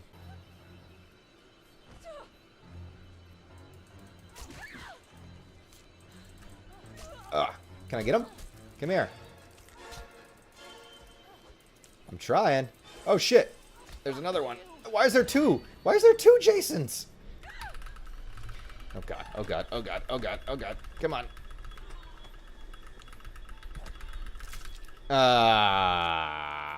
I'm fixing the electricity. Look at this. I'm a handyman, dude. Oh, shit. Where's more stuff to repair? I want to go fix more shit. That's why I picked up the wrench to begin with. Oh, God. Oh. Nope. Ah, no, my balls! Bro. Ah, bro. Oh, shit. I really, really miss you. Okay. Damn. Why are you saying I survived? I did not survive that. Legitimately did not. Now, as fun as this game is, here's the bad news. Apparently, there is an issue with the licensing rights, and it was announced that the game will soon no longer be able to purchase and will be shutting down completely. You can only purchase the game up until the end of 2023, and the game will only continue to be playable until the end of 2024. So at this time of making this video, this game literally has only just a year left of playability. But why can't they just renew the licensing rights? Well, part of that might be funding, but also it might have to do with the current Friday the 13th rights kind of being a mess. See, there's a copyright dispute that's forever ongoing between the creators of the original movie and who actually owns the IP of the characters, which is one of the more unfortunate things about the business side of making movies, because Sean Cunningham did direct the original film, but Victor Miller wrote the script, so the characters would be his, but also Jason doesn't become the Jason we know until part 2, which he had no part in. He just wrote Jason as a child. He also doesn't even put the hockey mask on until part 3, so who owns that Jason image? And on and on and on. Apparently the issue has mostly been solved with Victor Miller reclaiming the US rights to his original script, but because that doesn't feature the Jason that we know, Cunningham still has some say there with the Jason character. I don't think either can sign off on a new movie without the other's permission, and they obviously don't like each other because of this mess, so yeah, it's a struggle. And how this probably relates back to the game is, well, if they can't agree on anything for the movies, they're definitely not going to give a shit about figuring out so that there can be a video game. But that's the thing, the game already exists. There's nothing that needs to be created that would infringe on anybody's rights at this point, so just let the game continue. But they won't. It all comes down to money, you guys, and I won't pretend that I understand it all or know the behind the scenes, but it's the biggest thing keeping Friday the 13th from making a resurgence in the modern era is when it comes down to rights issues, legalities, and who's going to make the most money. When it comes to merchandise, there is just about everything you could think of. There's toys, plush dolls, mugs, keychains, shirts, apparel. There's so many Friday the 13th items out there, and for most of them, you can just slap a hockey mask on it, and there you go. It's Friday the 13th. Besides Alice Cooper's song in Part 6, there's not really many specific songs made for the films. El Nino's How Can I Live from Freddy Vs. Jason is probably the closest. I also think it's really funny just how many people have memories and nostalgia for the Freddy Vs. Jason album. This is so strange to me because I thought I was just kind of a weird person, a weird little kid that was listening to this, and it helped me discover a lot of my favorite bands like Killswitch Engage and Slipknot back in the day, the kind of gateway bands that got me into metal. And there are so many people that had similar experiences and loved this album start to finish. So I just want to throw a shout out to the Freddy vs. Jason soundtrack because they did a great job. And this is kind of maybe one of those last eras where people were buying physical media and physical CDs. And maybe it just holds a special place in all of our hearts because of that. And I have to shout out the band Ice Nine Kills. Their song, Thank God It's Friday, is written about the franchise. They are a metalcore band and they have 2 albums called The Silver Scream, where each song is based on a different horror movie for both of those albums. The first Silver Scream album is one of my favorites of all time, and every single October I have that shit on repeat from beginning to Halloween.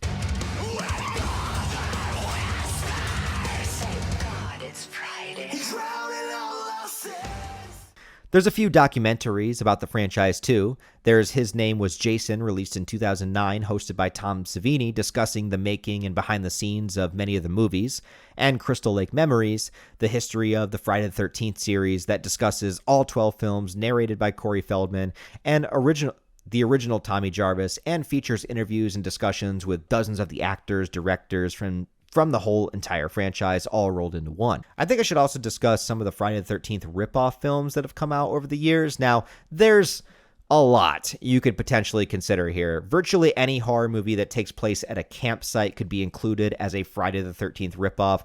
Any movie with a serial killer in the woods could be considered a Friday the 13th ripoff. So I'm not going to be naming every single movie here that could be included. I'm just going to run down a good portion, or at least the more popular ones. But I think right off the bat, we gotta talk about Sleepaway Camp. And actually, every opportunity I get to talk about Sleepaway Camp, I want to take it.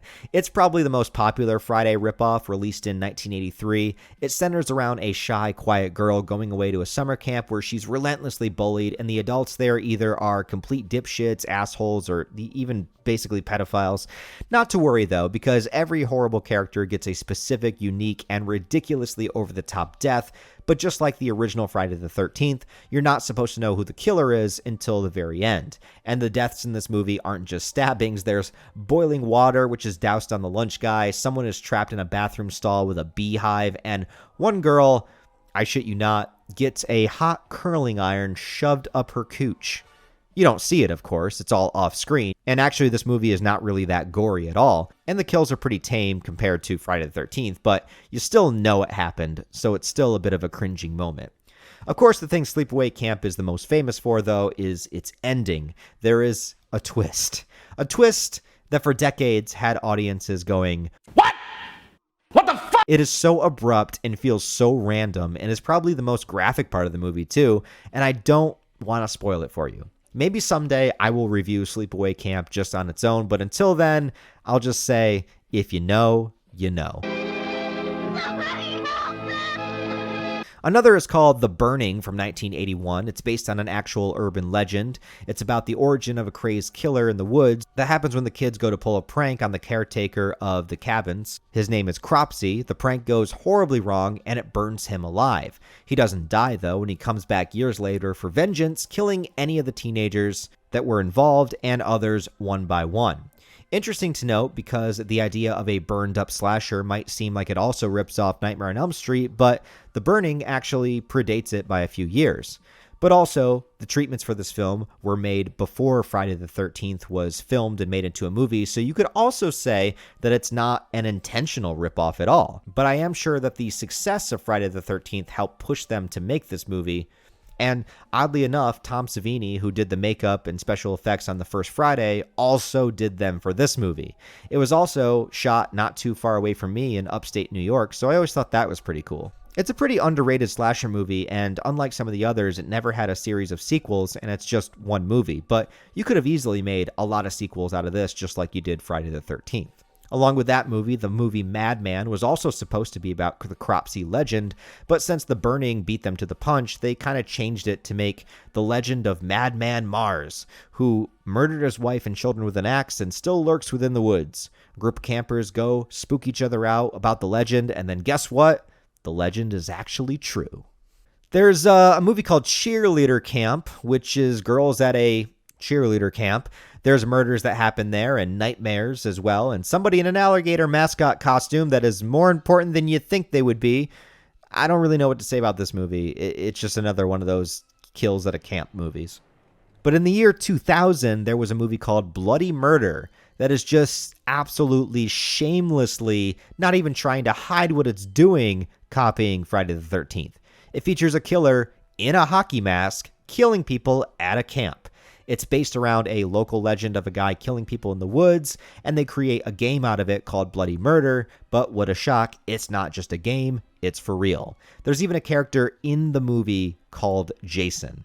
This is about as on the nose as you can get, and somehow it even got a sequel in 2003, but in the sequel, they replaced the hockey mask with a plain white mask, so I guess they go from ripping off Jason, and now they gotta rip off Michael Myers also. Now, you can go on and on and on with Friday the 13th knockoffs. There's so many low-budget direct-to-video and DVD movies that could be its own 5-hour video talking about these in general. So I just wanted to mention a few of the standouts that I've seen.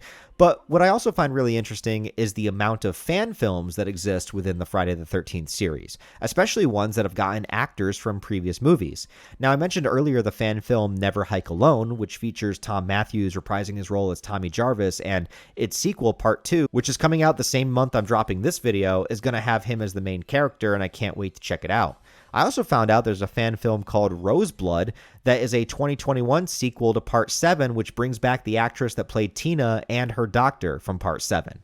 I'm honestly not sure how these are allowed to exist with studios owning the rights to characters and stuff like that. But hey, I'm glad they exist, and I think it's so cool that some of these actors are willing to come back and act in these fan-made projects that are continuing the lore of their characters. It's so interesting to see them again, and I like that filmmakers are getting a chance to kind of expand on this story. It's weird, but Jason, just like characters from comic books like Batman or Spider-Man, everybody can have a different interpretation of them, and it's really cool to see what everybody comes up with. The franchise has also had hundreds of parodies and references in other media. Saturday the 14th was a comedy spoof from the early 80s, and more of a Scream ripoff, and actually kind of more of a scary movie ripoff. There's a movie called Shriek If You Know What I Did Last Friday the 13th. It's been joked and spoofed in shows like The Simpsons. Come on, do you want to see my new chainsaw and hockey mask? How about the campsite where the guy in the hockey mask kills all the campers? Sir, that's a movie. And Robot Chicken.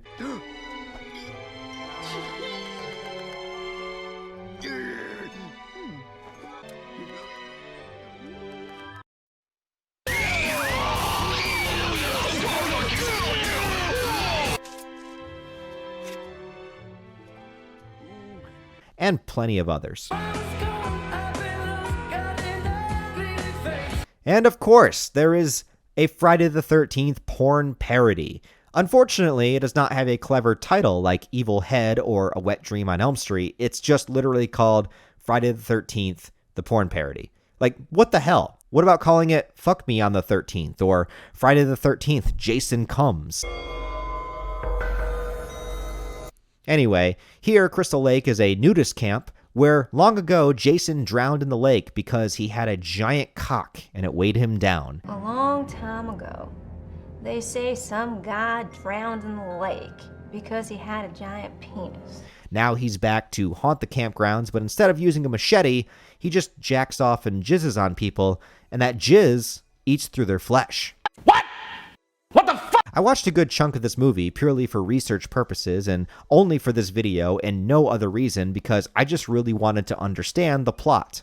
In a way, you could consider it similar to an actual Friday the 13th movie. People go to a camp and have sex, except in this version, the sex scenes take up like 90% of the runtime. Also, Jason has an obnoxiously large plastic penis that they use, and yeah, he jizzes on people and it kills them. So, that's the whole movie. They say that he's some kind of monster with flesh-eating jizz.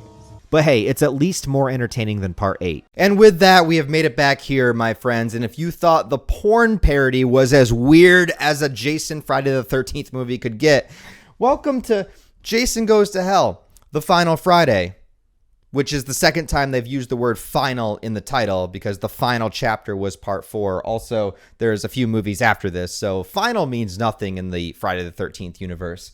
Jason Goes to Hell is the 9th movie in the franchise, and with that, they were going to draw it to its conclusion and kill Jason definitively once again, as they did with Part 4, and take him to hell. But the very significant difference about this is that this movie is the first movie that is produced and distributed by New Line Cinema, which is famous for owning Freddy Krueger in the Nightmare on Elm Street series, and they always wanted to do a crossover before, but they just couldn't come to a legal agreement because, like I said, when characters are owned by different studios, nobody can agree on everything. There's too many people that have to look at the script and the story and what the characters can do, and it never works. But when they're both owned by the same studio, well, that becomes a little bit easier because there's no sharing of profits, right?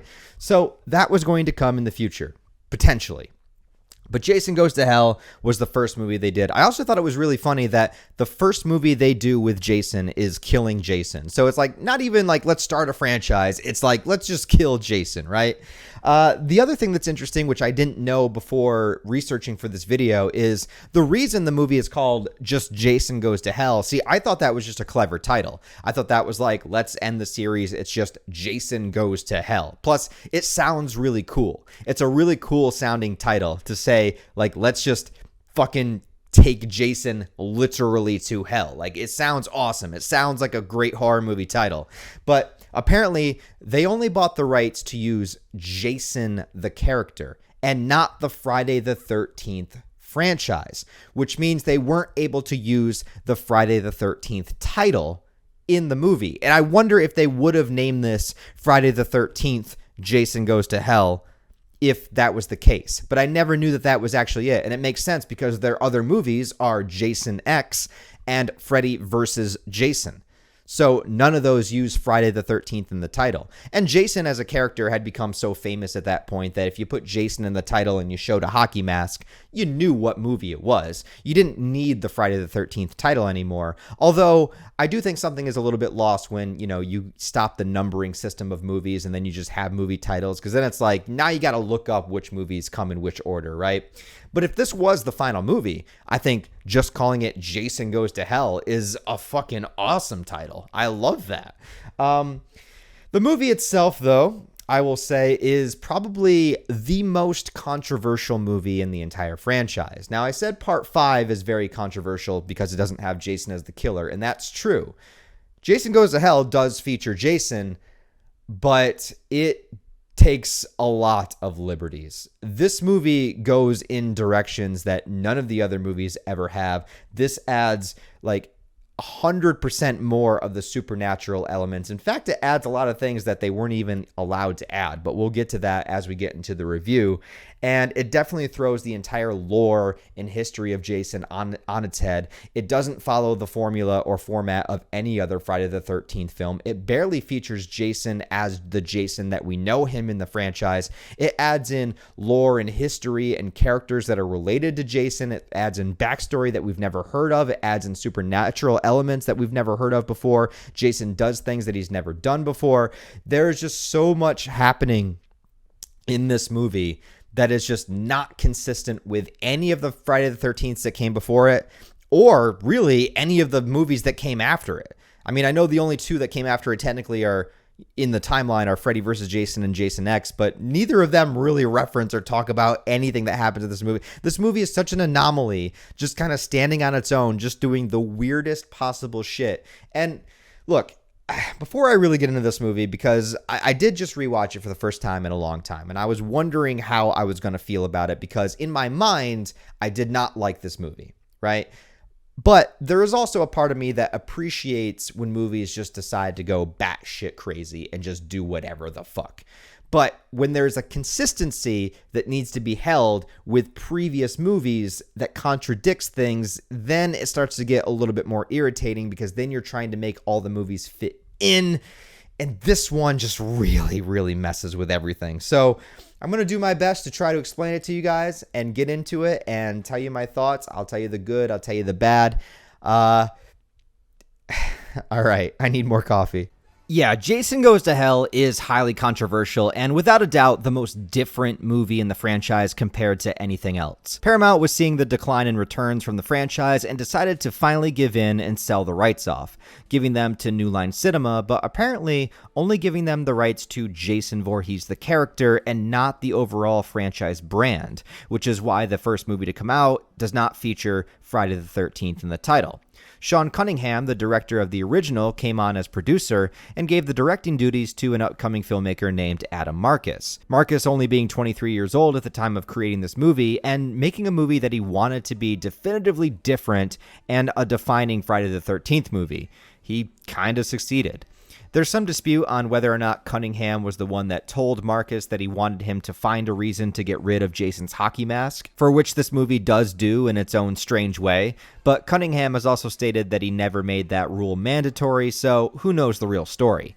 But it happens in the movie. There was also an earlier script that would have given Jason a brother named Elias Voorhees, which is a name that they would later use in the comics for Jason's father, but Elias was originally the one that was supposed to eat Jason's heart and then become possessed, making Elias the new killer, but that never happened. Another failed idea was to continue Jason's travel adventures, and this time take him to LA.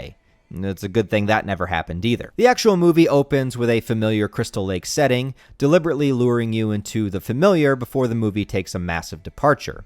A girl drives into the camp alone, and I'm assuming this is the legitimate Crystal Lake camp, the one that was renamed Forest Green and then renamed back to Crystal Lake and then closed again. I don't know. But she gets to a cabin and she starts to get naked to take a shower, and lo and behold, that's when Jason shows up. Once again, there is no mention whatsoever on how Jason got back from the sewers of New York to Crystal Lake, but in my headcanon, That's why Jason's design looks so fucked up here. I actually really love the aesthetic of Jason's wounded skin basically growing over top of his mask. Other than part 7, this might be my favorite Jason design, but it sucks because we barely get to see it in the movie, because moments later, an entire SWAT team shows up, trapping Jason out in the open, pelting him with bullets, and then just blowing him the fuck up.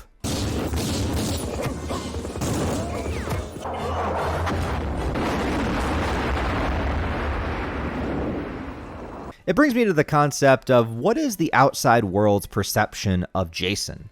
I mean, if you think about it, Jason was only an urban legend around the area until it's finally revealed that he was real in part 4 where he's brought to the hospital. Also, they do bury him in a grave once he dies, and he's not seen again until part 6. Then in part 6, 7, and 8, there's still some murders happening, so at some point, I would just imagine the government would be like, yo, go to Crystal Lake and kill this guy. And, well, they finally did. And then the title does live up to its name because Jason does go to hell. He's taken to Ohio. From there, the coroner inspects the body parts until Jason's heart seems to compel the coroner to do this.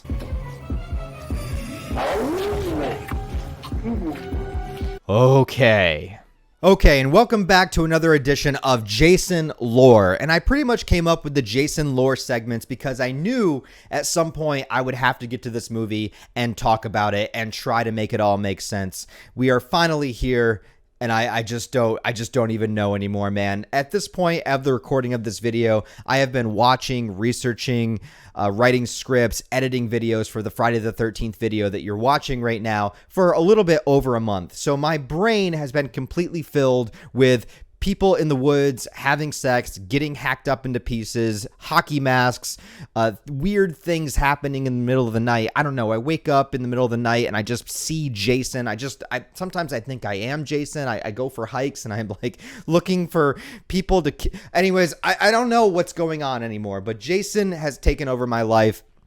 And now we are here to talk about Jason Goes to Hell and the lore therein. So buckle up, everybody, because this gets really fucking weird. All right, the first thing we have to talk about is Jason getting blown the fuck up in the beginning of the movie. Blowing Jason up, it's a great idea. Never been done before, never tried it. He's been shot, he's been stabbed, he's been, sunk to the bottom of the ocean, but he's never been just blown the fuck up. So, wonderful idea. Love it. That could have been the end of the movie, but it's not. This is the beginning of the movie. And now we get into more of Jason's powers and abilities and everything that he can do here. So when Jason gets blown up, his body is gone.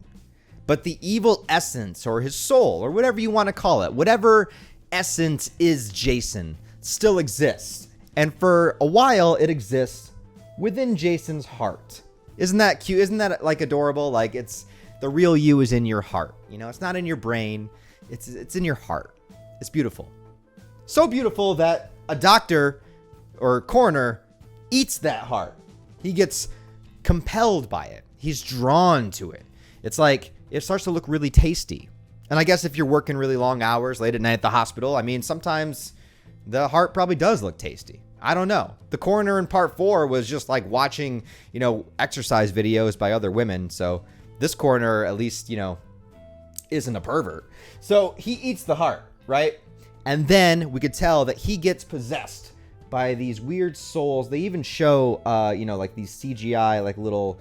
bits of energy going into his body, into his heart. And now we can assume that Jason has taken possession of his body.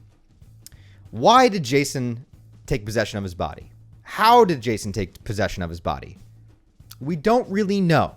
It's not explained, but let's get there. Let's talk about this for a second. So we established that in Friday the 13th, part 6, when Jason resurrects and becomes a member of the undead, he gets extra abilities that he didn't really have when he was a human in parts 2, 3, and 4. His regenerative abilities, increase tenfold. His super strength increases. He is able to teleport, although he doesn't teleport in this movie.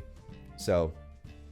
I don't know. I guess he lost that when he transferred bodies. But that's the thing I want to talk about. So what can Jason do when he transfers into these bodies? Does he still have all the powers and abilities that he had before? Before we get into talking about why he's transferring into bodies, let's just talk about like the logistics of it. So he transfers his essence into the body of this coroner. Well, we know that he now has the body swap ability. This is something that we've never seen before, and it's not really explained, but he has the ability to body swap just like Captain Ginyu from Dragon Ball Z.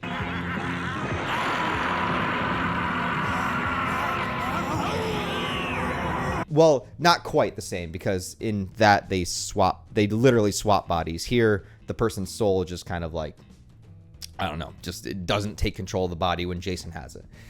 So he still has super strength because he still is able to crack people's skulls together. He still is able to do a lot of the things that Jason himself was able to do when he stabs somebody and rips them in half. You know, you got to have a lot of strength to do that the average person doesn't have. So he still has his super strength. He also has invulnerability, which he kind of had before.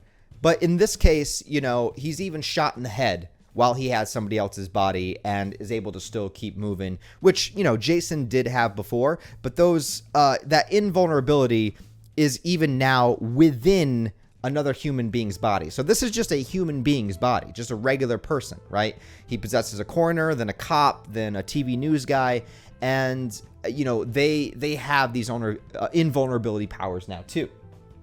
The teleportation seems to be gone because he does a lot of traditional stalking, a lot of traditional walking around. We don't really see any moments where he's suddenly somewhere that he wasn't before. So it seems like he cannot teleport while in somebody else's body. So that's a specific Jason body only technique. Now he also has he also does not seem to be able to regenerate the same way. Now, I said invulnerability because he can take a bullet to the head, but the bodies themselves of these people don't seem to regenerate. They seem to keep the injuries that they have, which also means that he needs to continuously keep swapping bodies. As well, the longer that he's in the body starts to be basically like poisoned by the evil. So he has to continuously switch bodies, right? Now, the thing that he's doing is not just having a new body, but he's actually trying to get his old body back. So how does he do this? How does he know how to do this? Fuck if I know. But somehow he knows that he needs to find another member of his bloodline, the Voorhees family. You know, the Voorhees family that's never been talked about other than his mom, Pamela Voorhees, ever before. Has had zero significance in the story, in the franchise, has never shown up once in the franchise, even though plenty of the movies take place around Crystal Lake, and we could have had that happen, but no, none of that happens. So in this movie, we find out that Jason has a sister that's just been here the whole time. And not only that, but that sister has a daughter, so Jason has a niece. But not only that, that niece has just had a baby. So Jason has a great niece. I think, is that what you call? Is it great? Is a great niece? I don't know. Anyways, so Jason's family is adamantly involved in this movie. And Jason is body swapping because he's trying to find a member of his family with his bloodline. Because once he body swaps with them, he gets his original body back. How does that work? How does going inside of the body of somebody else all of a sudden transform you into having a hockey mask and a machete and just like looking the exact same that he does in the beginning of the movie? I don't fucking know, but that's what happens here. So how does Jason perform the body swap? Not everybody has to eat the heart. No, after the initial body swap, so the initial swap is that the coroner has to eat the heart. But once you eat the heart, Jason's evil is inside you, and now it can transfer mouth to mouth. All right. And I'm glad it's not ass to mouth, but that would be a far more interesting movie if it was. So now, you know, Jason has to body swap. Here's the how. So Jason's essence basically is like this evil worm demon inside of the body. Okay. And he transfers through the mouth. So this worm creature spits out of somebody's mouth into somebody else's mouth. And now that somebody else then becomes Jason. And then the person whose body he was just in just melts and deteriorates and becomes a pile of mush. Okay, so that's how that works. So once Jason possesses you, you're fucked. Like, you're basically dead. Because as soon as Jason comes back out of your body, you just melt into the ground. All right, so it's still, a kill. It's the most, I guess, unique kill Jason can do. And this little worm thing, is seen a couple of times. And at the end of the movie, we actually see it as a creature with hands kind of crawling on the ground. So I guess that is like Jason's evil, right? Or Jason's soul represented. Until he finally gets into the body of Voorhees and regenerates his full body. Now, what does any of that have to do with Jason going to hell? Well, there's a whole other tangent of stuff that's going on in this movie that is given to us by a character called Creighton Duke, who is supposed to be this really cool, badass bounty hunter. But while watching this movie, the thing I realized about Creighton Duke is that he's just an asshole. Like, he makes the dumbest decisions based upon what his supposed objective is trying to do, and he tries to act all cool, but he really just fucks everything up. He gets himself arrested, and then he wants to break some dude's fingers just for fun. He kidnaps a baby. Like, he does all of these things that he could just, like, right in the beginning of the movie, just come out and say the thing that he needs to do, but he has this elaborate thing that he does just by being a dick to everybody and getting himself arrested. Like, it makes no sense.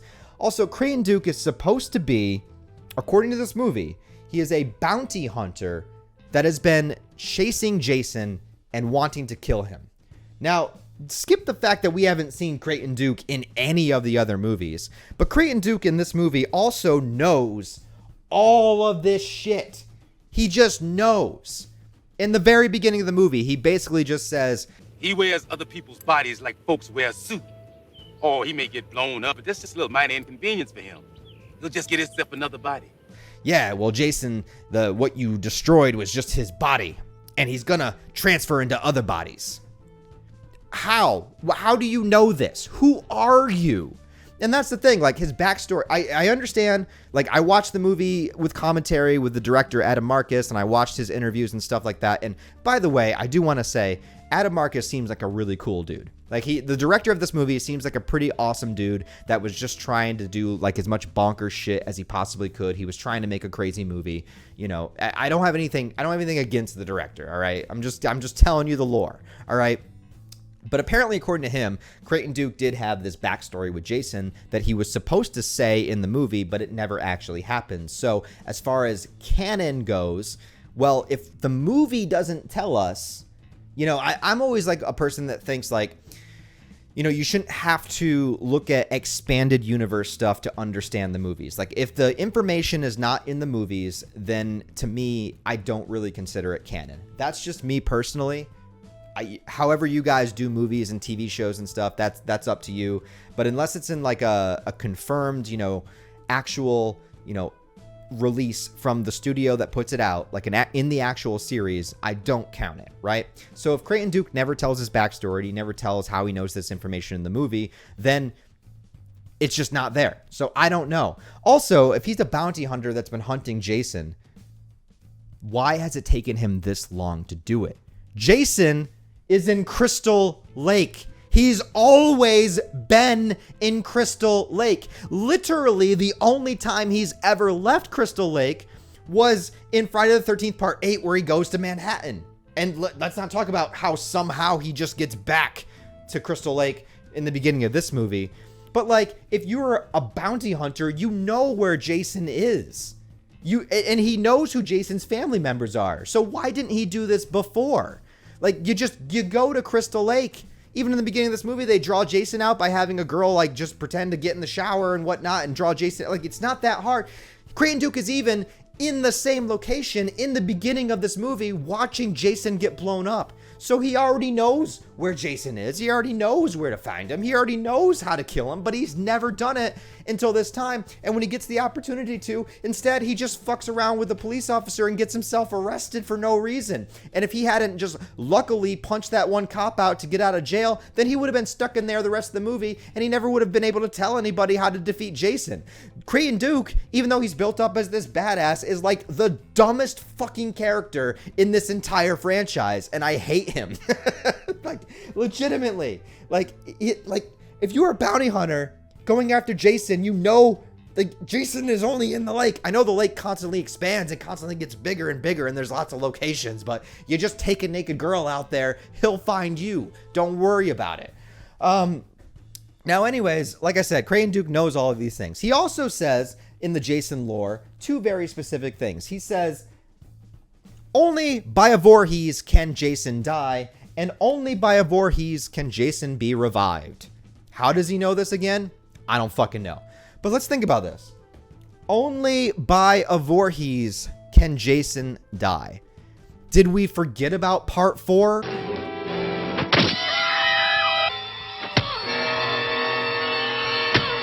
Now look, I know and I understand Jason was revived in part 6. I know he was revived by a lightning bolt, which is ridiculous, right?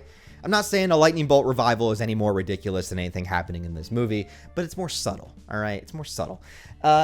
But yeah, he says only by a Voorhees can Jason die. Well, I think that Tommy Jarvis legitimately killed Jason. Yes, Jason does come back later, but Jason was definitively dead for at least 5 years. And if Tommy hadn't gone back to the grave and dug Jason up and allowed him to get hit by that lightning bolt, Jason would have stayed dead.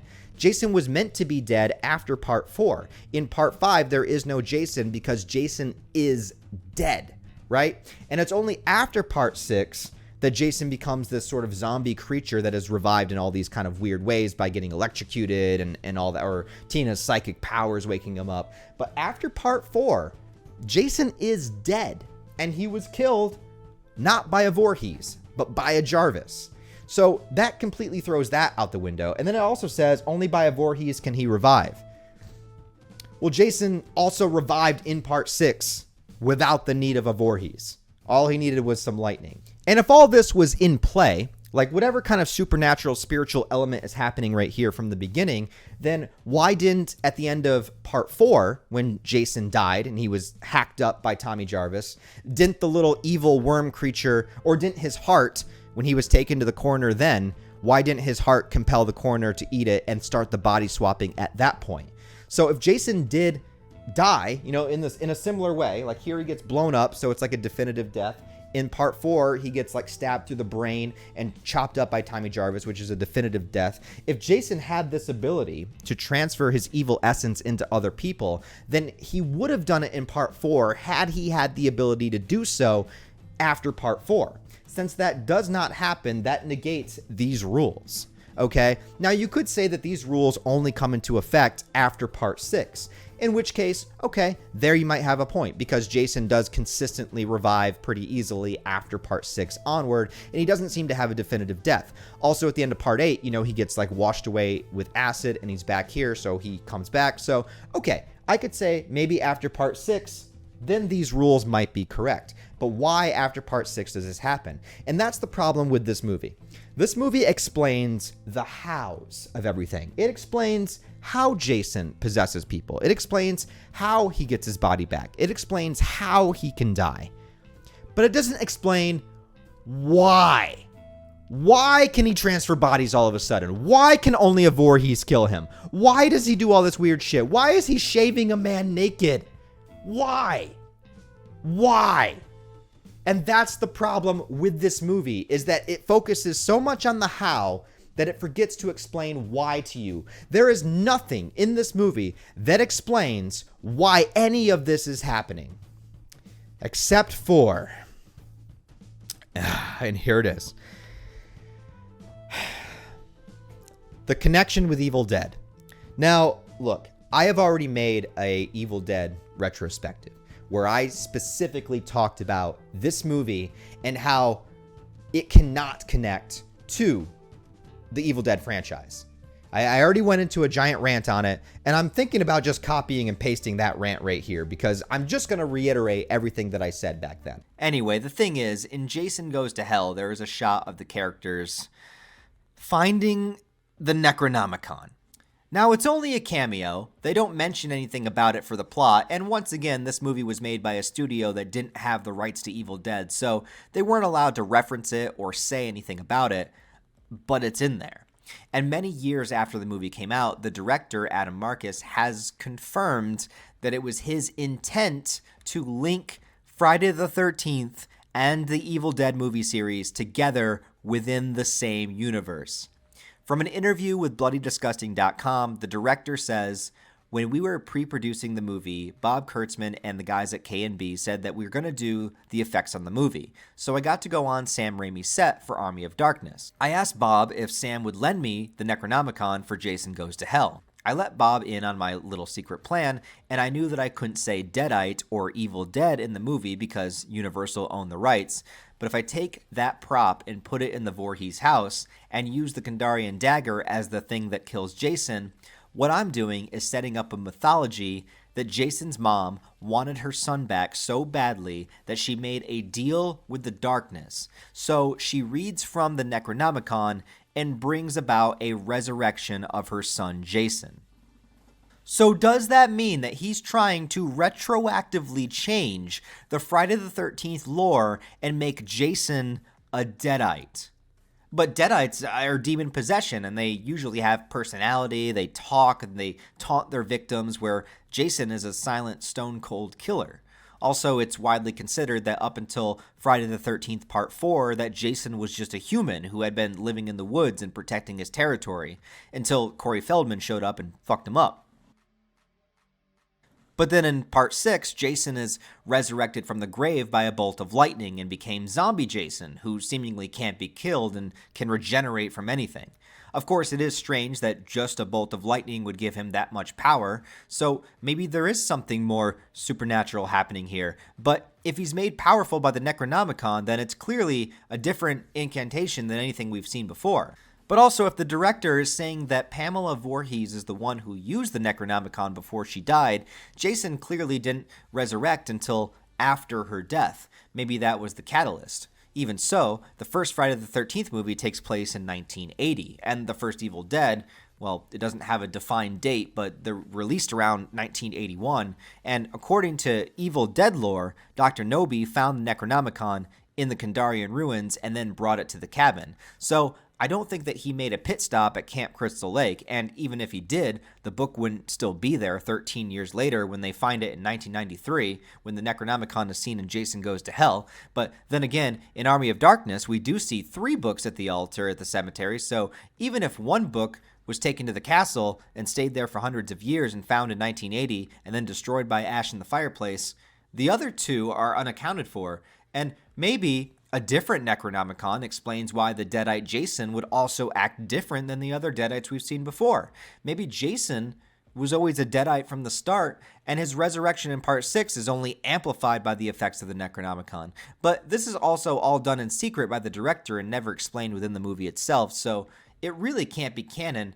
But if it were... Wait. So that means the director of Jason Goes to Hell deliberately tried to connect the Friday the 13th franchise with the Evil Dead franchise, which is already at that point connected to the Nightmare on Elm Street franchise. Actually, the only reason that Friday the 13th is connected to Nightmare on Elm Street is also because of the movie Jason Goes to Hell, because at the end of the film, Freddy's glove rises up out of the ground, it pulls Jason's mask down into hell, and of course in Freddy vs. Jason in 2003, we have Freddy finding Jason in hell, resurrecting him, and then causing him to go on a rampage. He goes on too much of a rampage, Freddy tries to stop him, thus they fight. So Jason Goes to Hell, although it may be the most reviled movie of the entire franchise, the one that people hate the most, is single-handedly responsible for connecting Friday the 13th into 2 different horror franchises. Now, of course, it's not official that Friday the 13th is connected to Evil Dead because he had to hide the fact that he was doing it,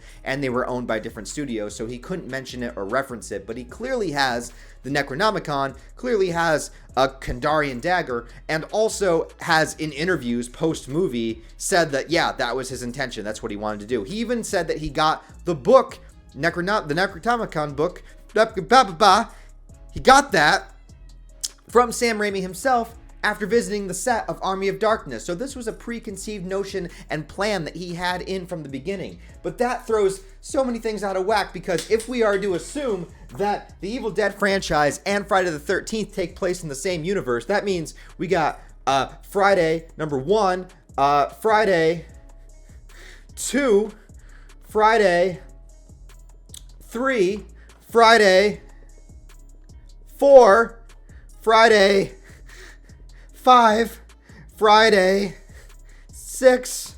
That's Zombie Jason's first appearance, by the way.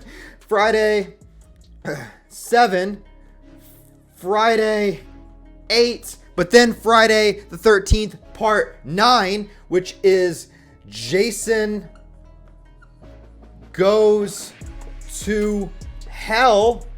This is the movie that connects it to the Nightmare on Elm Street franchise. So we have Nightmare 1. I'm just going to write numbers because this is too much. 2, 3, 4, 5, 6, not 7, because A Nightmare on Elm Street Part 7 is New Nightmare, which actually takes place in our real world, but obviously it's a movie, so we could say that that is another tangent universe, which goes over here to New Nightmare, because in that movie, Freddy Krueger movies are movies, but in that movie there is a demon that takes inspiration from the Nightmare on Elm Street movies and basically makes itself into Freddy Krueger. So it's a movie that takes place in the real world, but then makes Freddy Krueger a real character. So you could say that's part of like the meta style of movies, which also relates to My Name is Bruce, which I don't think takes place in the same universe, but we're going to say that it does. My Name is Bruce is a movie about Bruce Campbell playing himself, but a real demon pops out, and then a bunch of other characters kidnap him, thinking he's going to be like Ash from The Evil Dead. So it's a movie that's very meta in the same way that New Nightmare is. So maybe those take place in the same universe. But then we also have Freddy Vs. Jason, which takes place in between Jason Goes to Hell and Jason X, which takes place in space. So that is in the future. And then we have the Friday the 13th remake, which is also going to be part of this.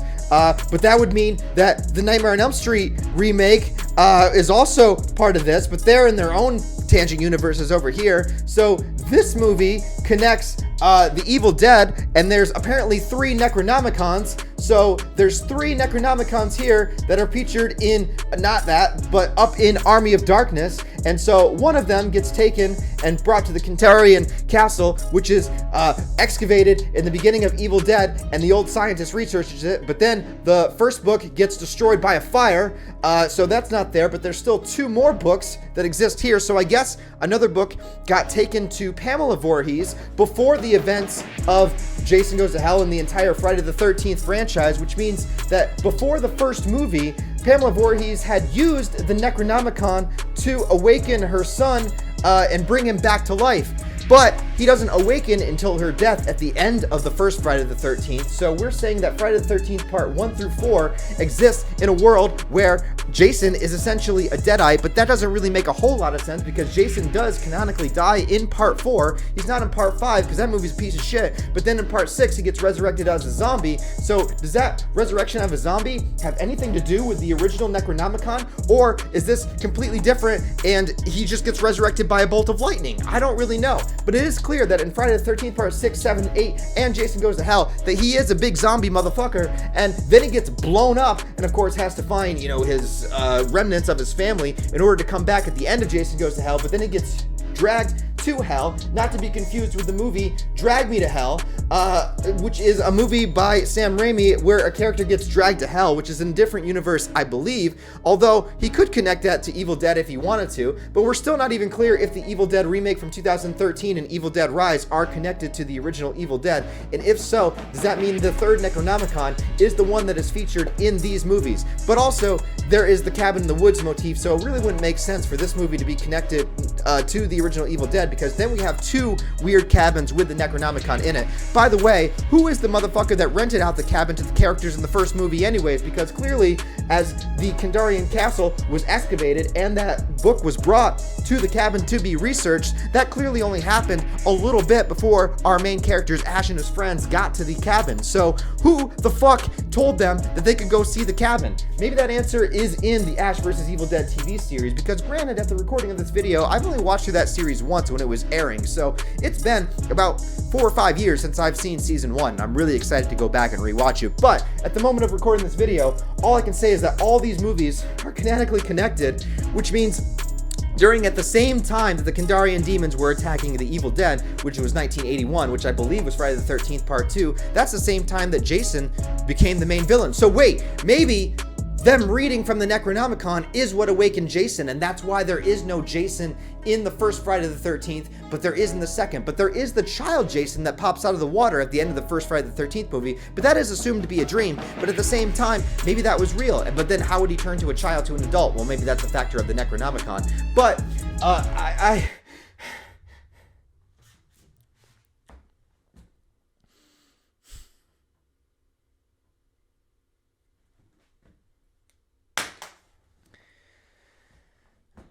the truth of the matter is, since the studios couldn't connect Jason Goes to Hell and Evil Dead because of rights issues, none of this matters.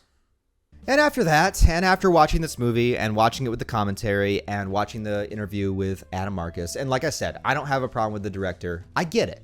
He even talks about it. He's like, look, I was 23. It was my first movie. I love Friday the 13th. I got free reign over it. He did whatever he wanted, and he wanted to connect it to other horror franchises. You know, and I get it. And look, I like the idea of Friday the 13th and Nightmare on Elm Street and Evil Dead all taking place in the same universe. They even, almost made the Freddy Vs. Jason vs. Ash movie, and they did put it into a comic book, and I reviewed the comic book, and I liked the first one. The second one, Nightmare Warriors, is... well, that's even more batshit than Jason Goes to Hell, if you can imagine. But, at least Jason kills Congress in that comic. But anyways, I don't like the idea that Jason is a Deadite simply because I think that takes away from Jason himself.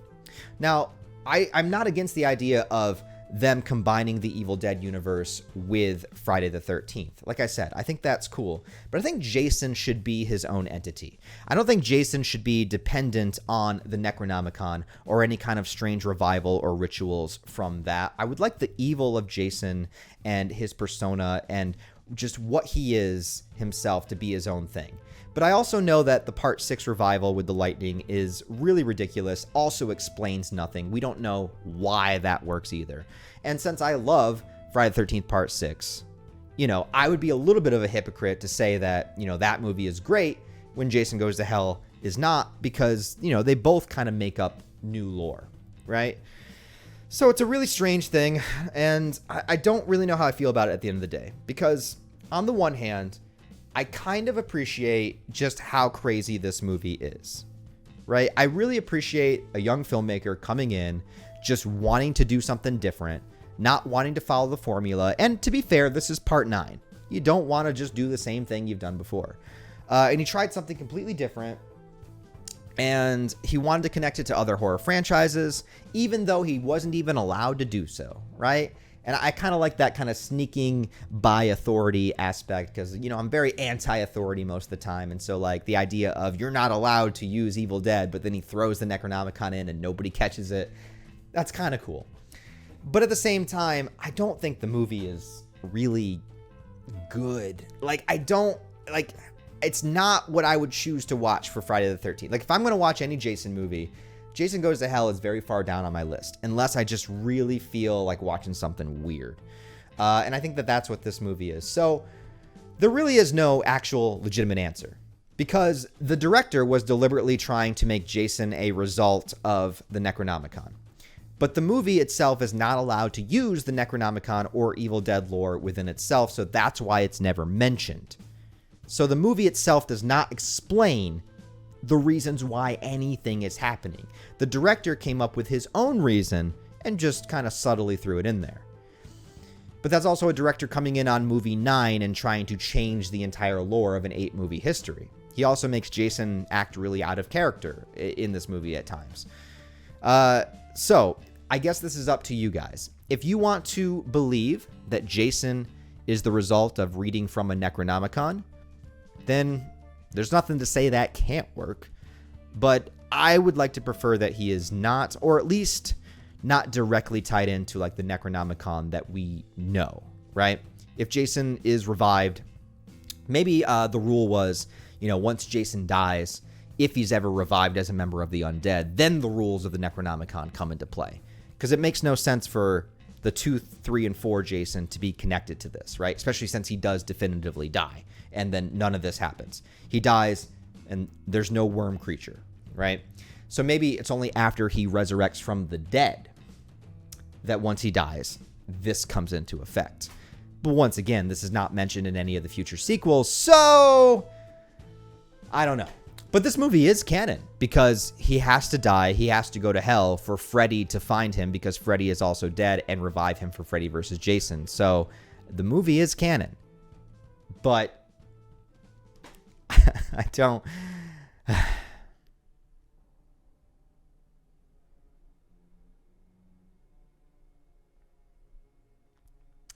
Pretty soon he's going to go to space. Back to the movie now. The coroner kills the security guards, which one of them is played by Kane Hodder, who also plays Jason, and then he makes his way back to Crystal Lake. Along the way, there is a random scene of 3 kids camping in a tent in the woods, which gives us our boobs of the movie, which is cool, but also has no relevance to anything happening in the plot. It's just a scene that's thrown in at the request of the studio because they wanted at least one traditional Jason scene, and even though there is a great kill here, I can't show it to you because it involves an awful lot of nudity, and in fact, this is the most explicit sex scene that has ever been in a Friday the 13th movie. Basically, while the girl is on top cowgirl style, Jason stabs her from behind and then takes the blade and pulls it upwards and splits her body in half. It's a pretty cool kill. I wish I could show you. Our main characters are slowly introduced. As I mentioned, we have Creighton Duke, the bounty hunter, who gets himself arrested just because he's an asshole. Then we have Diana Kimball, a waitress who was once named Diana Voorhees. Yes, the entire time, Jason had a sister who just happens to still live right near Crystal Lake. But she's kept it a secret all this time that she's related to him. As well, she has a daughter named Jessica who has no idea about their relation. And Jessica also just had a baby with her ex-boyfriend. This guy, fucking Steven. Even though the crux of the plot has to involve Jessica, Steven is our real protagonist and the character we spend the most amount of time with.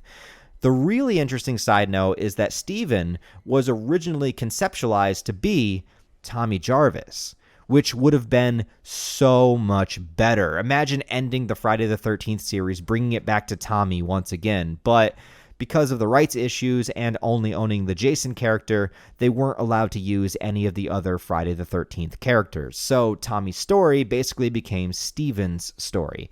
And Steven is fine, I guess, but this movie would have been 10 times better if they could have used Tommy. Anyway, Steven and Jessica are broken up, and instead she's dating this sleazy reporter guy named Robert Campbell, who this movie tries to make you hate and does a really good job of it. But then we have this scene. When Jason needs to transfer to another body, he abducts this cop that knows Diana, strips him naked, and shaves his mustache. No, I'm not kidding. And even the director admitted that this scene was just some random messed up idea he had, but that's my problem with it, because when you have a pre-established character like Jason, you can't just make up whatever you want. I know Jason doesn't speak or anything, but he is a character, and he does have his own personality. And even if Jason needs to transfer bodies, there's no reason why he would need the new body to be stripped naked, especially since later in the movie he transfers bodies without the body being naked. And why would he give a solitary shit about shaving the guy's mustache? Jason all of a sudden just cares about grooming and sanitation. The scene doesn't bother me because of the nudity. It bothers me because it doesn't make any sense for Jason the character to do. But afterwards, Jason goes to Diana's house in the body of the cop, and he tries to attack her to take her body. He also has this weird moment of seeing himself in the mirror. I don't know. Steven shows up attempting to rescue her, even though they do knock Jason out of the house. Jason still does manage to kill Diana, but he doesn't get her body, which means that Jason has to move on to his next target, Jessica. Steven is suspected for murder and taken to a holding cell where he meets Creighton Duke, and for some reason Creighton is willing to tell him all of the Jason lore that he knows, but only if he gets to break some of Steven's fingers for each piece of information. Oh, fuck! But why? Other than he's just a sadistic asshole, I have no idea. See, I hate this character because he acts like he has this great vendetta to kill Jason, but not only do we not know why or how he got this information, he also doesn't seem too adamant about getting it done. If you want Jason dead, wouldn't you just tell the people that you could to do it so you could do it as soon as possible, especially the people that need to kill Jason that are related to him? Wouldn't you want to find Jason and not get arrested and not be in a holding cell? Instead of getting your rocks off to breaking some guy's fingers, wouldn't it be more important to get Jason in the ground? Anyway, Steven steals a cop's gun and escapes. I don't know, man, it just happens. And then he goes to the Voorhees house. Whose house is this? Pamela's, I assume, and it's just here and perfectly intact. Obviously, nobody has lived here in forever, and it's not torn apart or condemned. Seems like you can just walk right in and everything is right where it would have been in 1980, right before Pamela died. And if this movie still does take place in the year 2002, it's been like 22 years and nobody has done anything with this house. And this is the scene where Steven sees the Necronomicon, just sitting there. But again, no information is conveyed to the audience, and if you didn't know what it was, it's just some weird book that's here. Then the sleazy reporter guy, Robert, shows up as Steven hides, and he admits that he stole Diana's body and hid it in the house so that they could do a provocative news story on it. That is incredibly fucked up, but it's okay, because he's immediately attacked by Jason as soon as we figure out that he's an asshole, and Jason switches bodies with him. This time we see what happened to the discarded body, and it just melts away into nothing, with some really cool practical effects here, kind of reminding me of some Hellraiser shit. In fact, I'm surprised the director didn't try to add Hellraiser into this movie also and put the puzzle box in the background. Now, I can't exactly explain why, but I do think the guy playing Robert does a fantastic job when he's the stalking, murderous monster that he becomes. Maybe it's the aesthetic of the blood-soaked suit, but regardless, his rampage is probably my favorite part of the movie. He goes to the police station after Jessica and kills a bunch of people in brutal fashion. Steven shows up, blasting the fuck out of him with a gun, looks great, and then the diner sequence that follows the characters there is also very, very well done. Robert Jason shows up, breaking this guy's arm, which I love, and then he just wreaks havoc inside the diner, and it's a fun watch.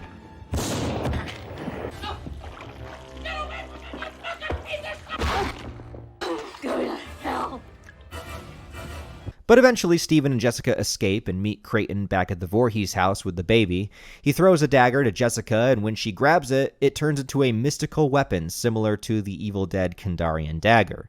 And apparently now this is the only way to kill Jason, and she has to do it being part of his bloodline because, well, just because. Jason shows up in the body of a cop, and when his neck is split open, we see the demonic creature representing Jason's essence. Yeah, it crawls around the floor, it attacks Steven. Don't worry, the movie's almost over. But I should mention there's also a deleted scene where Jason is just a full-blown giant demonic monster in this scene. And actually, I kind of would have preferred that, to be honest, rather than just some weird creature running around.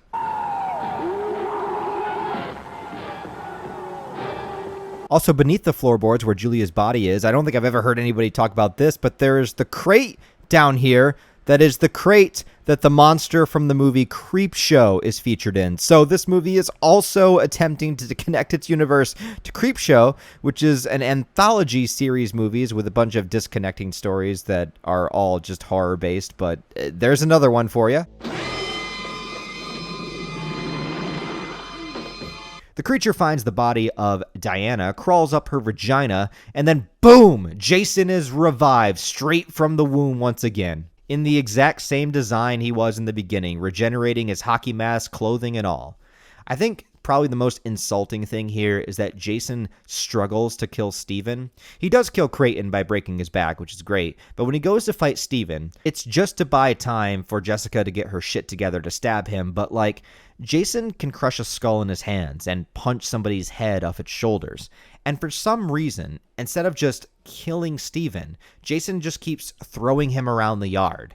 But why? Again, this is not within Jason's character, which is my biggest issue with the movie. Jason never drags out a confrontation. He kills immediately and directly. So it's very, very cringy to watch Jason take so long to try to kill Steven, especially when Steven has not been built up as an intimidating physical force. He's just getting thrown around the yard, and Jason just isn't killing him. But eventually Jessica does get the dagger, and she does stab him in the heart, and she does send him to hell. dozens of giant demon arms rise from the ground and pull him under, which is admittedly pretty cool to see. Also, it confirms that a literal hell does exist within this universe too, so there's that. So in-universe, we have zombie resurrections, telekinesis, necronomicons, monstrous ape-like creatures from the Arctic, a literal hell, and also Freddy Krueger canonically exists here. The end of the movie seems very strange as the family just walks off into the sunset, but like everyone thinks Steven is a murderer. He also assaulted a bunch of police officers, so how the fuck is he not gonna immediately get arrested as soon as this is over? But anyways, the thing that is the best thing to come out of this movie is the final shot. It slowly zooms in on Jason's mask at the top of the dirt, and then, holy crap!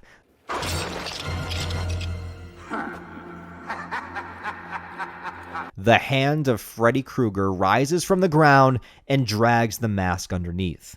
It's a tease of a future crossover and canonically does make sense since Freddy was also just killed in Freddy's Dead a year prior to this movie, so both characters are destined to meet each other in hell. Also, credit does have to be given to the director here because this was a time when not every movie teased a continuation in the work. This wasn't the Marvel Universe era. This only happened because he realized that Freddy and Jason were owned by the same studio now, and he had the ability to do this as a nod and wink to that fact, and to establish that these characters could meet sometime in the future.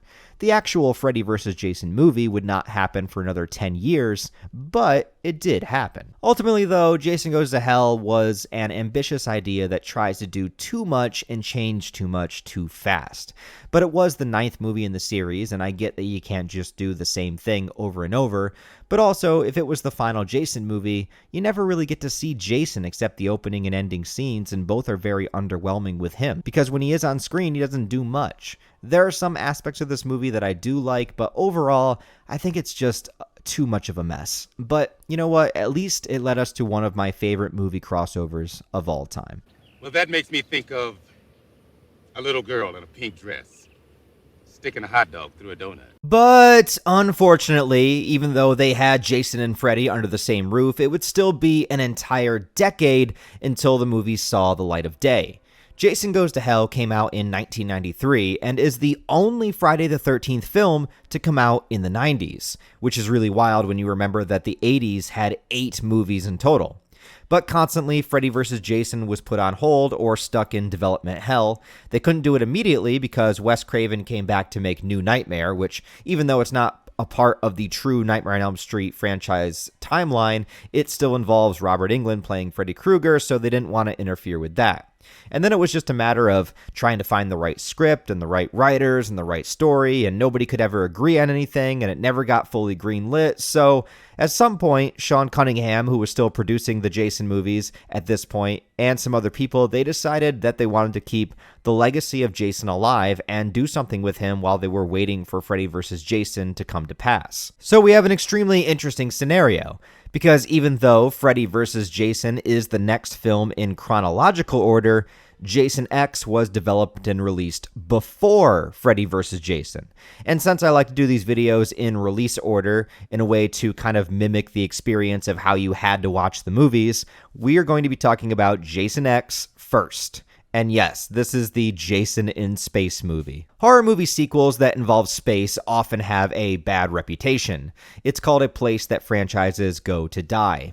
Hellraiser 4 is a prime example of this, and even though I don't really like any of the Hellraiser sequels, Hellraiser 4 was the one where most people said, okay, this series is trash now. But I will contest, however, that the Leprechaun 4 in Space movie is one of the greatest movies ever made, and I stand on that hill, but that's a story for another time.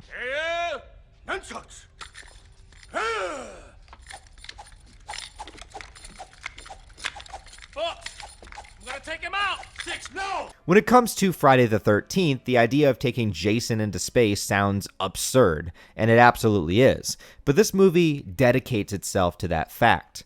See, after rewatching Jason X, I have come to this conclusion. This might be one of the worst movies in the series in terms of comparison to the original few films, but if you can turn your brain off and just enjoy the idea of Jason walking around a spaceship and killing a bunch of futuristic scientists and military guys in a variety of creative and funny ways, This movie is a blast to watch. Look, I don't smoke weed anymore, but this is the kind of movie that you want to get extremely baked and then watch. I'm just saying. It embraces the stupidity and the absurdity. It knows what it is. It's not trying to be scary. It's not trying to be good. It's only trying to have fun. And in that, it succeeds.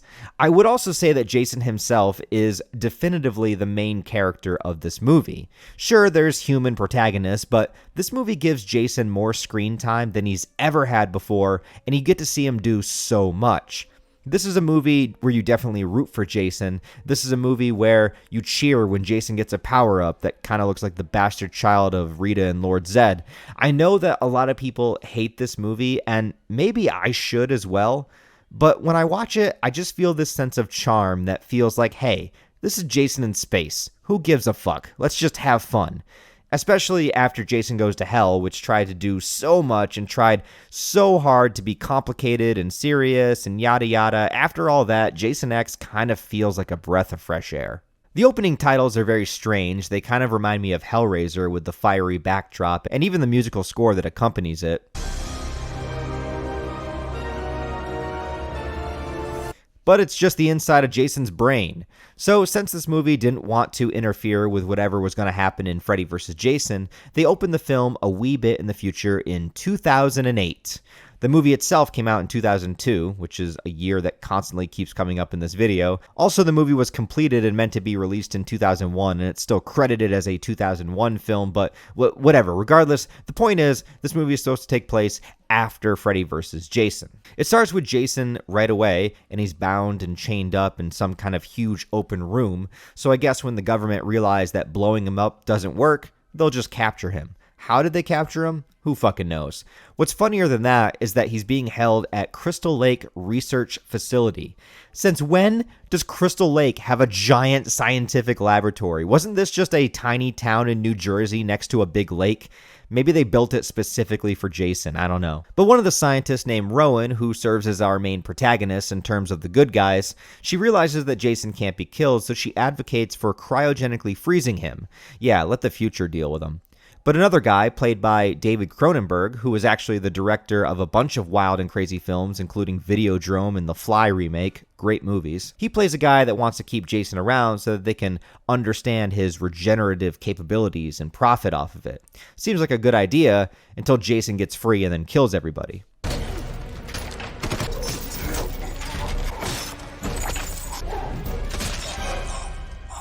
All that's left is Rowan, who manages to trap Jason in a freezing pod and also ends up getting stabbed and frozen herself.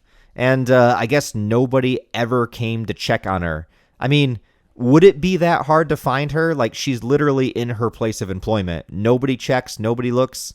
Yeah, you just kind of have to go with it because it's that kind of movie. She's not found until 447 years later in the year 2455, a time where Earth is no longer habitable, and she's only rescued by a class of science kids and their teacher coming to Earth as a field trip.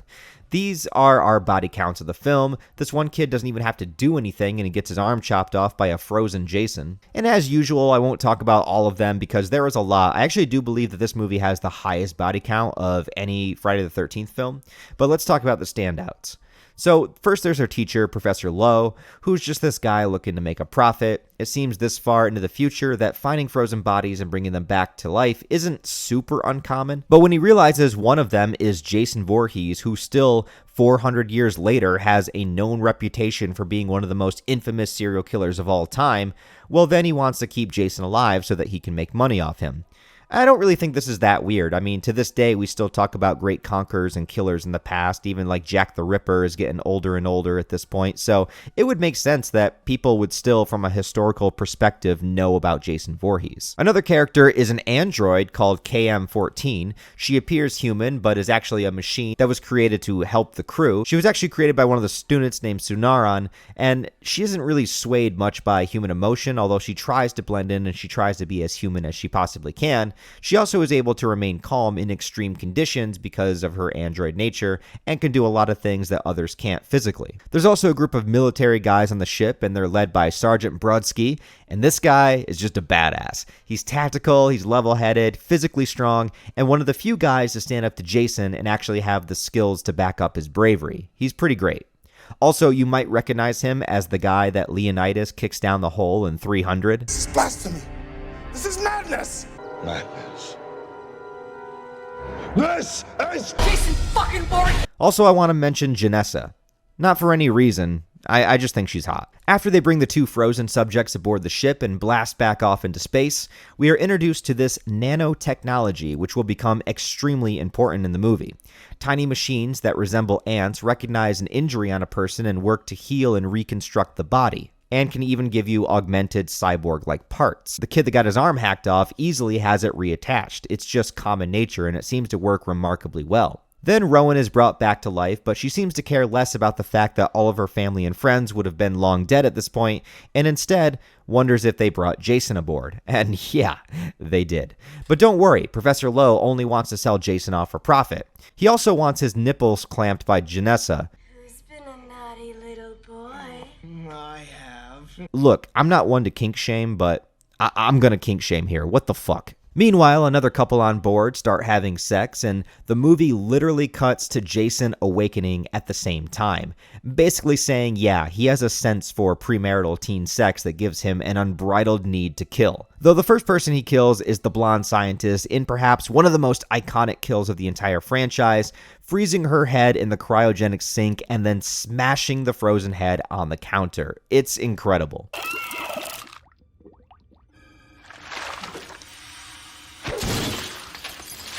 Apparently there was even an episode of Mythbusters where they talked about this and tested it out, and I guess they concluded that only part of the head would shatter, but not the whole thing. But did they really account for Jason's incredibly powerful super strength here? I doubt it. Also, they should totally do the scene in Part 8 where Jason punches a guy's head off his shoulders. I wonder how strong you would have to be to actually do that. From here on out, this follows a traditional slasher movie formula, just in a spaceship. Jason walking around as the monster that he is, looking for unsuspecting victims. He gets one of the two that were sexing it up, and then when it's found out he's on the loose, the military guys suit up, weapon up, and go to hunt him down. There's also this simulation scene where two guys are playing like a virtual reality game fighting a giant monster.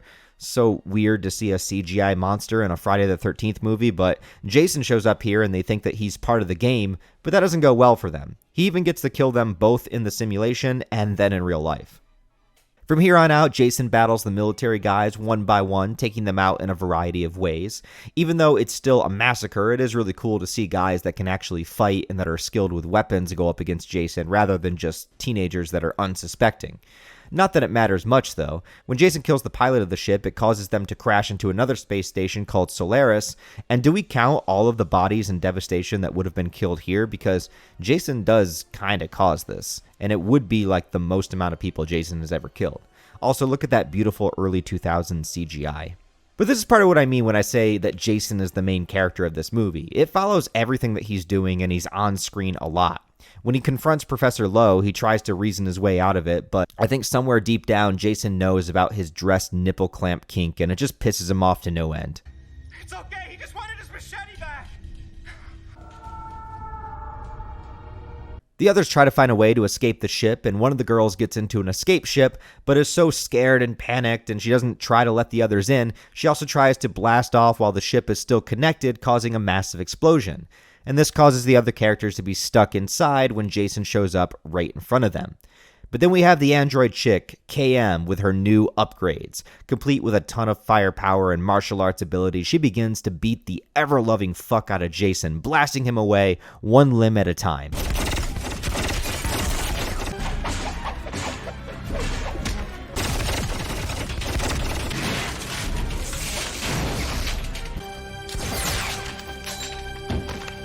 I just want to point out while we're watching an android chick in leather with big guns shoot Jason, that this movie series started off with a little old lady in the woods with a small knife just killing some camp counselors. How did we get here? Anyway, Jason gets his head blown off. The characters send out a distress call for a rescue ship, and while it's on its way, Jason just so happens to have been blown up right next to the nanotech healing bay. So before his heart could call somebody to take a bite out of it, the nanotech instinctively goes to heal and upgrade Jason, giving us a new look, a new form, and the introduction to what is called Uber Jason.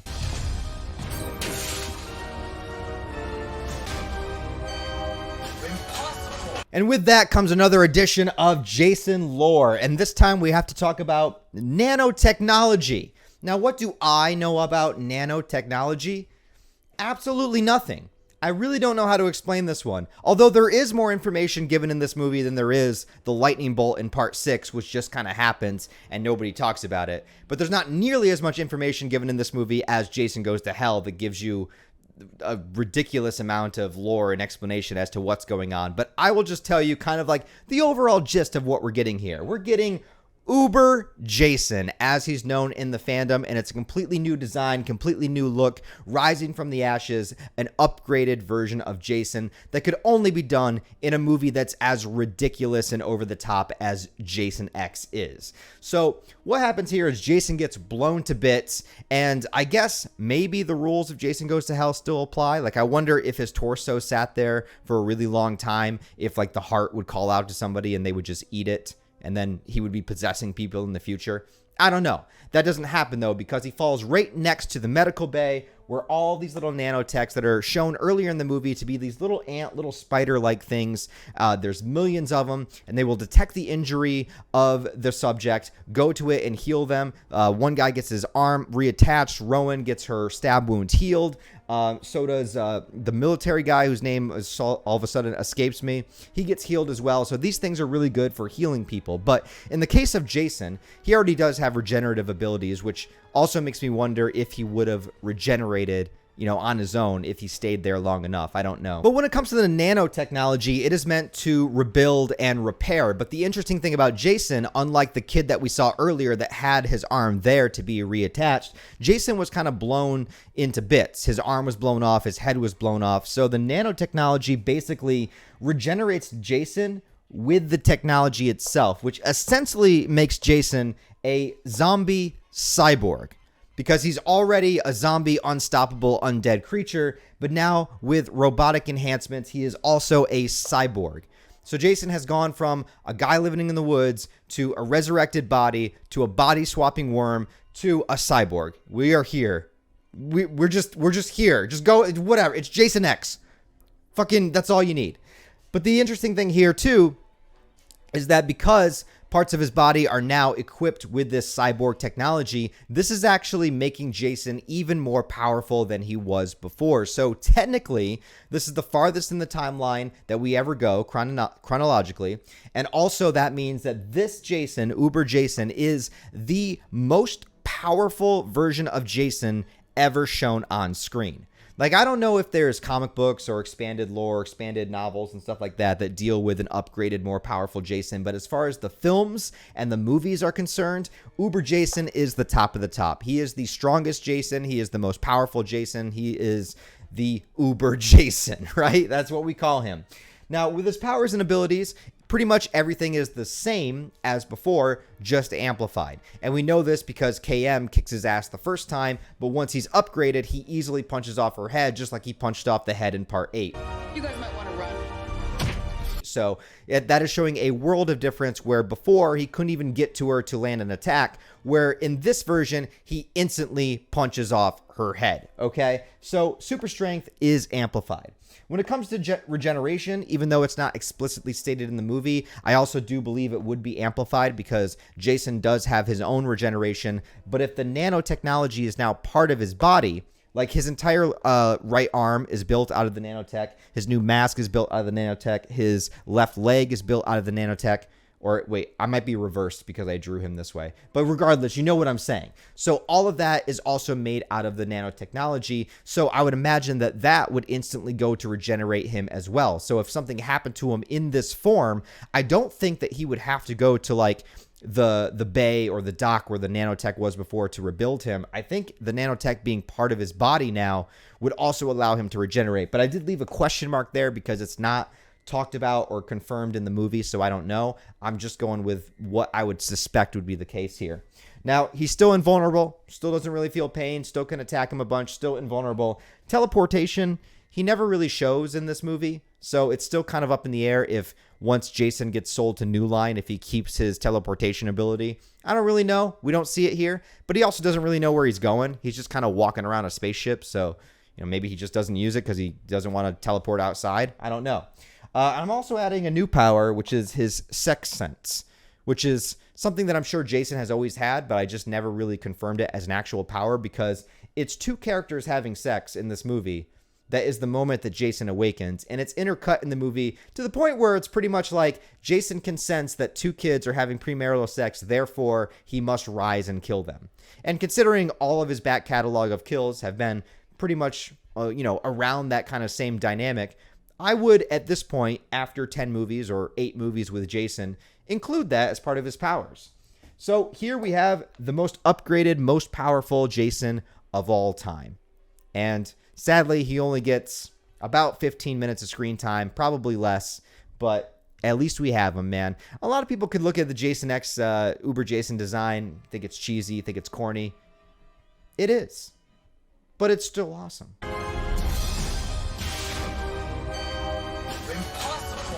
Along with punching off KM's head, though she's still alive because she's an android, Waylander tries to blow himself up as a sacrifice to kill Jason, but it does not work. Jason also punches a hole in the ship, which causes Janessa to be blown out into space. And probably the weakest kill in the movie, only that we don't get to see any of it. We don't get to see her crunched out the small hole. We don't get to see her body floating in space. It's a missed opportunity. But to buy time for the rescue ship, they open a virtual reality simulation and put Jason in the 1980s campsite that he feels so at home in, which gives us this great moment. Or do you want to smoke some pot? Or we can have premarital sex. Also gives us our titties of the film, nice, and a great callback to the classic sleeping bag kill from part 7. But soon Jason gets free just as the rescue ship arrives. It's up to Sergeant Brodsky in a comeback moment to face down Jason one-on-one. This man is sacrificing himself for the other survivors. He knows he's going to die. The only people left are Rowan, Cineron, and KM, but he squares up with Uber Jason anyway. And in perhaps the most ridiculous ending possible, in the most ridiculous movie possible, Jason flies through space towards the rescue ship, but Brodsky intercepts him, causing both of them to fall towards the new planet Earth, burning up in the atmosphere on the way down. And I just don't know what to think when I look at this image. On one hand, this could be a definitive death for Jason because if he burned up into nothing but ash on the way down, well, that would mean that he wouldn't be able to come back unless there's somehow his whole body regenerated. We don't get to see him crash land, so it's unconfirmed, but it is implied that he is still alive because ironically he lands near a lake and we see the Uber Jason mask float to the bottom. But canonically, this is the final appearance of the original Jason in the timeline because only 2 movies come out after this. Freddy Vs. Jason, which takes place before Jason X, and then the Friday the 13th remake, which is a brand new continuity. So in a sad way, this is it. Jason is either finally dead or he's trapped in the future on another planet. Now, there are some comics and even some books that take place within the continuity and the Jason X timeline, but I don't consider them to be officially canon because I only consider what's in the movies real canon. That's just me. But what started as a bullied, disfigured New Jersey kid managed to survive in the woods for many years. He killed over 200 people. He gets resurrected as a zombie. He goes to New York City. He went to hell. He fought Freddy Krueger. And he went to space. And I'd say that's a pretty well-lived life, or afterlife. But still, it is sad to see him go. Obviously, this movie wasn't designed or intended to be a definitive end to the character, but in hindsight, it absolutely would be. Where Jason will go and what he will do next in the future is left only to our imaginations. But as I said, Jason X can be one of the worst or best movies in the franchise, depending on how you go into it. If you want a legitimate scary movie, you're gonna hate it. But if you want to see Jason kill some people in the future in some creative and absolutely over-the-top ways, you'll probably love it. It's probably one of the hardest movies to rank for that reason, because how are you ranking it? If you want an authentic Friday the 13th film experience, this is not the movie you want. But if you want to see some ridiculous Jason shit, it absolutely is. At the end of the day, it embraces its absurdity, and you're either in or you're out. Also, you get this. All right, we've come so far. We have 2 movies left to review, and now is going to be the Freddy vs. Jason portion of the video. But I have to say a few things about this. Number one is, if you guys don't know, earlier this year, I did a horror movie retrospective on the entire Nightmare on Elm Street franchise. Now, obviously, Freddy vs. Jason is combining Nightmare on Elm Street with Friday the 13th, so I have actually already reviewed Freddy vs. Jason in that retrospective. In fact, I only made that retrospective about 4 months ago, so it has not been that long since I've actually reviewed the Freddy vs. Jason movie, and I'm probably not going to say anything different if I reviewed it now. Also, with the amount of work to put in to make the Friday the 13th video, it's going to save me some time if I just copy and paste that review here. Now, I feel a little shady doing that, you know what I mean? It's kind of like, let's get out of reviewing one movie, but I didn't, because I actually already reviewed it. I just reviewed it from a little bit more of a Nightmare on Elm Street perspective, because I was reviewing it for the Nightmare on Elm Street retrospective video. But I think I still reviewed it pretty much just as its own movie for the most part. And I figured, why not just kind of put that here, because it's going to be the same. I'm going to have the same feelings, the same opinions. It's going to be the exact same. So instead of making an entire new review for Freddy vs. Jason, I figured I would just throw that review here. So I apologize if you were expecting a completely brand new Freddy vs. Jason review. It's just, maybe if I had more time, you know, maybe it would have been like a year or a couple years, but it's only been a couple of months. So I don't think it's going to change that much. However, because I reviewed it more from a Nightmare on Elm Street perspective before, there were a few things that I didn't exactly talk about that would be more prevalent for a Friday the 13th review, right? And one of the things that I left out before was the controversy between the recasting of Jason. Now, I know I haven't talked a lot about the Jason actors themselves. I've been talking more about the films themselves and the in-universe ideas of what's going on as opposed to behind the scenes. I mentioned a few behind the scenes things of how the movie got going, but my real primary focus is to talk about the movies and the plot and the things that happen within the films and the lore. That's kind of like where I get more joy out of it. But there is, of course, always behind the scenes drama that does happen, and there was massive drama for Freddy vs. Jason. So the stunt performer actor Kane Hodder has played Jason in 4 movies at this point. He started in part 7. He played Jason in part 8, Jason Goes to Hell, and Jason X. And by this point in time, especially in like the early 2000s when Freddy vs. Jason was finally kind of coming to fruition, Kane Hodder was the definitive Jason at that point. He was the only actor who played Jason more than once. He played him 4 times in a row, and he really felt like he embodied that role. And most people and fans and Friday the 13th, directors and fans alike, they all were like, yeah, Kane is the guy. Like, Kane is the guy that plays Jason. He plays Jason the best. He has the best mannerisms. You know, he has the best body language. He's an intimidating guy. So I don't mean like in real life. I just mean like from being like just big, muscular, tall, you know, that kind of stuff. He brings a presence to Jason that is very signature and very much his own, while still paying tribute to the past movies and stuff like that. I do believe also he did the motion capture for the Friday the 13th video game. So still to this day, people consider Kane Hodder to be the definitive Jason, right? And I completely understand that. And there is a bit of a kind of a tragic tale here where for the most part, Kane actually really believed that he was going to be in Freddy vs. Jason when they finally got around to doing it. A lot of people did. Even Robert Englund, who plays Freddy Krueger, expected Kane Hodder to be the guy. I mean, he knew Kane Hodder. They go to conventions and stuff like that. Like, they know each other. They already have, like, the idea that this is what the movie's going to be. It's going to be Kane Hodder versus, Robert Englund. Like, the definitive Freddy, the only Freddy at that point, and the definitive Jason. That's what it was going to be. But when the movie came time to be shot, Kane Hodder was not cast as Jason. Instead, it went to another stuntman named Ken Kurtzinger. Now, I'm not as familiar with Ken Kurtzinger's filmography, so I can't give you a list of movies that he's been in. I know he's been a stuntman for a lot of things, but he was the guy that was cast as Jason. And I'm sure, these things do happen in Hollywood where somebody expects to get a role and somebody else gets casted. It's not like a vindictive thing of like this actor, did something so that this actor wouldn't get the role. I don't believe that's the case. But the strange thing about this controversy is that there still has not really been, at least what I can find, a clear, definitive answer as to why.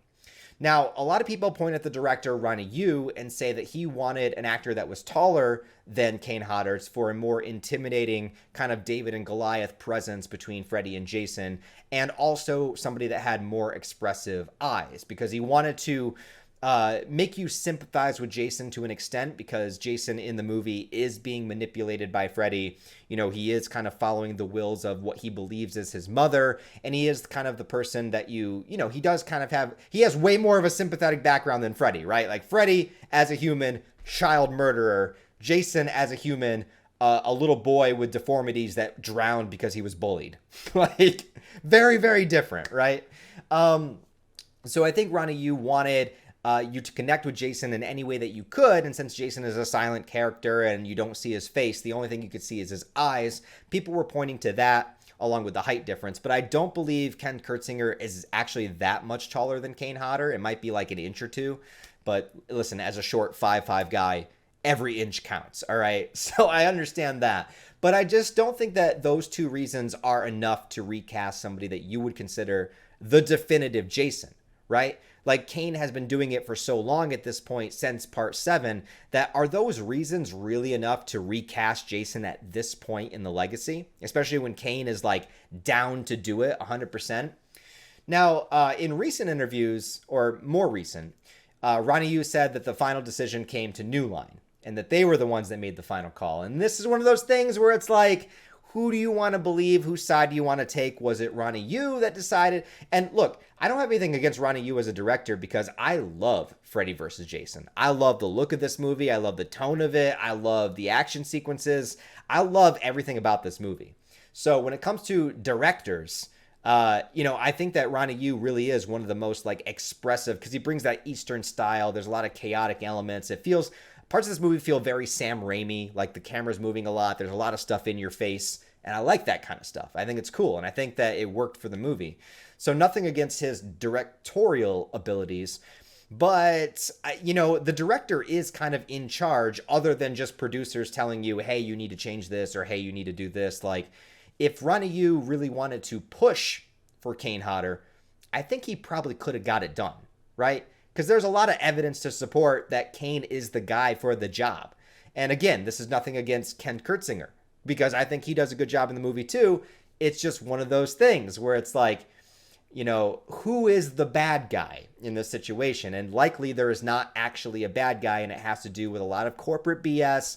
Maybe Ken Kurtzinger didn't want to get paid as much as Kane Hodder. I don't really know. The only things that we have to go on are Kane believing he was going to be in the movie. I believe he even got sent a copy of the script, and then at some point that changed. And the only things we can find are that they wanted somebody taller and they wanted more expressive eyes. I don't know. So this is still kind of something. Maybe there's more definitive information out there that I couldn't find that you guys could enlighten me on, because I'm not saying I'm like the most deeply knowledged Friday the 13th, aficionado out there. I'm sure there's a lot more people that know a lot more of the behind the scenes stuff than me. Like I said, with my videos, I try to focus a little bit more on like the story and the characters and the lore and things that are happening in the movies. As far as behind the scenes, I'm gathering what information I can. I'm listening to the commentary tracks, I'm watching interviews, but like I haven't been, sinking in this information for decades and decades. So if anybody else knows more information as to why the switch happened, let me know. But I do remember, even being young at the time, like this movie I was so hyped for. Like, I'm going to probably cut out my intro of the Freddy vs. Jason movie from the Nightmare on Elm Street one because I talk a lot more about Freddy, but I'll just add in here that this was right around the time that I was really, really getting deeply into horror movies. I was about 14 years old, and I was going to the video store because they still exist every single weekend, and I was renting like every horror movie I could. Like all of a sudden, I don't even remember what movie it was specifically that made me start this chain reaction, but this was around the time that I was watching all of the Freddy movies, all of the Jason Friday the 13th movies, all of Michael Myers, Texas Chainsaw. I was watching everything at this point. Like I was so into it. And when I saw that this movie was coming out, my hype was through the roof. Like this was my Avengers. And I literally made my dad take me to go see it. I mean, he wanted to see it too, but like, I don't think he was like as invested as I was, obviously, because I was, under 17, so I couldn't go. But this was the first movie of these franchises that I got to see in the theater because it was like I was finally kind of coming into my own. I was getting older, I was getting into more edgy, kind of dark, horror stuff. And so Freddy vs. Jason was a movie that like I watched the trailer every day after school. I was so hyped for this movie. I was so stoked. And for me, especially at the time, it lived up to every expectation I had. So this is definitely a movie that I hold very near and dear to my heart. I love this film. I love just the idea of crossing over these characters, having them fight, and I love that this movie delivers on that fact. It doesn't just have Freddy and Jason meet in the last 5 minutes and have a quick fight. No, like from the hour point to the end of the movie, like it is a war between Freddy and Jason, and it is gory and it is intense, and they beat the ever-living fuck out of each other, and that's what I love about it. Now, the other thing that I wanted to mention about this movie that I didn't before is they actually did a lot of interesting promos for this film. And one of them is they actually had Freddy and Jason, Robert Englund, Ken Kurtzinger in costume, in character, show up at a Las Vegas event as if this was going to be like a boxing match or a big UFC event. And they actually had like a panel, they had a weigh-in, and they had all of these things happen. They had the, Freddy in character on the mic dissing Jason the same way you would see like two boxers about to fight, which is hysterical but insanely good promotion. I couldn't imagine how fun and funny this would have been if you could have been there on the day. From Camp Crystal Lake, introducing the Tower of Power, Jason Voorhees. Jason, there's been a great deal of controversy about your training methods. How do you respond to that? Waiting to see if this Goldie here can find a ring. Security. Well, ladies and gentlemen, the press conference. But other than those pieces of information that I wanted to add for this video, I am going to just jump in now to my Freddy vs. Jason review that I did. I am probably going to try to throw another filter over this video though, because YouTube is insane for copyright claims and copyright strikes, and that's why all the videos have backgrounds, and I try to make the video a little bit see-through. I try not to show too many clips because YouTube just has this algorithm where they check all the copyright stuff, and for every video that I ever do, I'm sure this video will get copyright claims and I'll have to try to fight them. That's why I'm trying to get the video done early, so I can try to like fight the copyright claims to get the video out and monetized on Friday the 13th, right? And Freddy vs. Jason from the Nightmare on Elm Street retrospective got 2 claims on the same video footage. So I'm going to try to alter it a little bit to see if that helps. So I apologize if it looks a little funky or a little wonky, but I'm trying to survive here on YouTube, man, so I'm doing my best. But anyways, without any further ado, enjoy the review for Freddy vs. Jason. The idea of Freddy vs. Jason was something that had been floating around ever since the 80s when both of the series were at their peak, and it makes sense as to why. Similar genres, but vastly different characters and skill sets. People love the idea of these versus matches and wondering who would win, and I guess it just appeals to our primal nature of wanting to know who the strongest is or who the most alpha contender is. Now, a lot of people say it would make more sense for Jason to fight Michael Myers from the Halloween series, since both of them are silent killers that wear white masks. And look, I would not refuse watching a matchup between the two of them, but I actually think it's because of the huge difference between Jason and Freddy that makes the matchup a lot more appealing to me. You got one guy who is a sadistic, torturous, gleeful killer that has personality, he speaks, and has a bunch of abstract supernatural powers. And then you have another guy that's like a gigantic Hulk strength level living zombie with no expression, silent, and just kills you as quickly and brutally as possible. Opposites attract, and I think that that's what lends itself so well as to why a matchup between these two in particular is so exhilarating. But even if the idea was up in the air, for the longest time the two characters were owned by different studios, and the problem when you try to combine them with that is that you get too many cooks in the kitchen. Everybody from New Line Cinema wants Freddy to win, everyone from Paramount wants Jason to win, but it's more than that. It's that everything has to be approved by so many people, like do they have equal screen time, which character looks the best, who's the plot centered around, who gets the most creative control, and on and on and on. It basically makes it too much of a headache for anybody to try to take seriously. It wasn't until after Friday the 13th Part 8 when the rights to the franchise were up for grabs and sold to New Line Cinema. Coming with the franchise as a producer was Sean Cunningham, the man who directed the original Friday the 13th and also made Last House on the Left with Wes Craven back in the day. So now they were both under the same roof. Sean and other producers were pushing to get this crossover made, but it was not an easy journey. First, Wes Craven would return in order to make New Nightmare, and then, instead of letting Friday the 13th sit, they went ahead and made the 9th installment called Jason Goes to Hell, which is one of the weirdest and most bonkers movies, not just of the Friday the 13th series, but of all horror movies in general.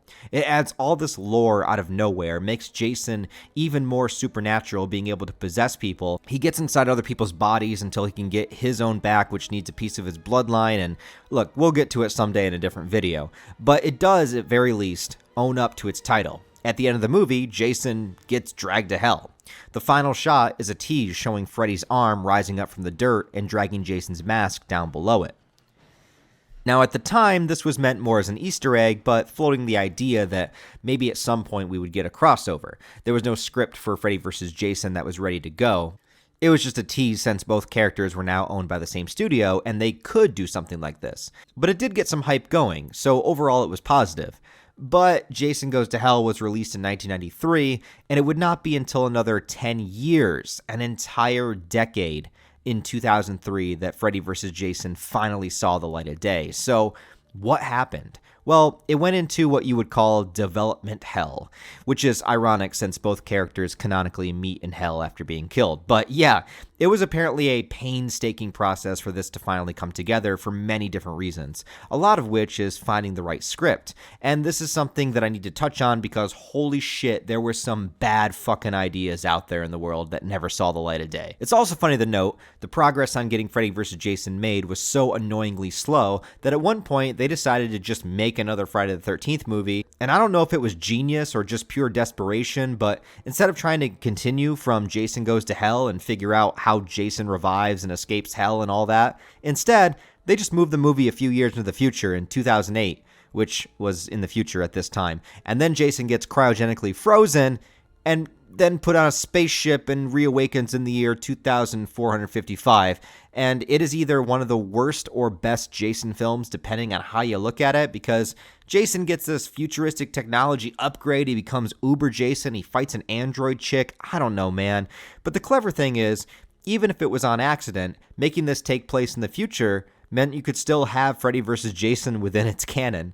And although it shows Jason survive because, well, he's Jason, I mean, I buy it because he can just resurrect all the time. It's not like saying Jason definitively won the fight. It's just, at some point Jason comes back. But yeah, dozens of scripts were written over the years. Most of them were god-awful. Several of them revolve around a Freddy Krueger cult of people called the Fred Heads. Like, did we learn nothing from Halloween 6? No Fucking cults, man. But in some versions, the cult was to bring Freddy into the real world, and when he was unleashed, he became too powerful, and so they put Jason's body back together like a Frankenstein in order to stop him. Also, apparently, there was a cult leader named Dominic who was like the lead of the movie and took way too much screen time away from Freddy and Jason. There was also a version of the movie where the fight took place in hell, like literally in hell in a boxing ring, and Ted Bundy was the announcer. Yeah. There was also a movie that involved both time travel and Thanos. Well, not the Marvel Thanos, but a demon named Thanos that apparently has been the mastermind of both killers the entire time. Yeah, that's what we need. Take away all the power and autonomy of the two killers and just give us a completely different main antagonist. Stupid. Also, I guess in this version, they were trying to connect Freddy and Jason by saying Jason was from Elm Street and Pamela Voorhees was part of the burning of Freddy alive, and man, it gets even worse than that, though, because a lot of them tried desperately to connect the two franchises at some point within their history, and they had one where Freddy was banging Jason's mom at Crystal Lake, and then Jason walks in on them. I guess that's pretty traumatizing and probably would turn you into a murderer as well. And there was other versions where Freddy was a camp counselor and molested Jason. Or even ones where Freddy was the camp counselor, molested him, and drowned him, changing the entire lore that instead of being bullied and picked on by kids, it was Freddy that originally killed Jason when he was a child. There's also versions where I guess they were trying to use the new Nightmare Freddy, since that was the most recent Nightmare movie before Freddy vs. Jason, which makes no sense at all. That version isn't even really Freddy, and it's supposed to take place in a real world, so I don't know. Speaking of real worlds, there was also a script where Jason was basically a normal human being and he gets caught and put on trial. Like, who's his lawyer gonna be? Fucking Saul Goodman? I'd better call Saul! Did you know that you have rights? The Constitution says you do, and so do I. The list goes on, man. I'm sure you can find many others. I guess there was dozens of different Freddy vs. Jason scripts. I think the main thing that all the versions got wrong is that they didn't respect the lore of both of the franchises. The people coming out to see this movie were mostly going to be fans, and this would be an event film for both sides of the battle. No one is going to care about the fight between Freddy and Jason if it's not the version of the characters that people have come to know and understand and felt like they went on this entire journey with. Finally, a script that was made by Mark Swift and Damian Shannon worked in a way that none of the others did and actually respected the lore, and they treated every movie within the franchise as canon as they possibly could, and for the most part, they did a good job with it. They had the horror cliches that we expected, they had scenes both in Springwood and at Crystal Lake, and they delivered on the fights. And in order to direct the movie, they also went through a lot of different candidates that held the movie up for a while. People like Peter Jackson, Guillermo del Toro, and Rob Zombie were all considered for the film. Eventually, it landed on director Ronnie Yu, and this was a blessing. Yu had a long history of directing various Hong Kong-style films, which gave him a particular vision and style that would be unique to this genre. In America, he was coming off making Bride of Chucky, and say what you will about that movie, but it is the best Chucky movie other than the original, and it also completely reinvigorated that franchise and gave it the tone that we know it as today. So with Freddy vs. Jason, Ronnie Yu was able to give it a fresh energy and intensity that it desperately needed. I love the look of this movie. You can definitely feel the kinetic energy in every single shot, the lighting techniques with the deep reds in the boiler room, the blues, the greens. It makes each scene really stand out. And he did not hold back on the fights or the gore, or even the titties for that matter. He knew exactly what kind of movie this was, and I think it absolutely delivered. It also has an incredible pace to it. The movie starts out and it just goes. There's practically no lull time. For example, in the first 5 minutes of this movie, you get a recap of all the Nightmare on Elm Street films, you see a naked chick, and you see Jason chase her around with a machete. This movie wastes no time. And I love that they did it this way. Freddy opens the movie basically narrating his history real quick in order to catch the audience up to speed. We see England playing a pre-burned Freddy for a few shots, and then we get a montage of the entire Nightmare on Elm Street franchise. It's a highlight reel of some of the best moments and clips from every single movie, other than New Nightmare, of course, and shows that, yeah, it's all canon here. Freddy explains that he's been to hell, and he can't come back unless people's fear of him begin to rise up once more. So, he finds Jason, also in hell, and manages to get inside of his head. Now, we don't actually see any scenes in hell. It's kind of abstract. Pinhead doesn't show up or anything here. We just get a narration that we are inside Jason's subconscious. Freddy gives him a classic scenario of killing a half-naked lady, and then appears as Jason's mother, telling him to go to Elm Street and begin killing. This also respects the Friday the 13th lore and reminds us of Jason's respect for his mother. Everything is put into place in the first 5 minutes of this movie. How exactly Jason is revived to life, I mean, I guess Freddy just gives him the right motivation, but, I mean, it's fucking Jason, so I buy it. Jason comes back to life, and he heads to Springwood with the intention that once he begins killing, people will think that it's Freddy, and Freddy will then be able to regain his powers. And that's a good enough premise for me. With characters like these that constantly revive anyway, I don't need it to be incredibly detailed. The movie then cuts to Elm Street, and we have the classic 1428 Elm Street house that has new people living in it. This is the first time people are actually living in it since Part 2, other than just having it be a run-down abandoned house. And I know I mentioned my frustration, the fact that it's only been 4 years since Freddy's dead and the whole town is back to normal, but there is actually a line later on in the film where the police chief mentions that the town has been safe for 4 years, so I respect they at least acknowledge it to a degree. Also, I want to say that this movie has by far the most attractive cast of girls in any Nightmare or Friday the 13th movie. I don't know who was doing the casting, but goddamn, someone got upset in my Evil Dead video and said that I was too horny during the review, and I've tempered it to the most of my ability in this video, but I cannot ignore this. Monica Keena as the main character Laurie is so drop-dead gorgeous and attractive that it's actually distracting from the film. Kelly Rowland from Destiny's Child is here, playing a character named Kia, who's also super attractive, and I really love her red and black hair. And then we have Catherine Isabel playing Gib, who is a scream queen in her own right. She also starred in the movie Ginger Snaps as a werewolf, and there's just something about this girl, man. I don't know what it is, but I like it. Anyway, it opens with the three girls hanging out, inviting a few douchebag boys over. Laurie is more reserved as a character and reluctant to talk to any guys since her boyfriend mysteriously disappeared a few years back. And after a quick banging scene, Jason shows up and murders the fuck out of Gibbs' asshole boyfriend in one fantastic kill. There's a police officer named Scott Stubbs who is new to town, and he's kind of our window into things and how they're being handled right now. It seems that at one point everybody knows of Freddy and what he can do, but they keep quiet about it in order to let the town's fear stay low. So he's constantly questioning why everybody seems to know what's going on, but nobody will talk to him about it. Meanwhile, we are reintroduced to Weston Hills, the psychiatric hospital from Dream Warriors. It turns out Laurie's boyfriend Will is actually here alongside another character named Mark, and they are forced to take Hypnosil daily. It's the same drug from Dream Warriors that Nancy was on in order to suppress her dreams. And I like that they brought that back and they kept the canon going with that. But within the town's conspiracy to keep Freddy out of the minds of the people, anybody that has any supposed contact with him is locked away. Mark's brother was killed by Freddy, and Will believes that he saw Laurie's dad kill her mom, which could also be related to Freddy as well. When Will sees on the TV that a second murder has taken place in Laurie's house, the two manage of them to steal some keys and escape. And I guess the security here has really gone down since the 80s. So the general idea is that as long as Jason keeps killing, the town will think Freddy is the one doing it, which will build the fear back up. But the problem is, Jason won't stop killing. The man is a fucking machine of death, and it starts to become a problem. We see this with Gibbs' death. She falls asleep at a rave party in a cornfield and is led into Freddy's boiler room. And I absolutely love the look of this set and Freddy's introduction here, finally strong enough to torment and kill a victim again. And I also want to say that I love the way that Freddy is portrayed in this movie. It's kind of like the perfect blend of all the best of Freddy. Because Freddy is most definitely an intimidating force in this film, and he's treated like a legitimate threat. He's not a cartoon character like he had become in the later Nightmare movies, but he also does have some hilarious lines and deliveries that scratch that itch of a more comedic Freddy at times.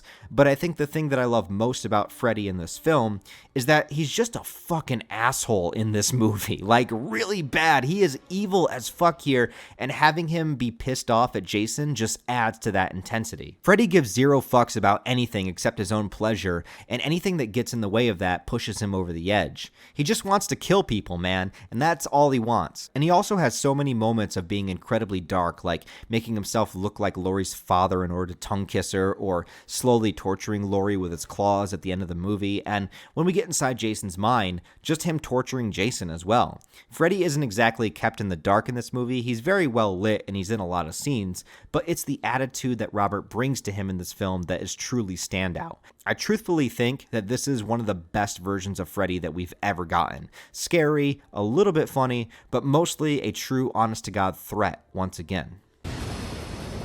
Welcome to my world, bitch. So right before Freddy can kill Gib, Jason kills her in the real world, along with a creepy glow stick guy that tried to date rape her or something. I don't know. Dude, what the fuck? Also, afterwards, we get some awesome Jason scenes. You weren't inside. Son of a bitch.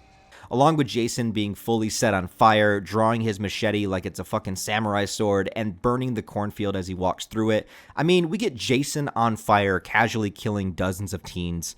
This movie rules. Freddy does get one good kill, though, going after Mark, tormenting him with images of his dead brother and then setting him on fire. Freddy's back. Get it? I like it. The main cast gets together to figure out what's happening, knowing about Freddy and how he's being hidden from the town, and then the police officer Scott enters to tell them about Jason, no longer trusting the rest of the cops in town. Oh yeah, there's also this kid named Linderman, who is kind of the resident nerd of the group, and a stoner character named Freeberg, who is designed just like Jay from Jay and Silent Bob. Like, he had to have been inspired by Jay. It's way too similar to ignore, and at one point, I just kind of think they should have casted Jason Mewes as the part. All you motherfuckers are gonna pay. You are the ones who are the ball lickers. They all sneak back into Weston Hills and try to get their hands on some Hypnosil to keep them safe from Freddy until they figure out what to do next, but this is where things collide. This moment, I kind of dig it, though I don't understand if Freeberg actually falls asleep. It seems strange that he would here, but maybe he's just so stoned that he's close enough to the dream world. I don't know. But Freddy shows up as a CGI caterpillar with a hookah. But that's not the setup for a kill. Instead, Freddy Caterpillar enters Freeberg's mouth and manages to possess his physical body in the real world. I'm not sure of the lore mechanics of this because Freddy's never quite done it this way, but he did possess Jesse in part 2, and he even possessed his own bones in part 3, so, I mean, why not? He uses Freeberg to dump out all of the Hypnosil and then get 2 giant syringes of tranquilizers to put Jason to sleep. Not before Jason arrives and kills Scott. Goodbye, Mr. Policeman. But as Jason approaches the rest of them, we get this solid and perfectly placed Freddy bitch line. We gotta go! Now! Come on! Let me handle this, bitch. He manages to trank Jason and get cut in half at the same time. Great kill. Now this is where we get to some perhaps controversial moments in the movie. Jason is within the dream world and realized Freddy was pretending to be his mom to manipulate him. It's only done with one simple look that you get from Jason, but at least on a very basic primal level, he realizes that Freddy tricked him and is the enemy. Now, obviously, in the dream world, Freddy is going to be much more powerful because he has control over virtually everything. Jason tries to attack him, but Freddy just regenerates and throws Jason around the boiler room. Now, there is the Jason pinball moment, and it is admittedly really silly. I don't like it, but this movie does throw homages to the entire legacy of both franchises, so I kind of let it slide, as in, it kind of represents the more wackier Freddy movies, and it's only one scene, so I'll deal with it. But there's also this. Jason being afraid of water. Now, a lot of people don't like it, but I want to try to justify it. Jason is not afraid of water in the real world. He walks through the lake plenty of times, but this is Jason's deep subconscious, and it's meant to reflect the memory of his childhood self. And Jason is a very simple-minded character. He doesn't have a very deep thought process. He loves his mom, and he likes to kill people. I get it. And as a child, he drowned, and in the nightmare sequence that he's in right now, he's brought back to those childhood memories. They even show him turning into his childhood self. In the real world, this would never happen. But in a dream, I can buy it. Freddy specifically looks for his victims' fears to exploit, and Jason was a child that was bullied, picked on, drowned, and watched his mother die. There's definitely plenty of there to exploit. I like this decision, and I think it makes sense for a dream sequence and makes it more interesting. We see the representation in Jason's mind of the endless bodies that he's piled up, bringing corpses to this broken down house over and over in just a endless loop of killing. And back on the human character side, they decide to bring the passed out Jason to Crystal Lake and go into the dream world to try to bring Freddy out, similar to the original movie and in Freddy's Dead. I also got curious as how close Springwood and Crystal Lake are to one another. Now, we know that Springwood is in Ohio, the hell on earth state that it is. Crystal Lake apparently is supposed to be in New Jersey, so that's like an 8.5-hour drive. So you're telling me that these kids took a van and took an 8-hour road trip and kept Jason sedated in the back the entire time. That is an insane amount of dedication. Like, imagine stopping for gas and this is in your back seat. Also, that brings up the question, how the fuck did Jason get all the way from New Jersey to Ohio just walking on foot? Like, did anybody see him? And nobody saw just this giant 6'5" man in a hockey mask with a machete walking like a third of the way across the country. I don't know what Jason's stealth stats are, but they have to be maxed out. When they get close, Laurie goes into the dream world, and we do get some really great stuff here. Seeing Jason as a kid being bullied, kids putting a bag over his head, which references Friday the 13th Part 2, Freddy banging a dead body. It's all great stuff that you want to see. Freddy is basically making Jason relive his drowning and even joining in on the torture, pushing him further into the lake. At one point, the van crashes on the real world, causing Jason to be thrown from it and wakes up. And this pisses Freddy the fuck off. And dude, I love this Freddy design. They do this thing where when Freddy gets super pissed in the movie, he kind of changes to look like a Freddy demon form, and I love it. The only thing that sucks about it is that we only get about a minute of screen time to see it. And I kind of wish that Freddy looked like this for most of the film, or at least from this point out. I'm a big fan of this design. But since Jason is gone from the dream world, he takes out his frustration torturing Laurie, and it gets pretty sadistic. It shows that Freddy was the one that killed Laurie's mom, and her dad was only trying to protect her.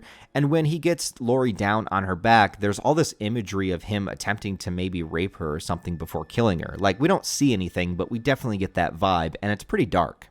Meanwhile, the other kids get inside one of the cabin, but when Jason bursts in, he lights the whole thing on fire, and this whole sequence is fantastic. You have Jason attacking the kids here, paired with Freddy attacking Laurie. Linderman gets killed, and when Laurie's hand falls into the fire, she feels the flame, grabs Freddy, and wakes up, bringing him into the real world, and Jason is fucking pissed.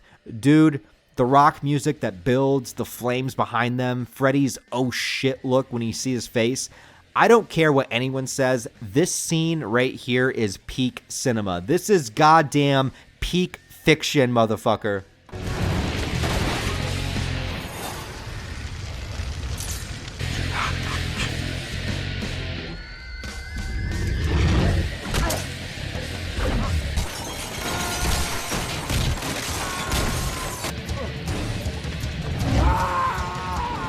And the rest of the movie is exactly what you want it to be. Freddy and Jason beating the shit out of one another. I love when Jason just chucks Freddy out of the cabin. It's fantastic. They do get separated for a bit, and Kia tries her best to insult Freddy, but Jason just smacks her out of the way with a machete.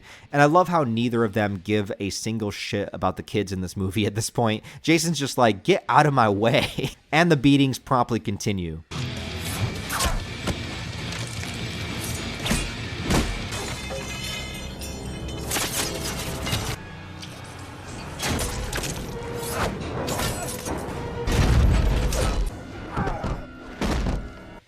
For some reason, there is all this construction stuff all around, as well as a giant propane tank right next to the dock, which is a little bit too convenient, but who cares at this point? I love the part where Freddy cuts off Jason's fingers and he just looks at his hand like, what the fuck? Freddy uses the machete too, which is great. He stabs out Jason's eyes. Jason at one point rips off Freddy's arm. Look, all I'm saying is the movie is called Freddy Vs. Jason, and it absolutely delivers on that promise. They don't just fight for 3 minutes at the end of the movie. Ever since the dream sequence, you could look at the entire final 20 minutes just as a massive fight scene. Laurie and Will manage to blow up the dock, knocking both of them into the lake, and at first one rises out and you think that it might be Jason with the machete, but nope, it's Freddy. But then Jason comes up for one last attack, stabbing Freddy with his own arm. And imagine the force that you would need to stab an arm through somebody's torso. I don't know how it works, but because it's Jason, I buy it. Now, it is kinda lame that Laurie is the one to deliver the finishing blow that decapitates Freddy. I mean, I get it, but I would have preferred the battle to end in a victory going to either Jason or Freddy, but yeah, decapitation. And then both Freddy and Jason sink to the bottom of the lake as Laurie and Will escape. And it should have ended here. But we have the ambiguous ending. We have a shot of Jason rising up from the lake, holding Freddy's severed head in his hand, kind of like a trophy. And I would have been fine with it ending right here, too. But the annoying part is that the final 2 seconds have Freddy's head winking at the camera before it cuts to black. So, here's the thing. If they had actually been able to make a sequel, I would have been fine with this ending, but it's been 20 years now, so it's safe to say that's not happening. The ending was obviously put into place as an attempt to satisfy both fans. You could say Jason won, or you could say Freddy won. Jason because he rises from the lake with the trophy, or Freddy because he winks at the camera. Maybe this ending is in the dream world, who knows? It's left to interpretation. Look, this may seem blasphemous in a Nightmare on Elm Street video, but I'll fully tell you guys, I like Freddy Krueger more than Jason, but I would have been fine with Jason winning, ending the movie right before the wink. I mean, I think it would make sense. Last time Freddy was brought into the real world, he was killed, and so that's how he died for good until this movie. I believe the same thing would just happen again, so Freddy could still be revived at some point in the future, and you could still say Jason won. I also like it just from a pure aesthetic standpoint. I love the image of Jason walking out of the lake holding the severed head. Maybe he'll put it right next to his mom's. There's also this alternate ending that I'm really glad they cut out of Laurie and Will going back to Bang. I guess after killing, all these monsters and having your friends die, you just want to do that. And then Will turns into Freddy at the very end, like implying that he was possessed with Freddy, and that's how he escaped. I don't know. I'm just glad they got rid of it, man. But the movie was a financial success. It was made for $30 million and made $116 million at the box office. But they could just never get a sequel going. They tried to come up with a way to add in Ash from the Evil Dead franchise, but Evil Dead was owned by a different company, and so the problem of having creative control happened again, and just nothing ever landed. Though elements from ideas of the Freddy vs. Jason vs. Ash script did find their way in the Freddy vs. Jason vs. Ash comic book, at least the first version of it anyway, which I have also reviewed in my Evil Dead retrospective if you want to check that out. But since it didn't work, the movie sequel was in development hell once again, and ultimately a follow-up never happened. And it really bums me out, but I am appreciative that we got this movie that took so much love and care of the franchises and its characters. That they went with a script that worked and gave us a movie that had a visual flair and style that fuels the whole thing with energy. And I think it delivered on the concept, and I think Robert Englund does some of his best work as Freddy here. You can tell he was having an absolute blast on set, and it's great that he was able to go out on such a high note, because, yes, the saddest thing about this movie was that this is the last time Robert Englund portrayed Freddy Krueger on film. And canonically, this would be the last time that we see the Freddy from the original films. Both franchises, instead of continuing, would go on to be rebooted in the era of horror movie remakes. Friday the 13th was rebooted in 2009, and Nightmare on Elm Street in 2010, featuring the first and only time Freddy was portrayed by another actor in an official film. I'll always have great memories with Freddy vs. Jason, the hype I had waiting for its release, seeing it in theaters, even listening to the soundtrack, which was awesome and was my first introduction to a lot of bands I love to this day, like Killswitch Engage. And yeah, I guess it's finally time to say goodbye to Robert Englund as Freddy Krueger. You will be missed. No, really. You're going to be really fucking missed. In the 2000s, horror remakes of films from the 70s and 80s were beginning to become pretty prevalent. There was the Amityville Horror, the Dawn of the Dead remake, the Omen remake, Hills Have Eyes, and probably the most signature that got Friday the 13th to happen was the Halloween remake from 2007, which rebooted Michael Myers, and the Texas Chainsaw Massacre remake from 2003. This was the debut film from the Platinum Dune studio, founded by Brad Fuller, Michael Form, and, of course, Michael Bay. And though that might seem like a warning sign, the Texas Chainsaw Massacre remake was, as far as remakes go, a really solid, entertaining, and scary horror film. It gave a lot of promise to the idea of rebooting popular franchises and starting it from the very beginning. Now, in general, I'm not very favorable to remakes as a concept. I would much rather they do something original or expand the lore and do some more sequels, but there are times when rebooting from the start could give you a lot of potential to right the wrongs of the past and to take the lessons from the original timeline and put them forth into a brand new continuity that is able to directly connect with the fans a lot better. It's only remakes of movies that I think are already perfect, that don't do anything different, and just create a weaker, more soulless version of an artistic vision, and then shit all over what was once renowned as a classic, diluting it with garbage CGI imitations of great effects and bland trash characters that I hate. But, you could watch the Elm Street retrospective for more information on that. But it seemed like after 11 movies and all the wild adventures that Jason had been on, New Line was open to the idea of starting anew. And somehow they negotiated with Platinum Dunes, Sean Cunningham, and with Paramount to get the necessary rights, able to use the Friday the 13th title once again, and they brought creators together that actually cared about the franchise. They kept the same screenwriters from Freddy Vs. Jason and hired the same director that made that Texas Chainsaw 2003 remake, Marcus Nispel. He had already proven he could make a good horror movie and reboot a franchise successfully. Not a music video director that only took the job because he was talked into it being a good business move. Sorry, I'll stop. Overall, the idea of rebooting Friday the 13th is okay with me, with the only unfortunate side note being I wish we got more horror crossovers in the original timeline. I wish we got that Freddy vs. Jason vs. Ash movie. I wish we got to see more worlds merge within this universe, but I'm grateful that we got the one movie that we did and that it was really good. It also bums me out that the original series ends with Jason on some new Earth in the future somewhere, but in a way that is kind of definitive, unless they had him travel back in time, but I don't think we want a Back to the Future Jason. Wait, do we? Also, the Friday the 13th remake couldn't actually be a direct remake. Well, I mean, it could, but I don't think that anybody at this point would care to see a slasher film try to make it a mystery when we already know who the killer is. And also, at this point, people want to see Jason and not necessarily Mrs. Voorhees as the killer. So they had to make something original, since just copying the 1980 Friday the 13th wouldn't give audiences what they want at this point. They want to see Jason as the killer. So this movie took a unique approach, and it kind of combined minor story elements from the original part 1 through 4, and then threw them all together.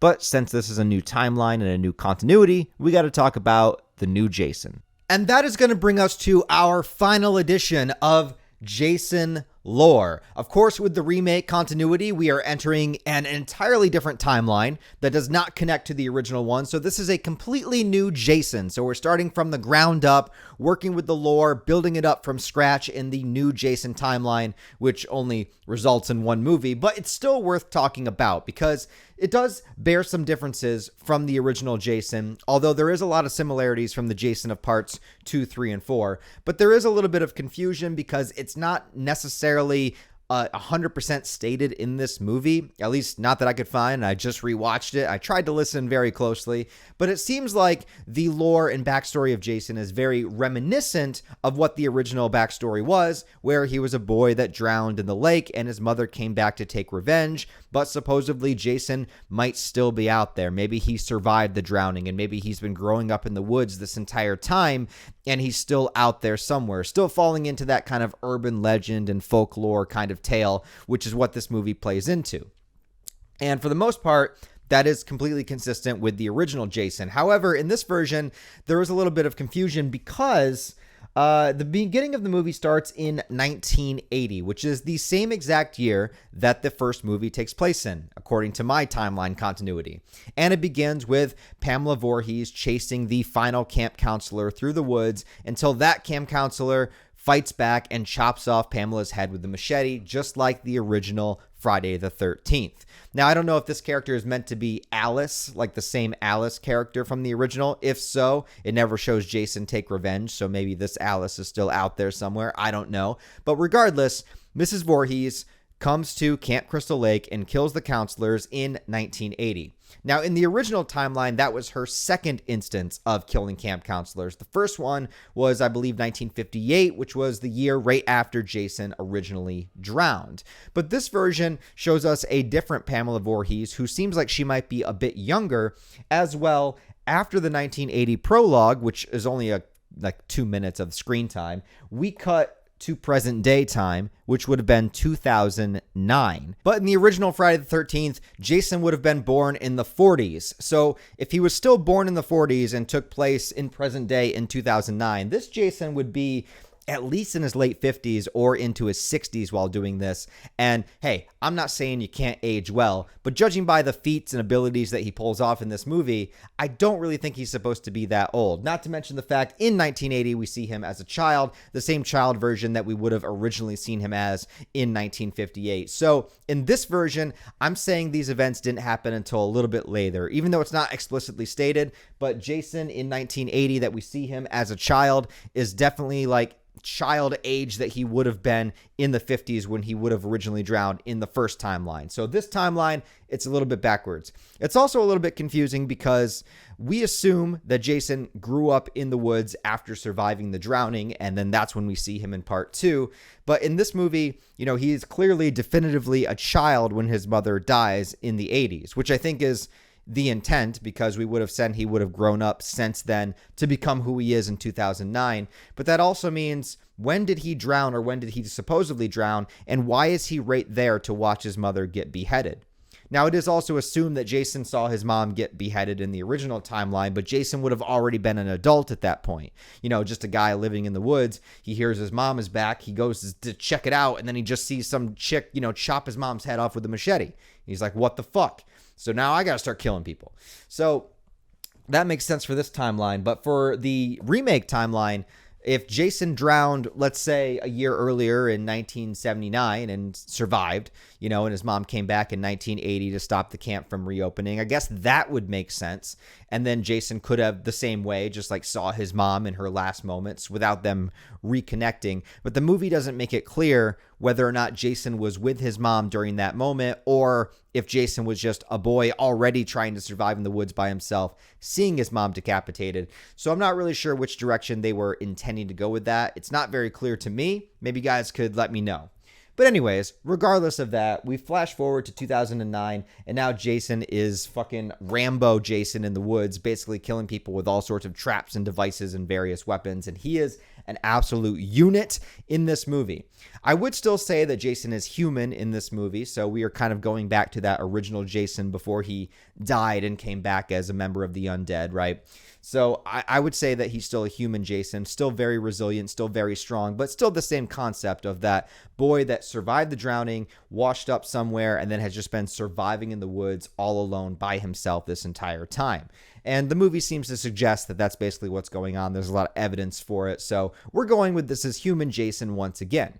And I would say this human Jason is on par, probably strength and skill level, with the original, 2, 3, and 4 Jason. Although I think this Jason is a lot more tactical. But let's get into his abilities. All right, so we got some pros and cons with this new Jason. All right, the pros are he's a survivalist, man. He's been living out in the woods by himself. And not only that, he knows how to utilize all of these techniques and traps and weaponry to be able to exist, survive, hunt, and thrive out here. He's not just living in a shack. He's still living in his house. He's got tunnels underneath the camp that takes him everywhere that he needs to go. He knows the land. He knows the layout. He knows the landscape. He knows exactly what he's doing. So this guy is very, very proficient in everything that he's doing. So his survivalist skills are a complete 10 out of 10. Leigh Stroud has got nothing on this guy. You could put Jason in Survivor and he would kill everybody off and win the millions and millions. Do they still do Survivor? Is that still a show? I don't know. But Jason would win. I'm saying Jason, the survivalist that he is shown to be, with how proficient he is with everything when it comes to that in this movie, is bar none like the best that we've seen as far as Jason being a survivalist. All right. My next one is that he's very tactical. He's very tactical. This Jason lays down traps. He has bear traps set around. He hangs people upside down in order to use them as bait to lure people. Like I said, he's got the tunnels that go underneath Crystal Lake and everywhere that he needs to go. So he's very forward thinking. He's got the... And that leads into the next one. Actually, I was going to combine these two together, but he's got the prep time. All right. This Jason is like Batman. Not only is he like waiting around on rooftops, looming down on people, but he's got the massive prep time. He sets the traps. He orchestrates the traps. And yeah, Jason in the original part 2 did set a couple of traps, but this Jason takes that to the extreme, takes it to the 10 out of 10 level, and is just absolutely prepared. Not only does he have like all the traps set, but he also has a wide variety of weaponry. This Jason uses bows and arrows. He uses axes. He does use the machete. He's got everything, man. He's also very strong. Obviously, we're still dealing with a Jason that is like hyper strong and really, really powerful. I wouldn't say that he has supernatural strength. Other human characters that aren't trained are able to kind of wrestle with him and struggle with him in this movie. But obviously, Jason usually has the upper hand. He's much taller, much bigger. He's got the size. He's got the weight class on the other characters. So still extremely strong and still very resilient to damage. Now, this Jason takes damage the same way that human Jason in the original series did, but he's very resilient to it. You know, he's got the adrenaline up. He doesn't give a fuck.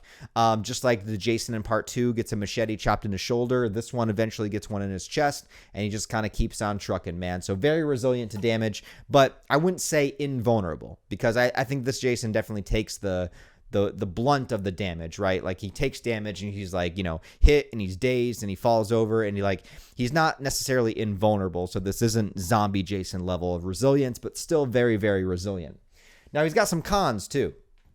Con number 1 is that we're assuming that this Jason is human. So this Jason can potentially be killed. Like I said, he's not invulnerable. I don't think he's got some magic demon worm that he can swap bodies with.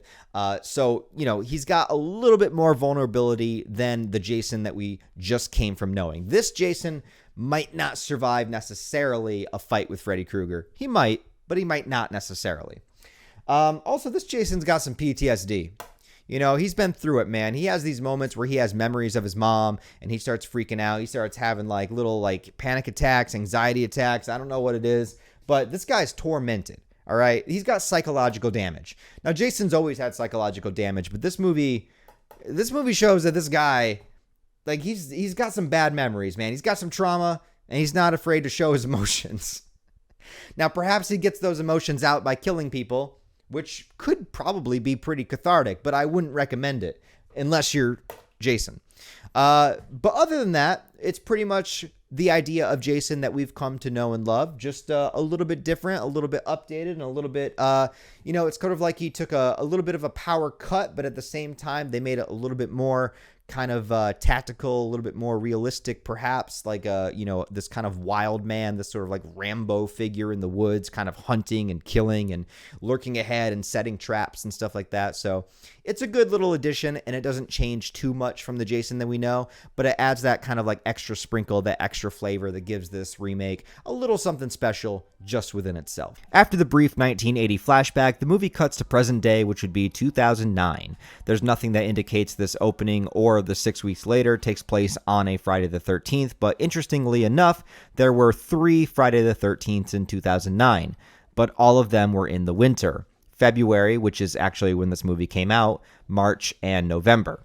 The weather in this movie seems like it's late summer or fall, so I'll just assume this movie takes place on a day that's not Friday the 13th. It starts with a group of teens in the woods hiking, and they try to find an area where a bunch of weed is growing so they can gather it all and sell it, and smoke it, of course. They have to stop and camp out for the night, though, and one of the kids tells the story about the legend of Jason. He watched his mom being beheaded. One of the couples wanders off and winds up finding what seems to be an old abandoned house. This is the Voorhees home of this universe, and they even find Jason's childhood room and bed in that same location. So this is a full building, a full house, and not a shack like Jason made in the original films, and there's definitely no Necronomicon to be found here, at least I don't think so. They find a locket with a younger picture of Pamela Voorhees in it, and it's very important that the girl Whitney kind of sort of looks like her, I guess. Back at the tents, the nerdy kid wanders off and gets to be Jason's first kill. What's this? No! No! No! No! Then, as the other two are getting it on and we got our first boobs of the movie, there are plenty in this one, the girl gets paranoid that the nerd is watching them from outside, and she sends her man out to check. And here's where we get a sense of how this Jason does business. He manages to get the girl trapped in her sleeping bag and then hangs her upside down over the fire. This lures her boyfriend to run back towards her, getting him trapped in a bear trap. Jason in the original part 2 did set up some traps, like the guy that got roped upside down, but in this movie it takes that idea and amplifies it tenfold. Jason really plans ahead here, and he utilizes his knowledge of the landscape and his weaponry to trap his prey very much like he's just hunting wildlife. He then goes back to his house and kills the guy there. We get a good look at Jason sporting his white bag over his head look, the one with the one eye hole. It's a good updated version of it. The movie also puts emphasis on Jason's physical ability of running, jumping, being able to do everything that you would need to surviving in the woods for decades. Whitney gets back to the bear-trapped guy, but it's too late for him. Jason machetes him in the face, and then it cuts to the title of the movie at 24 minutes in. Interesting. I wonder if they just didn't expect the opening scene to go on that long, or if they were like, oh yeah, we forgot the title, just throw it in here. 6 weeks later, and we're introduced to our real main cast. No camp counselors, which I think is a strange decision for a reboot of Friday the 13th, but it is what it is. Instead, we just have a group of teens that are heading to a lake house for a weekend of partying, smoking weed, and hopefully getting laid. And the movie doesn't try to make any of these characters particularly likable or interesting. We know what they're here for. The ones that I would say stand out are Trent, because it's his parents that own the lake house that they're going to. He has his girlfriend Jenna, who is more reserved and kind of depicted as the person that's going to be our final girl of the movie. And not connected to this group at all, we also introduce the guy named Clay here, who is searching for his missing sister, similar to the Rob character in Part 4. His sister was Whitney from the opening scene of the movie, and his only characterization is that he's concerned about her and he's determined to find her no matter what. And that's all we really need to know. You might be expecting me to say something about the actor Jared Padalecki, who is best known for starring in 15 seasons of Supernatural. But I've actually never watched that show, and this is the only movie I've ever seen him in, so yeah. When it comes to supernatural shows where it's got characters fighting monsters and demons, I'm much more of a Buffy Angel kind of guy. But that's just me. The kids get to the lake house and start partying right away, as you would expect, while Clay starts asking a lot of the locals if they've seen his sister. He goes to a barn where this young guy, Donnie, makes some sexual comments about his sister's picture and then offers to sell him some weed. Clay leaves, but shortly after, Jason appears. The hit guy tries to fight back, ripping off Jason's mask in the process right before getting killed himself. And then in the barn, Jason sees a hockey mask, putting it on and replacing his sack for the first time. But you know, this introduction of the mask is kind of boring. I mean, I know it's not anything spectacular in Part 3, but at least there he gets it from a character in the movie who was using it. Here it's just kind of sitting in this barn. They even have Jason looking at himself in the mirror with it on like, oh yeah, I like this. Like, I don't know. It's one of the few parts of the movie that I think is kind of underwhelming, especially for such an iconic mask. I mean, this is the reboot. It has the ability to introduce it in any way it wants to. They could have done anything. But instead it's just, hey, look, mask. When Clay continues to search for his sister, he makes it to the lake house, and Trent really doesn't like him, but Jenna invites him right in. And here's just the quick thing I want to say.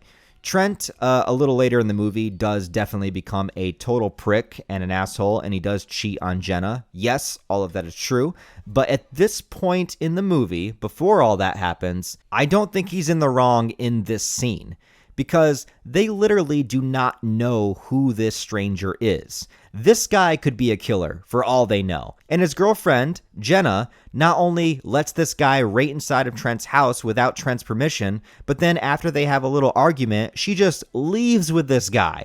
Now, we as the audience know that Clay is a good guy and she's going to be fine. Well, kinda. But just imagine your girlfriend is like, I'm going to let this random sexy stranger into your house, and then if you don't like that, I'm going to go ride off on his motorcycle and leave you behind after you invited and brought us all to your lake house. And yes, I know, later in the movie, Trent does become an asshole and he has sex with another girl, and that's wrong. Yes, I agree. But I'm just saying, during this part of the movie, during this scene, before that happens and before we know that's going to happen, I don't blame Trent for being mad in this situation when his girlfriend leaves him for a mysterious motorcycle guy she's known for a full 5 minutes. Anyway, another couple in the room go for a ride on the boat, and while Nolan is driving around and Chelsea water skis topless, out of nowhere, Nolan gets shot through the head with an arrow.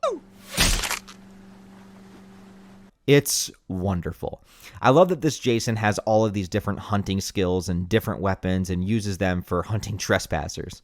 Chelsea is hit with the boat, knocked a little delirious, and then sees Jason standing there menacingly. He's just standing there, menacingly. He finishes the job quick with a machete to the head while she's under the dock, and it's pretty great. While Clay and Jenna are searching the area, they find the abandoned Camp Crystal Lake and then have to hide as Jason returns with Chelsea's body, bringing it back to his lair. It's here that we discover a few things about this movie's Jason. He basically goes underground using old mining tunnels beneath the camp to get around very quickly, as well as basically having his own bat cave down here with a variety of tools and weapons that he's collected over the years. And we see that Whitney is still alive and she's chained up down here. Now, the Jason from the previous series would never keep anybody alive for any reason, but I guess the movie is trying to say that she really does look like a younger version of Pamela Voorhees, and so since she reminds Jason of his mom, he's keeping her alive. It's a very strange thing to include, but since this is a new Jason in a different continuity, I can buy it. The previous Jason had been tricked a few times, like when Ginny put on his mom's sweater and acting like his mom. But in this version, Whitney seems to have no fucking idea why she's here, and she's just constantly screaming. It's not like she's pretending to be Jason's mom to keep herself alive. She has no idea what's going on. And then right next to her, Jason even has a PTSD flashback when he was sharpening his machete, remembering his mom's death, and starts freaking the fuck out. See, even Jason has panic attacks. We're not alone. Remember, mental health is very important, and that if you kill people while they're fucking in the woods, it slowly subdues the pain. Back at the lake house, the most drunk character in the movie accidentally breaks a chair, and Trent forces him to go out to the work shed to get something to fix it. Meanwhile, this girl, Bree, takes Trent into the bedroom and, well, just begins to jump his bones. And I can't show you any of it because it's pretty explicit, and even more so explicit than the Jason Goes to Hell sex scene. And as Trent says, "You got perfect nipple placement, baby." And he's correct. Jason is even kind enough to let them finish and instead takes his attention to the kid in the work shed, killing them very slowly with a screwdriver through the neck. Jenna and Clay return, and the only one here to hear them talk about a murder in the woods is a guy named Lawrence because Trent and Bree are still banging. Bro, I'm too single for this right now. Anyway, Lawrence takes a stovetop pan as a shield, and he heads out to face the threat. Very brave. Let's see how that goes for him.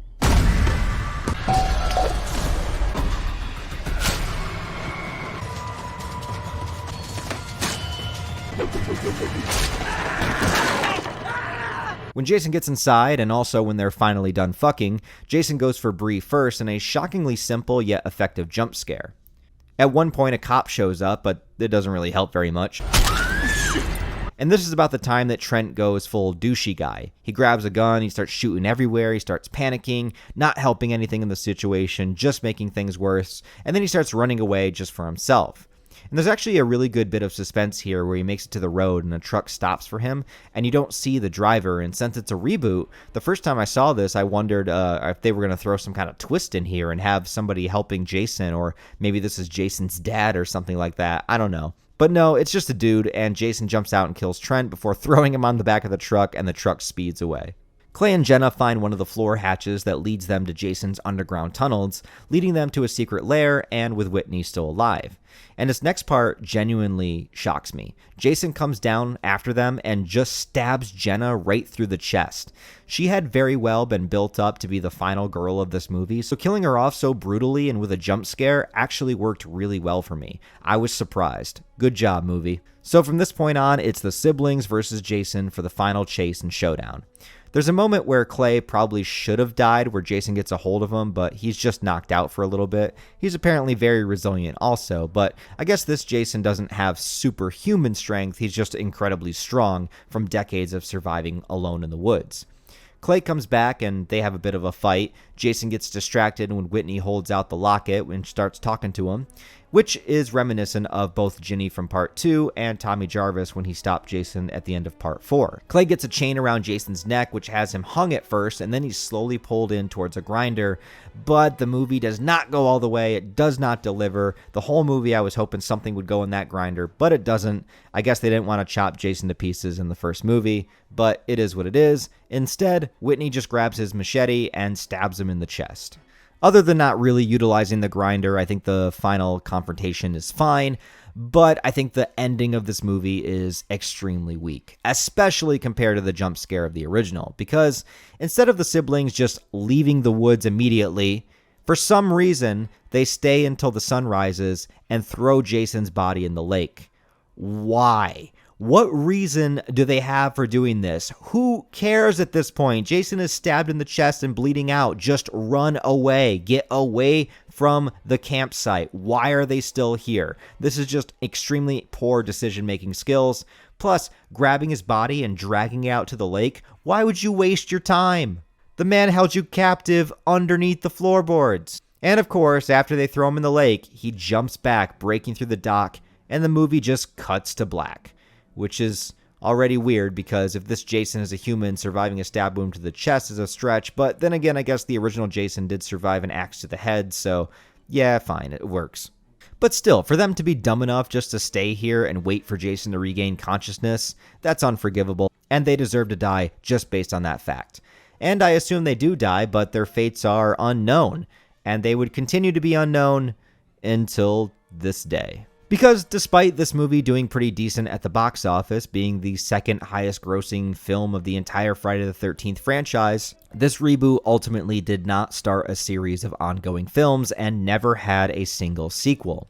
The Friday the 13th reboot ultimately is more of the same, but it brought back the original core concept of the series and did some interesting new things with Jason without taking too much away from what we expect Jason to be like. It gives you the gore, it gives you the sex, it gives you the kills, and it's a suspenseful horror movie in the woods. What's not to like? But why no sequel? Well, it was hard to find any definitive information, but it seems like it started as, once again, just being very hard to figure out what they were going to do next, being stuck in development hell, and as soon as 2010 rolled around, they announced that it was on hold, and by 2011, they were basically already saying it's probably not happening, which only got amplified a little bit later when the lawsuit between Victor Miller, who wrote the original film, and Sean Cunningham, the director of it, started. This is a lawsuit that went on for a very long time, putting the entire franchise in a state of limbo, as well as the rights flipping from Paramount to New Line and years of not being able to come to a consensus. And now, suddenly, it's a decade and a half later, and we still have never had another Friday the 13th movie after 2009, which is incredibly wild, especially when we remember the frequency that these movies used to come out at. So, what does all this mean for the future of the franchise, and can there even ever be one? Well, it seems like it's still pretty complicated. As of the recording of this video in September of 2023, the lawsuit seems to have settled where the writer Victor Miller owns the US rights to everything that was in the first film that he wrote. Camp Crystal Lake, Mrs. Voorhees, Child Jason, and the backstory, all of that stuff he's got a hold on. But not anything from the sequels, including Adult Jason in the hockey mask, and that is what people want to see the most. It seems that Sean Cunningham still has some say and some control over that version of the character, and that the odds of a new movie happening are about 50-50, and that's what they said back in May of 2022.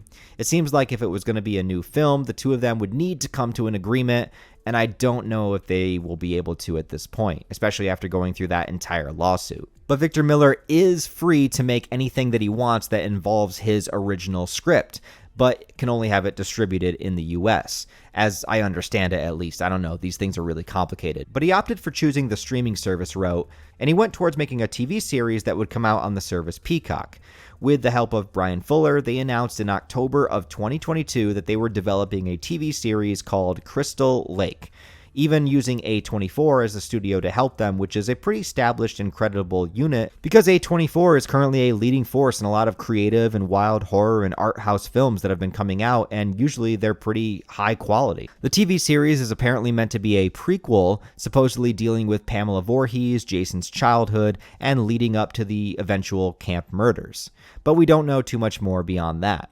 It's been mentioned that the first episode, or an episode within the first season, would be written by Kevin Williamson, who was the screenwriter for Scream, and that there would be a role for Adrienne King, the actress that played Alice in the first movie.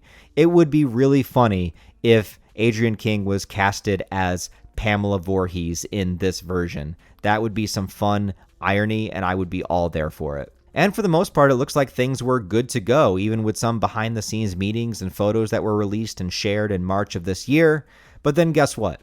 The writer's strike happened, and it's still ongoing to this day. So even though Crystal Lake was supposed to premiere at some point in 2024, now it's anybody's guess because we have no idea how long this writer's strike is going to last. And that's again as of the recording of this video, which is September 2023.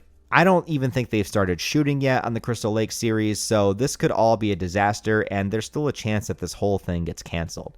But if it does come to pass, I would be interested to see it. Though, like most people, I would prefer a new movie and to have Jason again, but this could be a fresh idea that, if done right with a good twist on the material, might turn out to be pretty cool.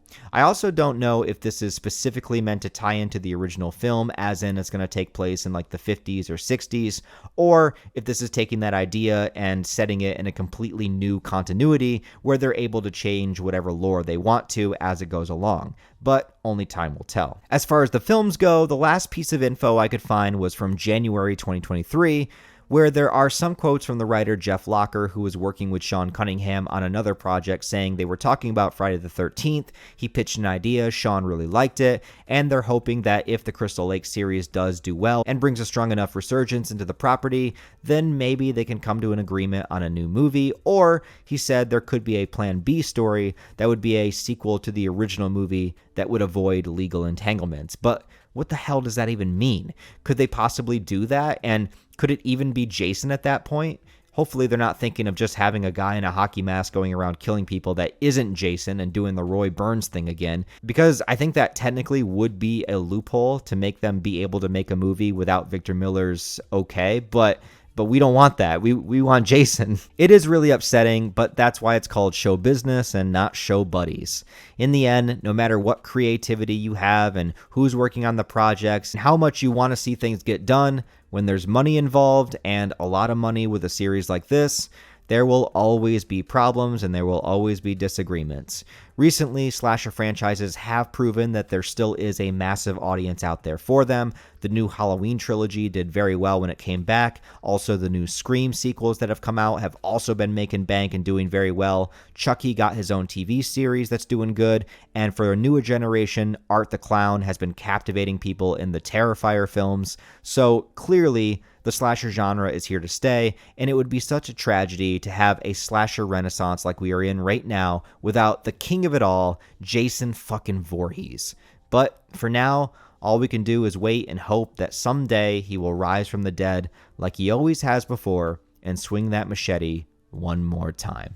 So I feel as though this video cannot be officially complete until I do a couple of things, and that first thing is narrowing down my top 10 favorite kills of the entire franchise. Obviously, Jason has killed over 200 people, and there's been other people killing people in these movies also. So there's a lot of death, a lot of carnage, a lot of destruction. So I'm going to break down for you my top 10 favorite kills in the entire Friday the 13th franchise. Now, at my number 10, I'm going to go with the flaming machete kill from Freddy Vs. Jason. I don't hear about people talking about this one very often, but it's always one that stood out to me, and I think it's awesome because it's very quick, it's very efficient. This dude in the cornfield lights Jason on fire. Jason follows him through the cornfield, igniting everything on fire, and then as the guy tries to get away, Jason just throws his flaming machete through the air and hits this guy right through the chest with pinpoint accuracy. It's fantastic. My number 9 is also another one I don't hear people talk about very often, but it's the heart ripped out kill from Friday the 13th Part 6. I think it's a great showcase to show just how much stronger Jason has become. It's also Jason's official first kill after being resurrected. Tommy Jarvis's friend that he brings along to the cemetery with him does not get to leave the cemetery with him, as Jason just punches a hole through the guy's chest and rips his heart out on the other side. My number 8 kill is not going to be from Jason at all, but actually from Alice from the original film.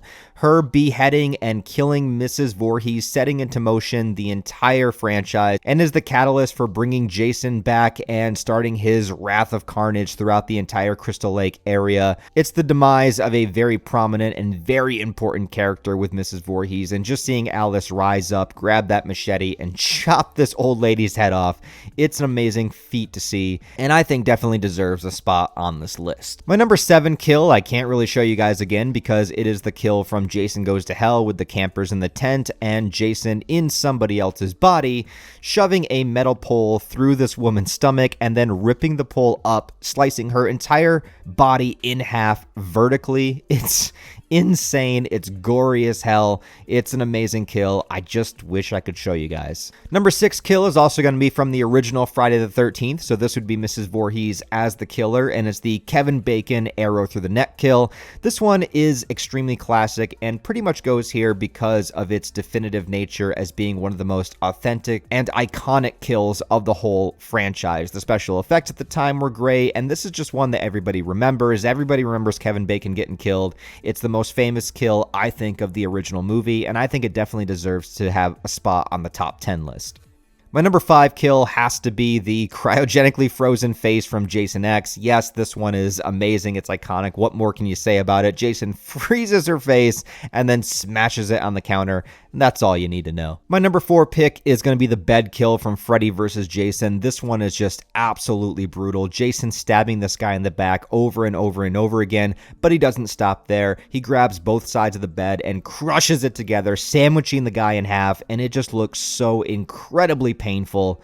I love it. At the number 3 spot, this has to be the sleeping bag kill. Even though all of the slams of the sleeping bag were edited out except for one, it still stands the test of time and is an extremely memorable kill that everybody will always remember for the entirety of however long the Friday the 13th series lasts. It's something that stands out, it's unique, it's fun, and a pretty good way to do away with your enemies. My number 2 pick is just for the pure absurdity of it, and this is where Jason punches the guy's head off in Jason Takes Manhattan. Probably the only thing about the movie that I really love. Every single time I watch it, I laugh my ass off. It's just so over the top, it's so ridiculous, it's so cheesy and corny, but that's kind of why I love it. And my number 1 kill is going to be the machete to the face to the guy in the wheelchair from Friday the 13th Part 2. This is not because I hate cripples, I swear. It's just because this moment is so abrupt and feels so brutal. Plus, this guy is just waiting for the cutest girl in the movie to come and like hang out with him and hopefully get laid. And then all of a sudden, there's just a machete to his face. And then it shows the entire process of him falling down the steps. And it is so tragic, so brutal. And for me, it's just a kill that I'm always going to remember, not just for Friday the 13th, but in all horror franchises. Insane. So guys, if you are still with me, if you have gone through this incredible journey of revisiting the entire Friday the 13th franchise, I thank you guys so much. I don't even know how long this video is at this point. There was a time where I was keeping track of it. When it got to like the 4-hour mark, I was like, okay, I know where it's at.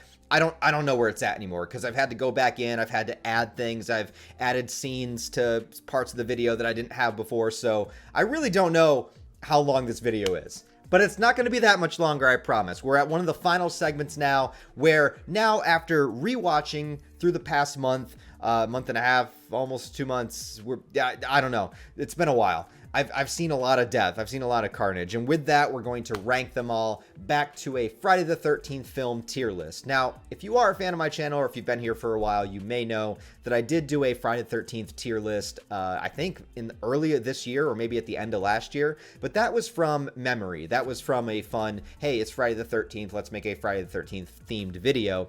But now that I have freshly rewatched all of the movies, I'm going to be able to give these movies a much better ranking than I did before. So ignore that past video. This is the true ranking right here. All right, so let's get right into it. Let's not waste any time. This is a tier list ranking system, also for S tier. I like my S tiers to be very exclusive because I feel like sometimes people put way too much in S tier and it kind of loses meaning. So I'm limiting my S tier to only 2 films. All right. And I already have in mind what 2 I'm going to put there, but I just want to say that that's kind of my rule. So if another film is A tier, B tier, doesn't mean that I don't like it. Obviously, it just means that I am holding S tier as a very limited, special selection, right? So let's start with the original Friday the 13th. Now, I think the original Friday the 13th is a very good, very solid horror film. I think it's a good testament to low-budget filmmaking and what you can do with it, and it's iconic, has stood the test of time. But it doesn't give you, I think, a lot of what you expect from Friday the 13th as far as like seeing Jason and having the hockey mask and all that. But it is a good, solid horror film in its own right. But for doing a Friday the 13th ranking, and once again, I'm ranking these movies based upon like the Friday the 13th experience, right? I think that it's good. I think that it's solid. I think it's one of the better earlier films, but I can't quite put it all the way up at the top. And there are some films that I just personally enjoy that I'm going to put over this. So I'm going to put it at a B tier. I know that might be low for some people. That might already make some people angry, but this is not a objective list. This is my personal ranking. Now, upon rewatching Part 2, I fucking love Part 2. The only thing about Part 2 that I think brings it down is just Jason not having the hockey mask, but everything else is so solid. The kills are solid, main characters are great. It's the movie that gives you, you know, the severed head of Jason's mom and that little shrine that he made. It's a fantastic horror movie. I'm going to put it up in A tier. All right, just because there's two movies that I want to put in S tier that Part 2 is not going to reach, but it's right there. Part 2 is amazing. I love it. Part 3, I really enjoy. I do think it gets bogged down a bit by its 3D gimmick and stuff like that, but it does have the introduction to the hockey mask. It has some good characters, but I don't think it has as good of characters as Part 2 or Part 4. I think it's kind of it's a good film, but I think it's sandwiched in between two better films, in my opinion. So I'm going to put Friday the 13th Part 3 at a high B tier. I'm going to put it just above the original. Or just below the original. I like the original a little bit more. Now, Part 4, that's going to be my S tier. I think Part 4 is an amazing movie. I think Part 4 gives you everything good about the early stages of Friday the 13th, because it has the really gory kills, it's got the nudity, it's got the camp setting. Well, it's the houses around the camp, but yeah, but it has great protagonists with Corey Feldman, and the kids are actually kind of enjoyable. The kills are great, and the ending is amazing with facing off Jason and having Jason definitively killed. Everything about this movie will give you like as much of the Friday the 13th experience as you can possibly want, minus like zombie Jason, right? So Friday the 13th Part 4 is definitely one that I would highly recommend. If you've never seen a Friday the 13th film, I would probably steer you in the direction of Part 4, just to kind of give you that original experience of that Friday the 13th feeling. Part 5, upon revisiting it, I will say that I don't think it's horrible, but it does give you a little bit of a letdown. It does have, you know, the greatest set of boobs in the entire series, though. But that's besides the point. I can't rank it as high as the others, but I don't think it's garbage. I will put it in C tier, though, just because if you're going to watch a Friday the 13th film, you want something else. You want Jason. I mean, Friday the 13th Part 5, I think, is a specific vibe. I think there are times where it's like, you might want to watch that one. But if you're just thinking in general, I want to watch a Friday the 13th movie, Part 5 is not one I would go to automatically. It's a very specific flavor, you know? Jason Lives Part 6 is going to be my second S tier. This is actually my favorite Friday the 13th film. But I don't know if I want to put it ahead of 4, because I think 4 will give you like a better all-around Friday the 13th experience, because Part 6 is where Friday the 13th started to be really affected by the MPAA. It's heavily censored. There's not a lot of gore. It's the only Friday the 13th movie with no boobs, you know, but I think it has the best protagonist with Tommy Jarvis as an adult. But you still get Tommy Jarvis in Part 4. It's just he's a child at the time. But both of those movies, I think, will give you what you want. And Jason Lives Part 6, I really like the kind of gothic aesthetic of it. It feels very much like a Halloween movie. I don't mean Halloween as in like the franchise. I mean, it feels like a movie you want to watch in October. It's kind of got like the fall leaves a little bit. It's got the cemetery in the beginning. It's got all of these things that I think just really makes it feel like October. Like, I don't know. It's just one of those movies for me. I'm going to put Part 4 and Part 6 right there. Also, obviously, the introduction of Zombie Jason.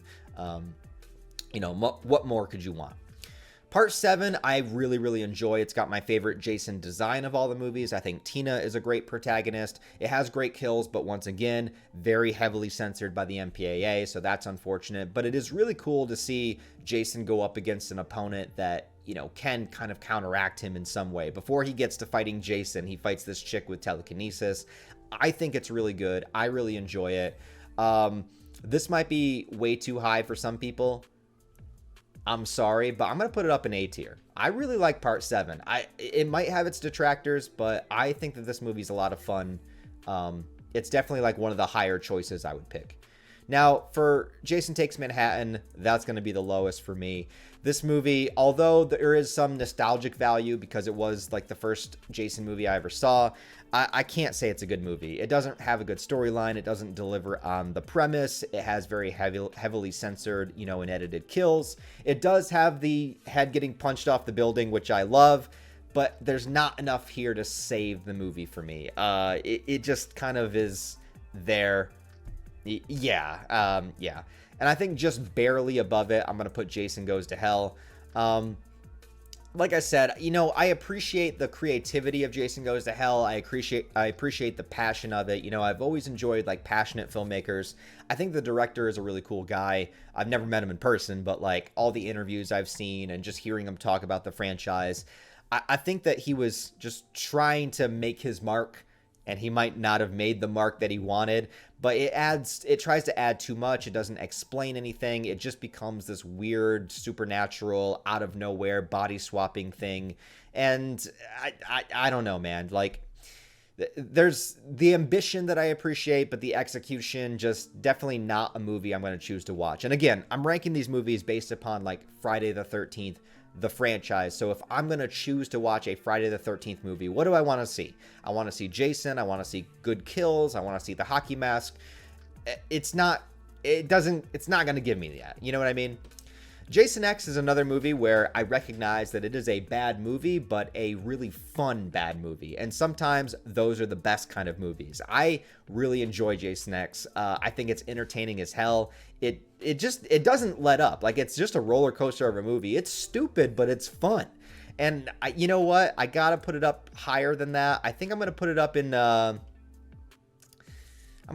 B tier. I'm not going to put it above part 3 because I think that would be a bit blasphemous, but I really enjoy just the ridiculousness of Jason X. Like I said, it's not a good movie, but it's a very fun bad movie, and I think it deserves a little bit of praise for that.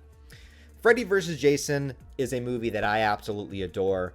I love this film so much. I think it really delivers on the premise. I love the direction style of it. I love the intensity of it. The kills are great. The gore is great. It's Freddy Krueger at his best. Robert Englund is just like having the time of his life in this movie. It delivers on everything that I wanted it to. If I was just ranking movies in general, I might put Freddy vs. Jason first. I'm not going to lie. But since I'm ranking Friday the 13th, I can't, put it up that high. But I'm going to put it as my number 3. I really am. I love Freddy vs. Jason. It is just like such a fun movie to me. And sometimes horror movies don't have to just be scary. They can just be fun. And Freddy vs. Jason is. And I think it delivers on the premise. So it's my number 3. And the remake, Friday the 13th, I think is really good. I think it's really solid. I think it could have been a great fresh start for the series. It is more of the same. It doesn't really give you anything new, but it is a nice return to form after seeing all of these wild, weird, different movies like Jason Goes to Hell, Jason in Space, Jason vs. Freddy. It was kind of nice to go back to the camp and just do that. But I kind of wish they did like camp counselors instead of just people near the lake, you know what I mean? For a reboot at least. But it does have some really good stuff in it. It's filmed very well also. I'm having a hard time because I don't feel like I can rank it above the original. I just have a hard time in my own mind quantifying like a remake being better than the original. I don't know. Plus the original, has that kind of like low budget filmmaking flavor, which I really adore and I really appreciate. I love seeing directors, in early stages. I love seeing low budget films turn out to be good.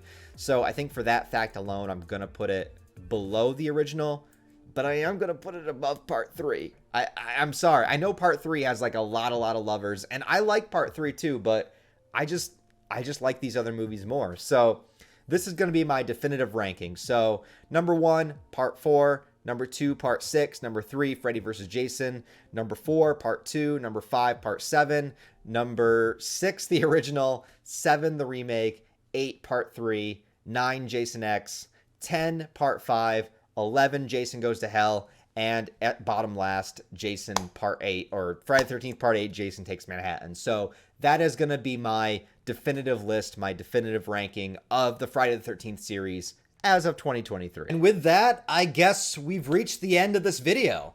This is kind of crazy to finally get here, man. I've been working really hard on this, and I thank you guys so much for watching it. I really do appreciate it. Thank you guys so much. Going back and revisiting this series, this is a series that I haven't watched in a very, very long time, mostly because I just didn't own the movies and, I didn't know where they were streaming or anything, but I got that Scream Factory, Blu-ray box set that had all the films. The artwork looked so cool on it, and I was so excited to kind of dig into it again and do this series. This is one of the most requested horror retrospective series on my channel, and ever since I did the Halloween one last year, Friday the 13th was obviously one that I really wanted to do.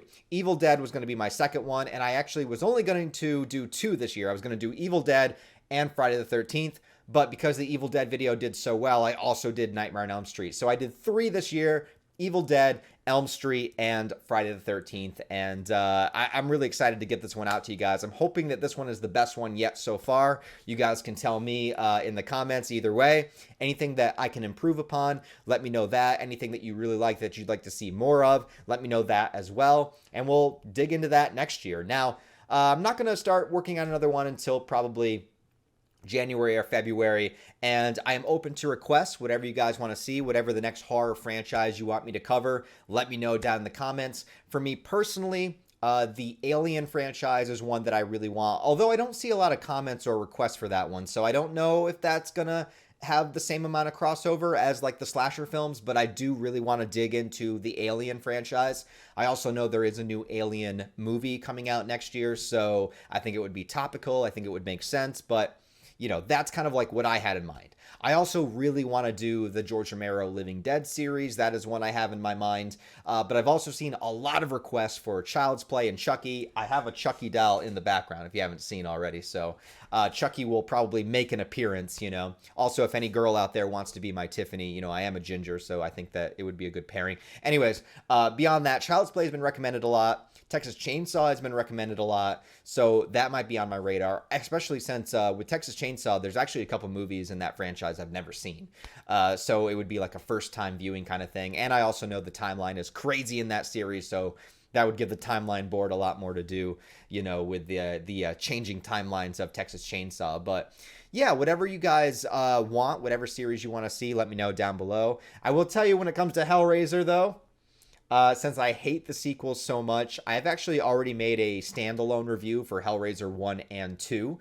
If both of those videos get to 10K views apiece, I will do the Hellraiser retrospective, and I'll review all of these sequels. I don't want to. I mean, I think it would be fun. Here's the thing is, I think the Hellraiser video, once it's done, I would love it because it would be like a 5-hour long video of me just ranting about a bunch of bad movies. So after it's finished, I would be very happy and proud to put it out. But the process of making that video and watching all those movies and having to talk about it, that is very daunting. But I think when it's done, it would be amazing. So if you want to see the Hellraiser franchise, you have to go to my 2 Hellraiser reviews that I've already put out for part 1 and 2 and get them to 10K views apiece. If that happens, I'll make good on my promise.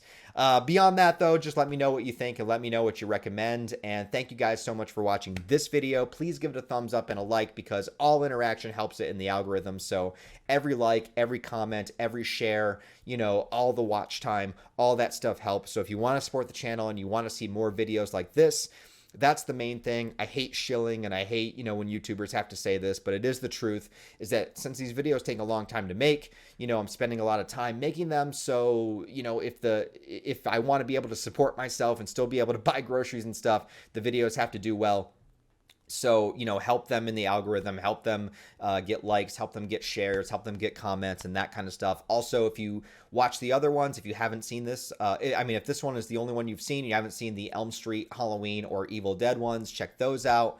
As well, if you want to support the channel on a deeper level, go to my Patreon, sign up there. Even for as low as $1 a month is really, really helpful. I also have channel memberships turned on. So whatever you guys want to do, I would be greatly appreciative. Even for as low as $1, it means the world, man. So thank you guys so much. And I guess beyond that, I think I have a knock at my door. Hang on. That's weird.